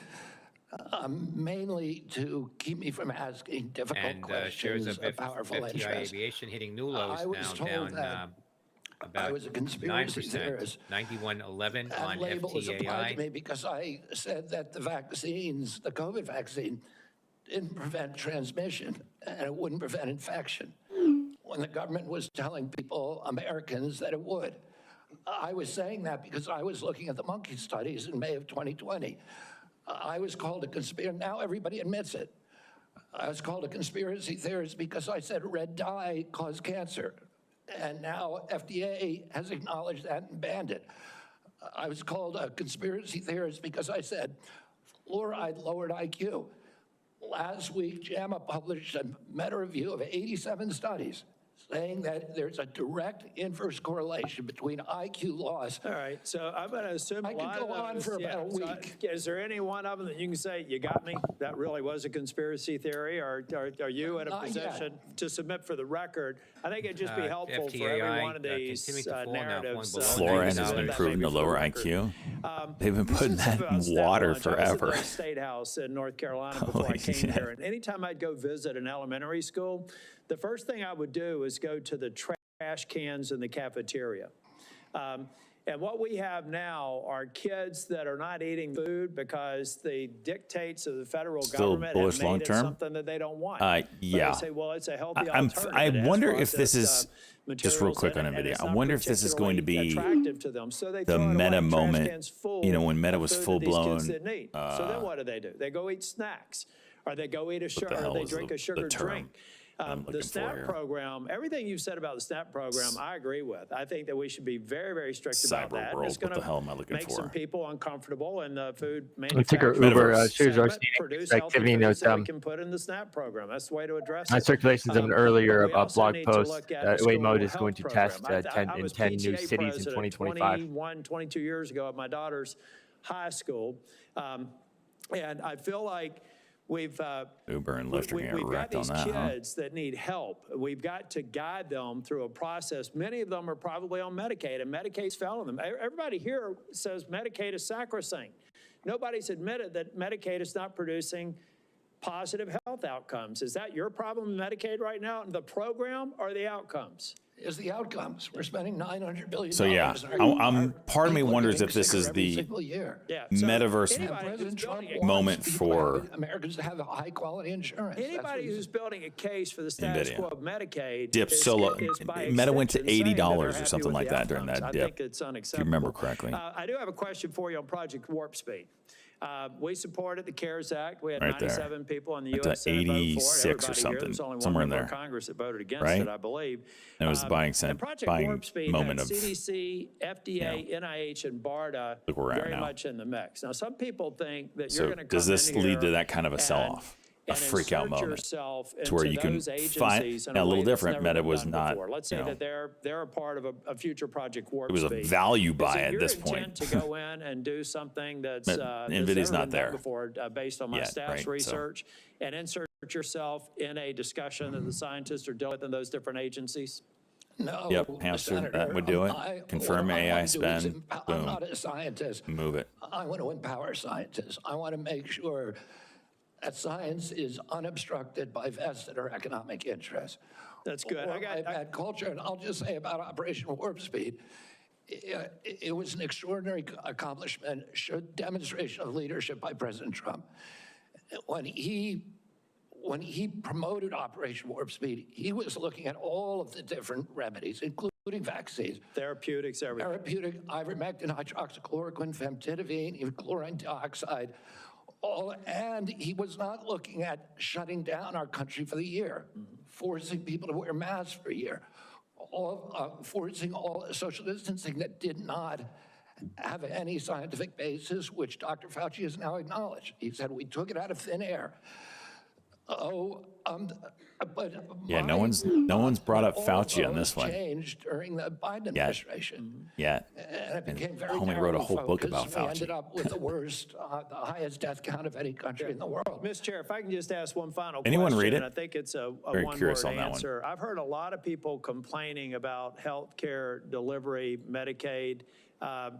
On the other side of the dais here, who's been responsible for health care policies over the last 4 years?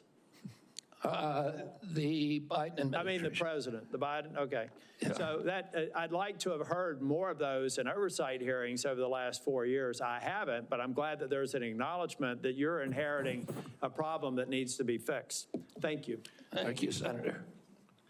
Senator Sanders. Lawson, SJ, Thank you, Mr. Chairman. what are you talking about, dude? Mr. Kennedy, thanks for being with us. I very much Oh, Bernie.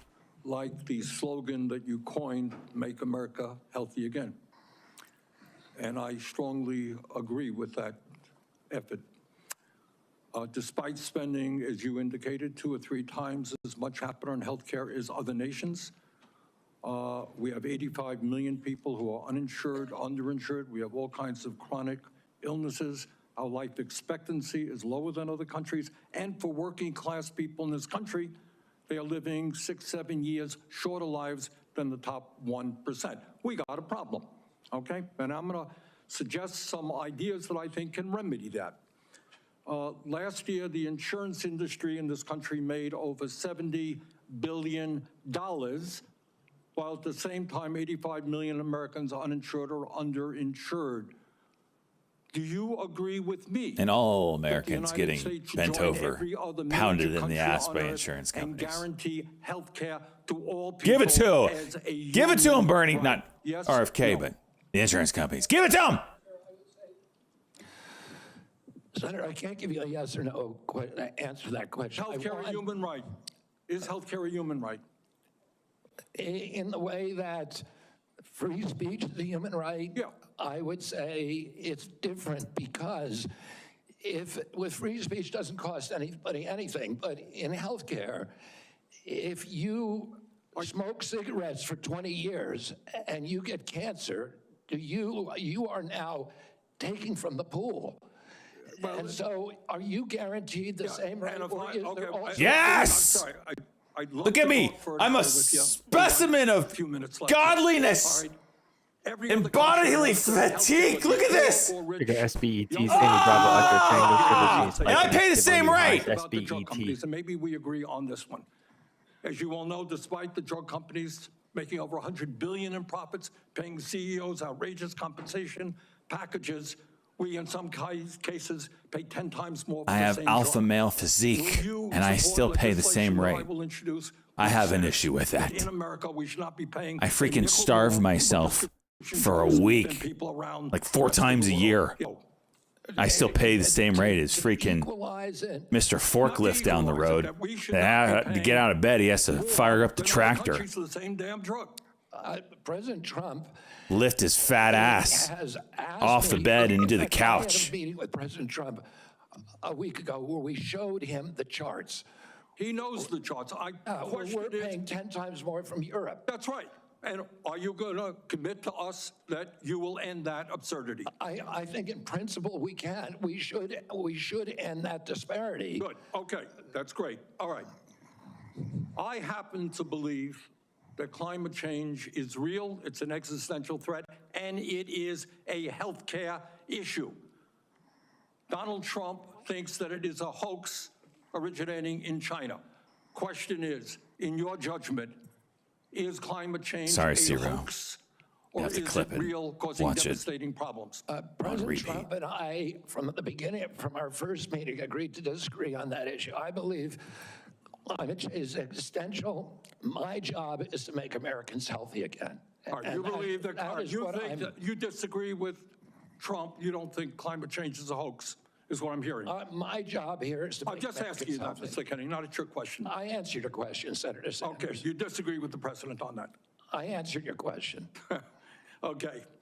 I'm going to pick up on a point that Senator Hassan made. I think Sanders is not trying to catch him, but RFK thinks he's trying to catch him. Issue in this country.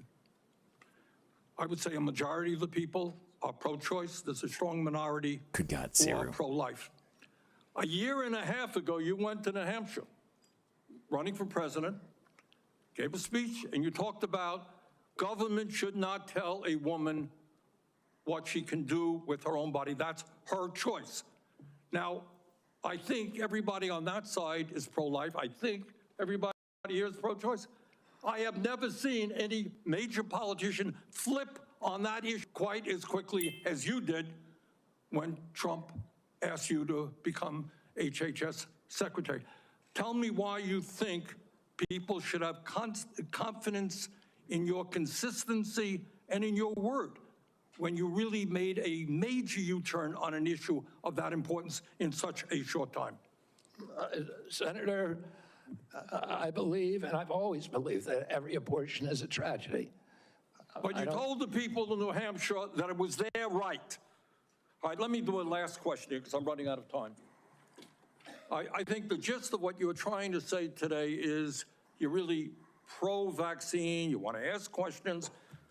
You have started a group called the Children's Health Defense. You're the originator. Right now, as I understand it, on their website, they are selling what's called onesies. These are little things, clothing for babies. One of them is titled Unvaxxed, Unafraid. Next one, and they're sold for $26 a piece, by the way. Next one is No Vax, No Problem. Now, you're coming before this committee and you say you're pro-vaccine. Just want to ask some questions. And yet your organization is making money selling a child's product to parents for $26, which casts fundamental doubt on the usefulness of vaccines. Can you tell us now that you will, now that you are pro-vaccine, that you're going to have your organization take these products off the market? Senator, I have no power over that organization. I'm not part of it. I resigned from the board. Yeah, that was just a few months ago. You founded that.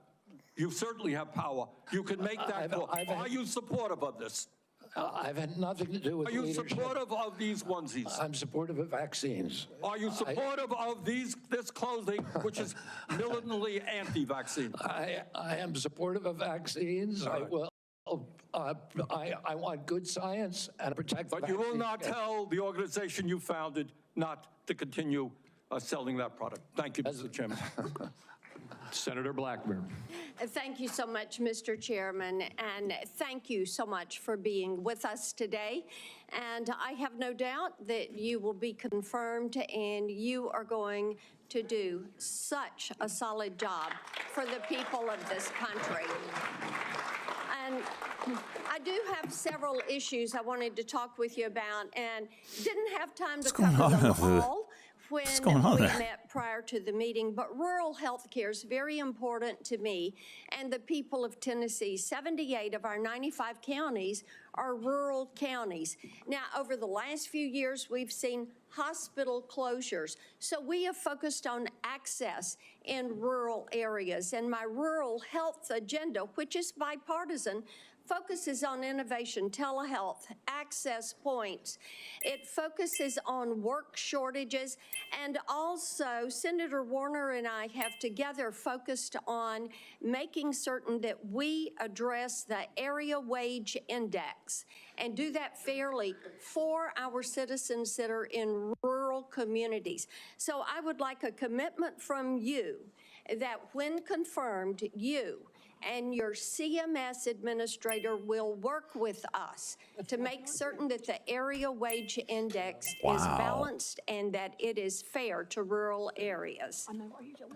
Senator, both Dr. Oz and myself recognize that rural health care is in crisis in this country, and that is catastrophic for our entire country. And I talked a little bit about my commitment to rural health earlier in this hearing.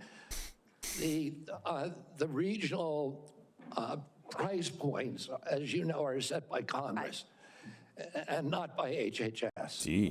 I will certainly, and I know Dr. Oz will certainly work with you to make them sensible. We look forward to that. Also, you and I, before you came forward as the secretary, the nominee, we had talked in years past about over-medicating youth and concerns over that. And I was looking at a report from TennCare, which is our Medicaid program in Tennessee.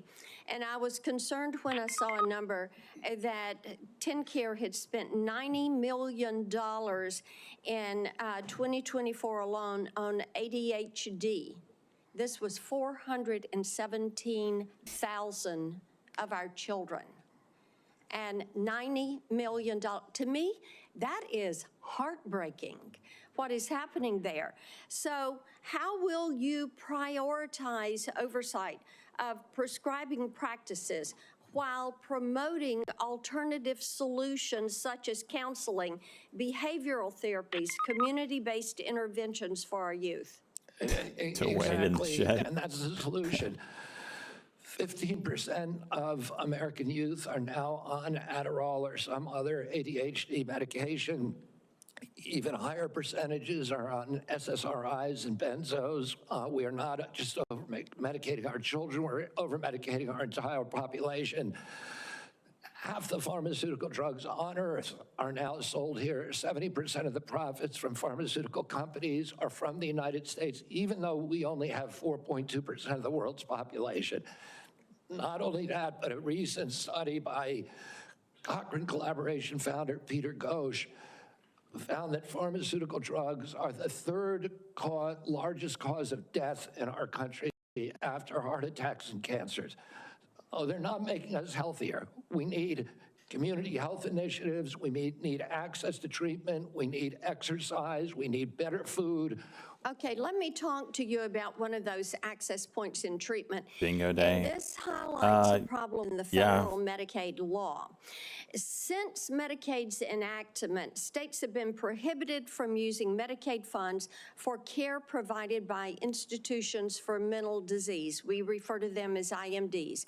These are psychiatric hospitals, residential treatment facilities with more than 16 beds. This is a discriminatory exclusion, and it denies payment for medically necessary care based on the illness that is being treated, and it has perpetuated note from NBC and bird flu news now circulating. NBC is reporting bird flu is now quote widespread in Massachusetts. They cover NBC. Watching bird flu news on that. Discriminatory exclusion and ensuring equal access to mental health care for Medicaid beneficiaries. Yes, Senator. Thank you so much. I've got a question on PBM reform, one on artificial intelligence in healthcare. In the interest of time, I will yield back. I look Bird flu right during this forward to hearing, seeing you help make us healthy again. Thank you, Senator.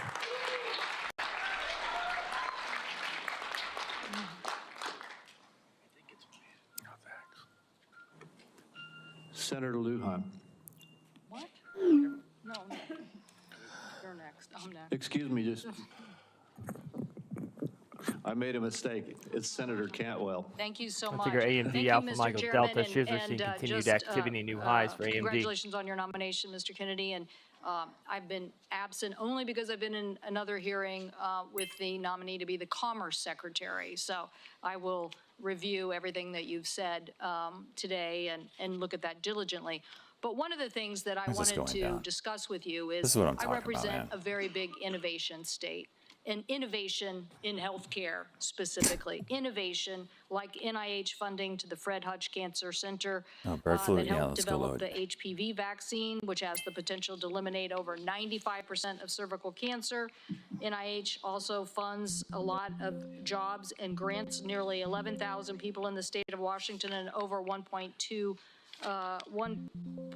billion worth of grants. So while I agree with you on healthy foods, I definitely am troubled by the medical research side of innovation and some of the things that you have said. In fact, this issue about laying off 600 employees at NIH, or giving the fact that, to quote, give infectious disease a break for 8 years. So we've had a chance to talk about this a little bit, but the most striking example of this is when COVID hit. And we were the first in the nation. We had the first case, and it really was the fast response by the University of Washington that really helped save lives. So I just want to know that, are you aware of how harmful these issues could be for public health? That public health in and of itself could be affected by these kind of anti-science views? Senator, I have always been a science person, a pro-science person. I believe in evidence-based medicine, in gold standard science. When I said, and I've explained this before you came in, that 600 people out of a population, out of a workforce of 91,000 is pretty typical. Last year alone, President Biden replaced 3,000 people at HHS and 700 at NIH. I want to say this. I said give infectious disease a break because that's been the principal preoccupation. Infectious disease, chronic disease is 92%, accounts for 92% of deaths in this country, and almost nothing is Wendy's at NIH about the epidemiology of our chronic disease epidemic. But right now, money is going to infectious disease. And I get your point. It's an interesting point. The problem is we had to respond, and it's actually the Gates Foundation and a flu cohort that figured out what was wrong, and that we had an outbreak of COVID that was going beyond the very first case. And so we had to build a very fast response. So I take this too. The University of Washington has conducted groundbreaking stem cell research on fetal tissue. To me, I know there's probably a lot of people that may not agree with this, but we're making regenerative heart tissue now at the University of Washington. So yes or no, do you commit to protecting stem cell research for scientific agencies if confirmed? I will protect stem cell research. Stem cell research today can be done on umbilical cords, and you don't need fetal tissue. You'll protect the laws that are on the books today and the research that's done. My job is, Senator, to enforce the laws. Okay, so I want to move to PBMs because PBMs are driving up drug prices. And one of the biggest things that we need to do here, I think, in a new administration is get a handle on everything that is driving up prices and lower them. The report found that PBMs generated $1.4 billion from spread pricing. That is where they are able to basically set the price, not reimburse pharmacies, and then pocket the rest. We've had bipartisan legislation in several different committees now to get at this. What do you think the solution is? I think one of the really notable achievements of this panel was the PBM legislation that they put together in a bipartisan way. I haven't met a single senator, well, actually one only, but of the 60-odd senators that I talked to, all of them talked about PBMs and how important it was, and President Trump, during his first administration, pushed through a law, or pushed a law to give transparency to PBMs. It got overruled during the Biden administration. Luckily, this panel is resuscitating that. President Trump is absolutely committed to wait for a pullback. PBMs. My time is running out, so I just want to clarify. You believe that we should pass these laws that now have been proposed in the Senate? I haven't read the entire law, so I don't know, but I think that we need to reform the PBMs. I think we need to get rid of all of these vested interests that are draining money from the system. Okay, somebody suggested, though, that you thought you should convene the PBMs and talk to them about some sort of self-regulation. So I am trying to distinguish between these people who basically are doing illegal activities and ripping off, really, they're creating pharmacy deserts in my state. So I'm asking you whether you believe that we have to legislate in this area. Again, I'm not being evasive. I just don't know exactly what the law says. I met with the PBMs. I met with pharma. My job is to meet with all the stakeholders. I've been meeting with stakeholders for 40 years. People I was suing, people I was You want to hear from the other side. Well, That doesn't mean I would let the PBMs write their own ticket. I think. I support the efforts of this committee to come up with bipartisan legislation. President Trump wants to get the excess profits away from the PBMs and send it back to primary care, to patients in this country, to high-quality health care. I'll ask you for the record, since my time's expired, to look at the legislation that came out of the Commerce Committee that defines the legal activities that they are doing to drive up prices, and get us an answer for the record. Thank you, Mr. Chairman. In principle, I support that legislation. Thank you, and let me just tell you the list as we have to move forward to the ending here. Senator Lujan will be next, followed by Senator Marshall, Senator Warnock, Senator Smith, Why is ETH popping up? Senator Young, and Senator Welch. And let me say again, Mr. Chairman, this is Why don't I just get disconnected from A eTurd? number of my colleagues would like a second round, and I think it would be important to offer, say, a modest amount of additional time to get into this on both sides. I know I have some questions, but I want my colleagues to have the opportunity to raise their concerns as well. What's up with this? Well, I've said, as I have indicated to you, Senator Wyden, I'm not going to do a second round. I have been very generous with the senators. I think almost every single senator has had 7 minutes at least. And I will give you a second, as is our practice between the two of us. I'll then divide my time up with my colleagues. Okay, you are welcome to do that. Thank you. Senator Lujan. Thank you, Mr. Chairman. Mr. Kennedy, when we met, you stated to me that it is not your goal to take away programs that work for Americans. Do you stand by that statement? Yes, Senator. Mr. Kennedy, do you know how many Americans rely on Medicaid?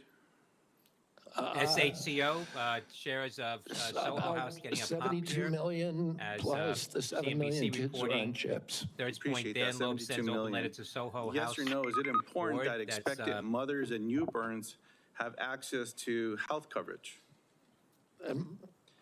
Is it important that expectant mothers and newborns have access to health coverage? Absolutely, Senator. Mr. Kennedy, do you know how many babies born in this country are covered through Medicaid? I would guess, I don't know the answer, I would guess about 30 million. I have it, Mr. Kennedy. About 41% or 1.4 million babies births are financed by Medicaid, according to the National Center for Health Statistics. Yes or no, do you believe that Medicaid is a critical program? I believe that Medicaid is a critical program, but that it's not working as well as it ought to be. And President Trump has asked me to make it work better, that most Americans are not happy with it. Wow, the premiums are jumping too up high, there. the deductibles are too high, and everybody's getting sicker. Too much money is going to the Kennedy? insurance industry. I have a series of yes or no questions. They're pretty simple. Because you heard we're not going to get a second round of questions, I ask for your indulgence to be able to get to them yes or no. In New Mexico, as you know, Medicaid is often measured state by state. It might surprise you if you look at some of those surveys. In New Mexico, the response was 90% of New Mexicans on Medicaid report satisfaction getting care, 80% getting specialist care, 85% getting urgent care, 95% ease of filings out of focus. Not to pick on any one of my colleagues, but in Louisiana, 86% of people on Medicaid are satisfied with their interactions. 83% are satisfied getting care. 85% are satisfied getting specialized care. 82% getting urgent care. I can go on state by state, but we don't have the time today. Ticker DGNX Delta Golf November X-ray shares are seeing an increase of activity in new highs DGNX. Especially in an area where you and I spoke about with the federal investment in Medicaid, which is known as FMAP. President Trump has not told me that he wants to cut Medicaid. He's told me to make it better. Do you support cutting, yes or no? Let me ask you this way, since it's only about President Trump. I support making it better, Senator. If President Trump asks you to cut Medicaid, will you do it? Well, it's not up to me to cut Medicaid. It would be up to Congress. And you don't I'm going to work. Mr. Kennedy, you don't want to answer? I'll move on. Do you know how many states will end? Mr. Chairman, if I may pause my time. So I understand that people are getting asked to leave if they stand up with signs, but there's a lot of other as well, Mr. Chairman, so it needs to be extended to everyone. As Mr. Kennedy said, we respect each other when we have a difference of opinion. We're just trying to do our jobs here and trying to ask questions, that's all. And that's all I'm doing with Mr. Kennedy, folks. So I just hope that we can Senator Lujan, you are right, and I ask the audience to please be respectful. Thank you, Mr. Chairman, I appreciate that very much. Mr. Kennedy, do you know how many states will end their Medicaid expansion if the federal share of Medicaid drops? Well, there's 40 states that have signed on to the expansion, so, It's a smaller number, so it's 9 states would quickly have to end their expansion because of the laws that they have.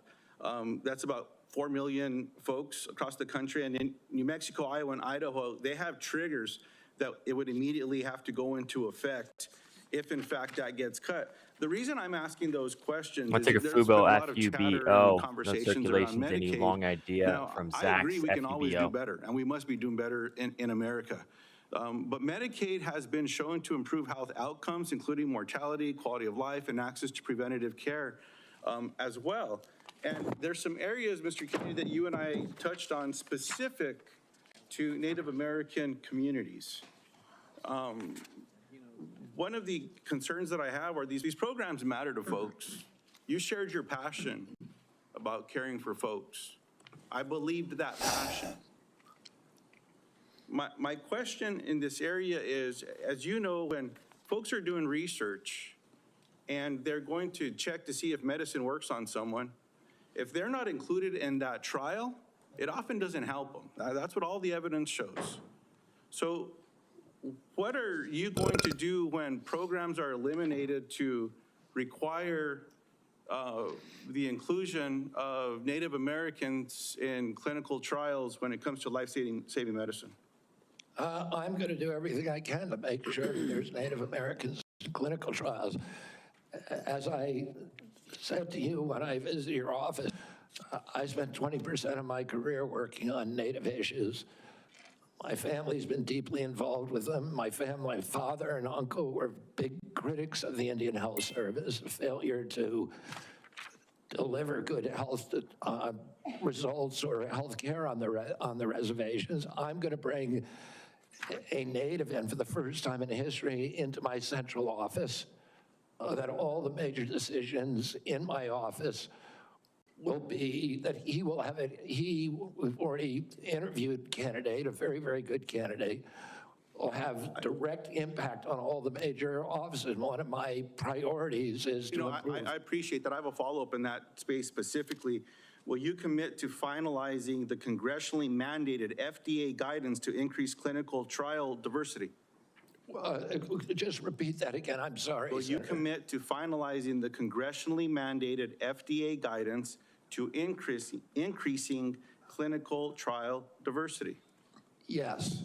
I appreciate that. Will you commit to reinstating all of the pages that were eliminated and people that were fired from this administration that have this responsibility? I cannot commit to that because I don't know who they are. Well, there's I'll some commit folks to out there working with you to make sure those positions are adequately staffed. I will follow up in writing in those specific areas because I think there's some commonality here, but answers matter. And so I'd like to get those as timely as possible. The last thing, Mr. Chairman, that I'll say is one of the conversations I had last before this hearing was with a family that I've been working with to work with my Republican colleagues when it comes to autism and about 1 minute on DGNX. And making a difference in these families' lives and this little girl's life.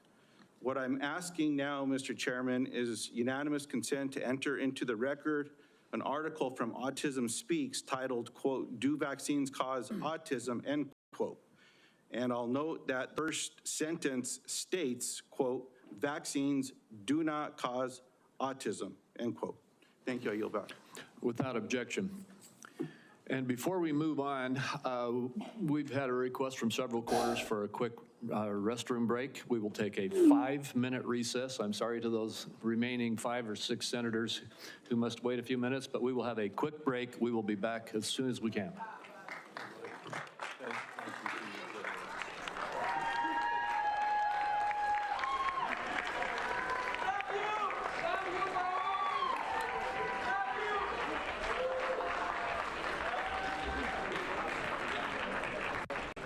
10 seconds.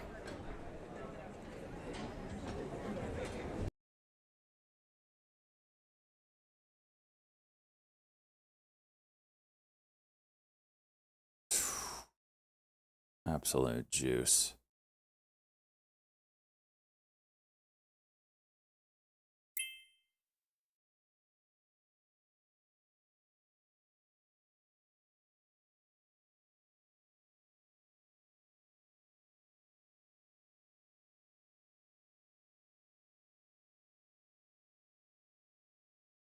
That's weird. My trading view chart froze.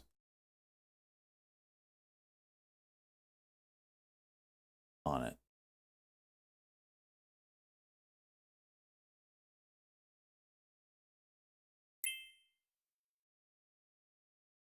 All my charts froze.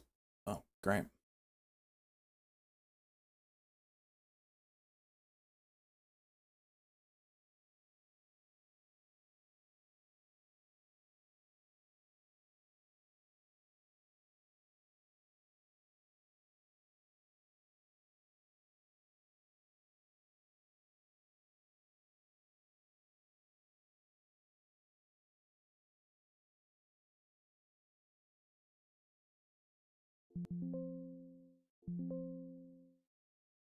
Decent film.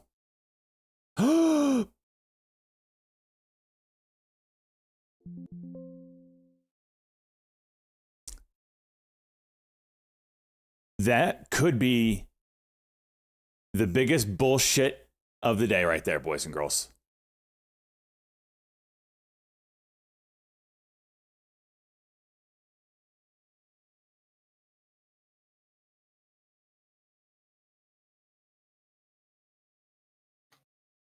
DigiNX shares pulling back, halted at 24.15 on the way down. As soon as I f***ing enter, drop $3.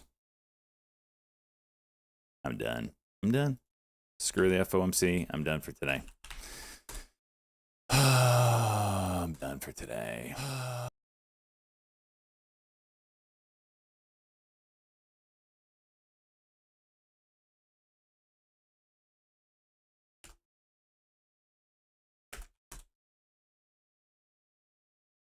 What?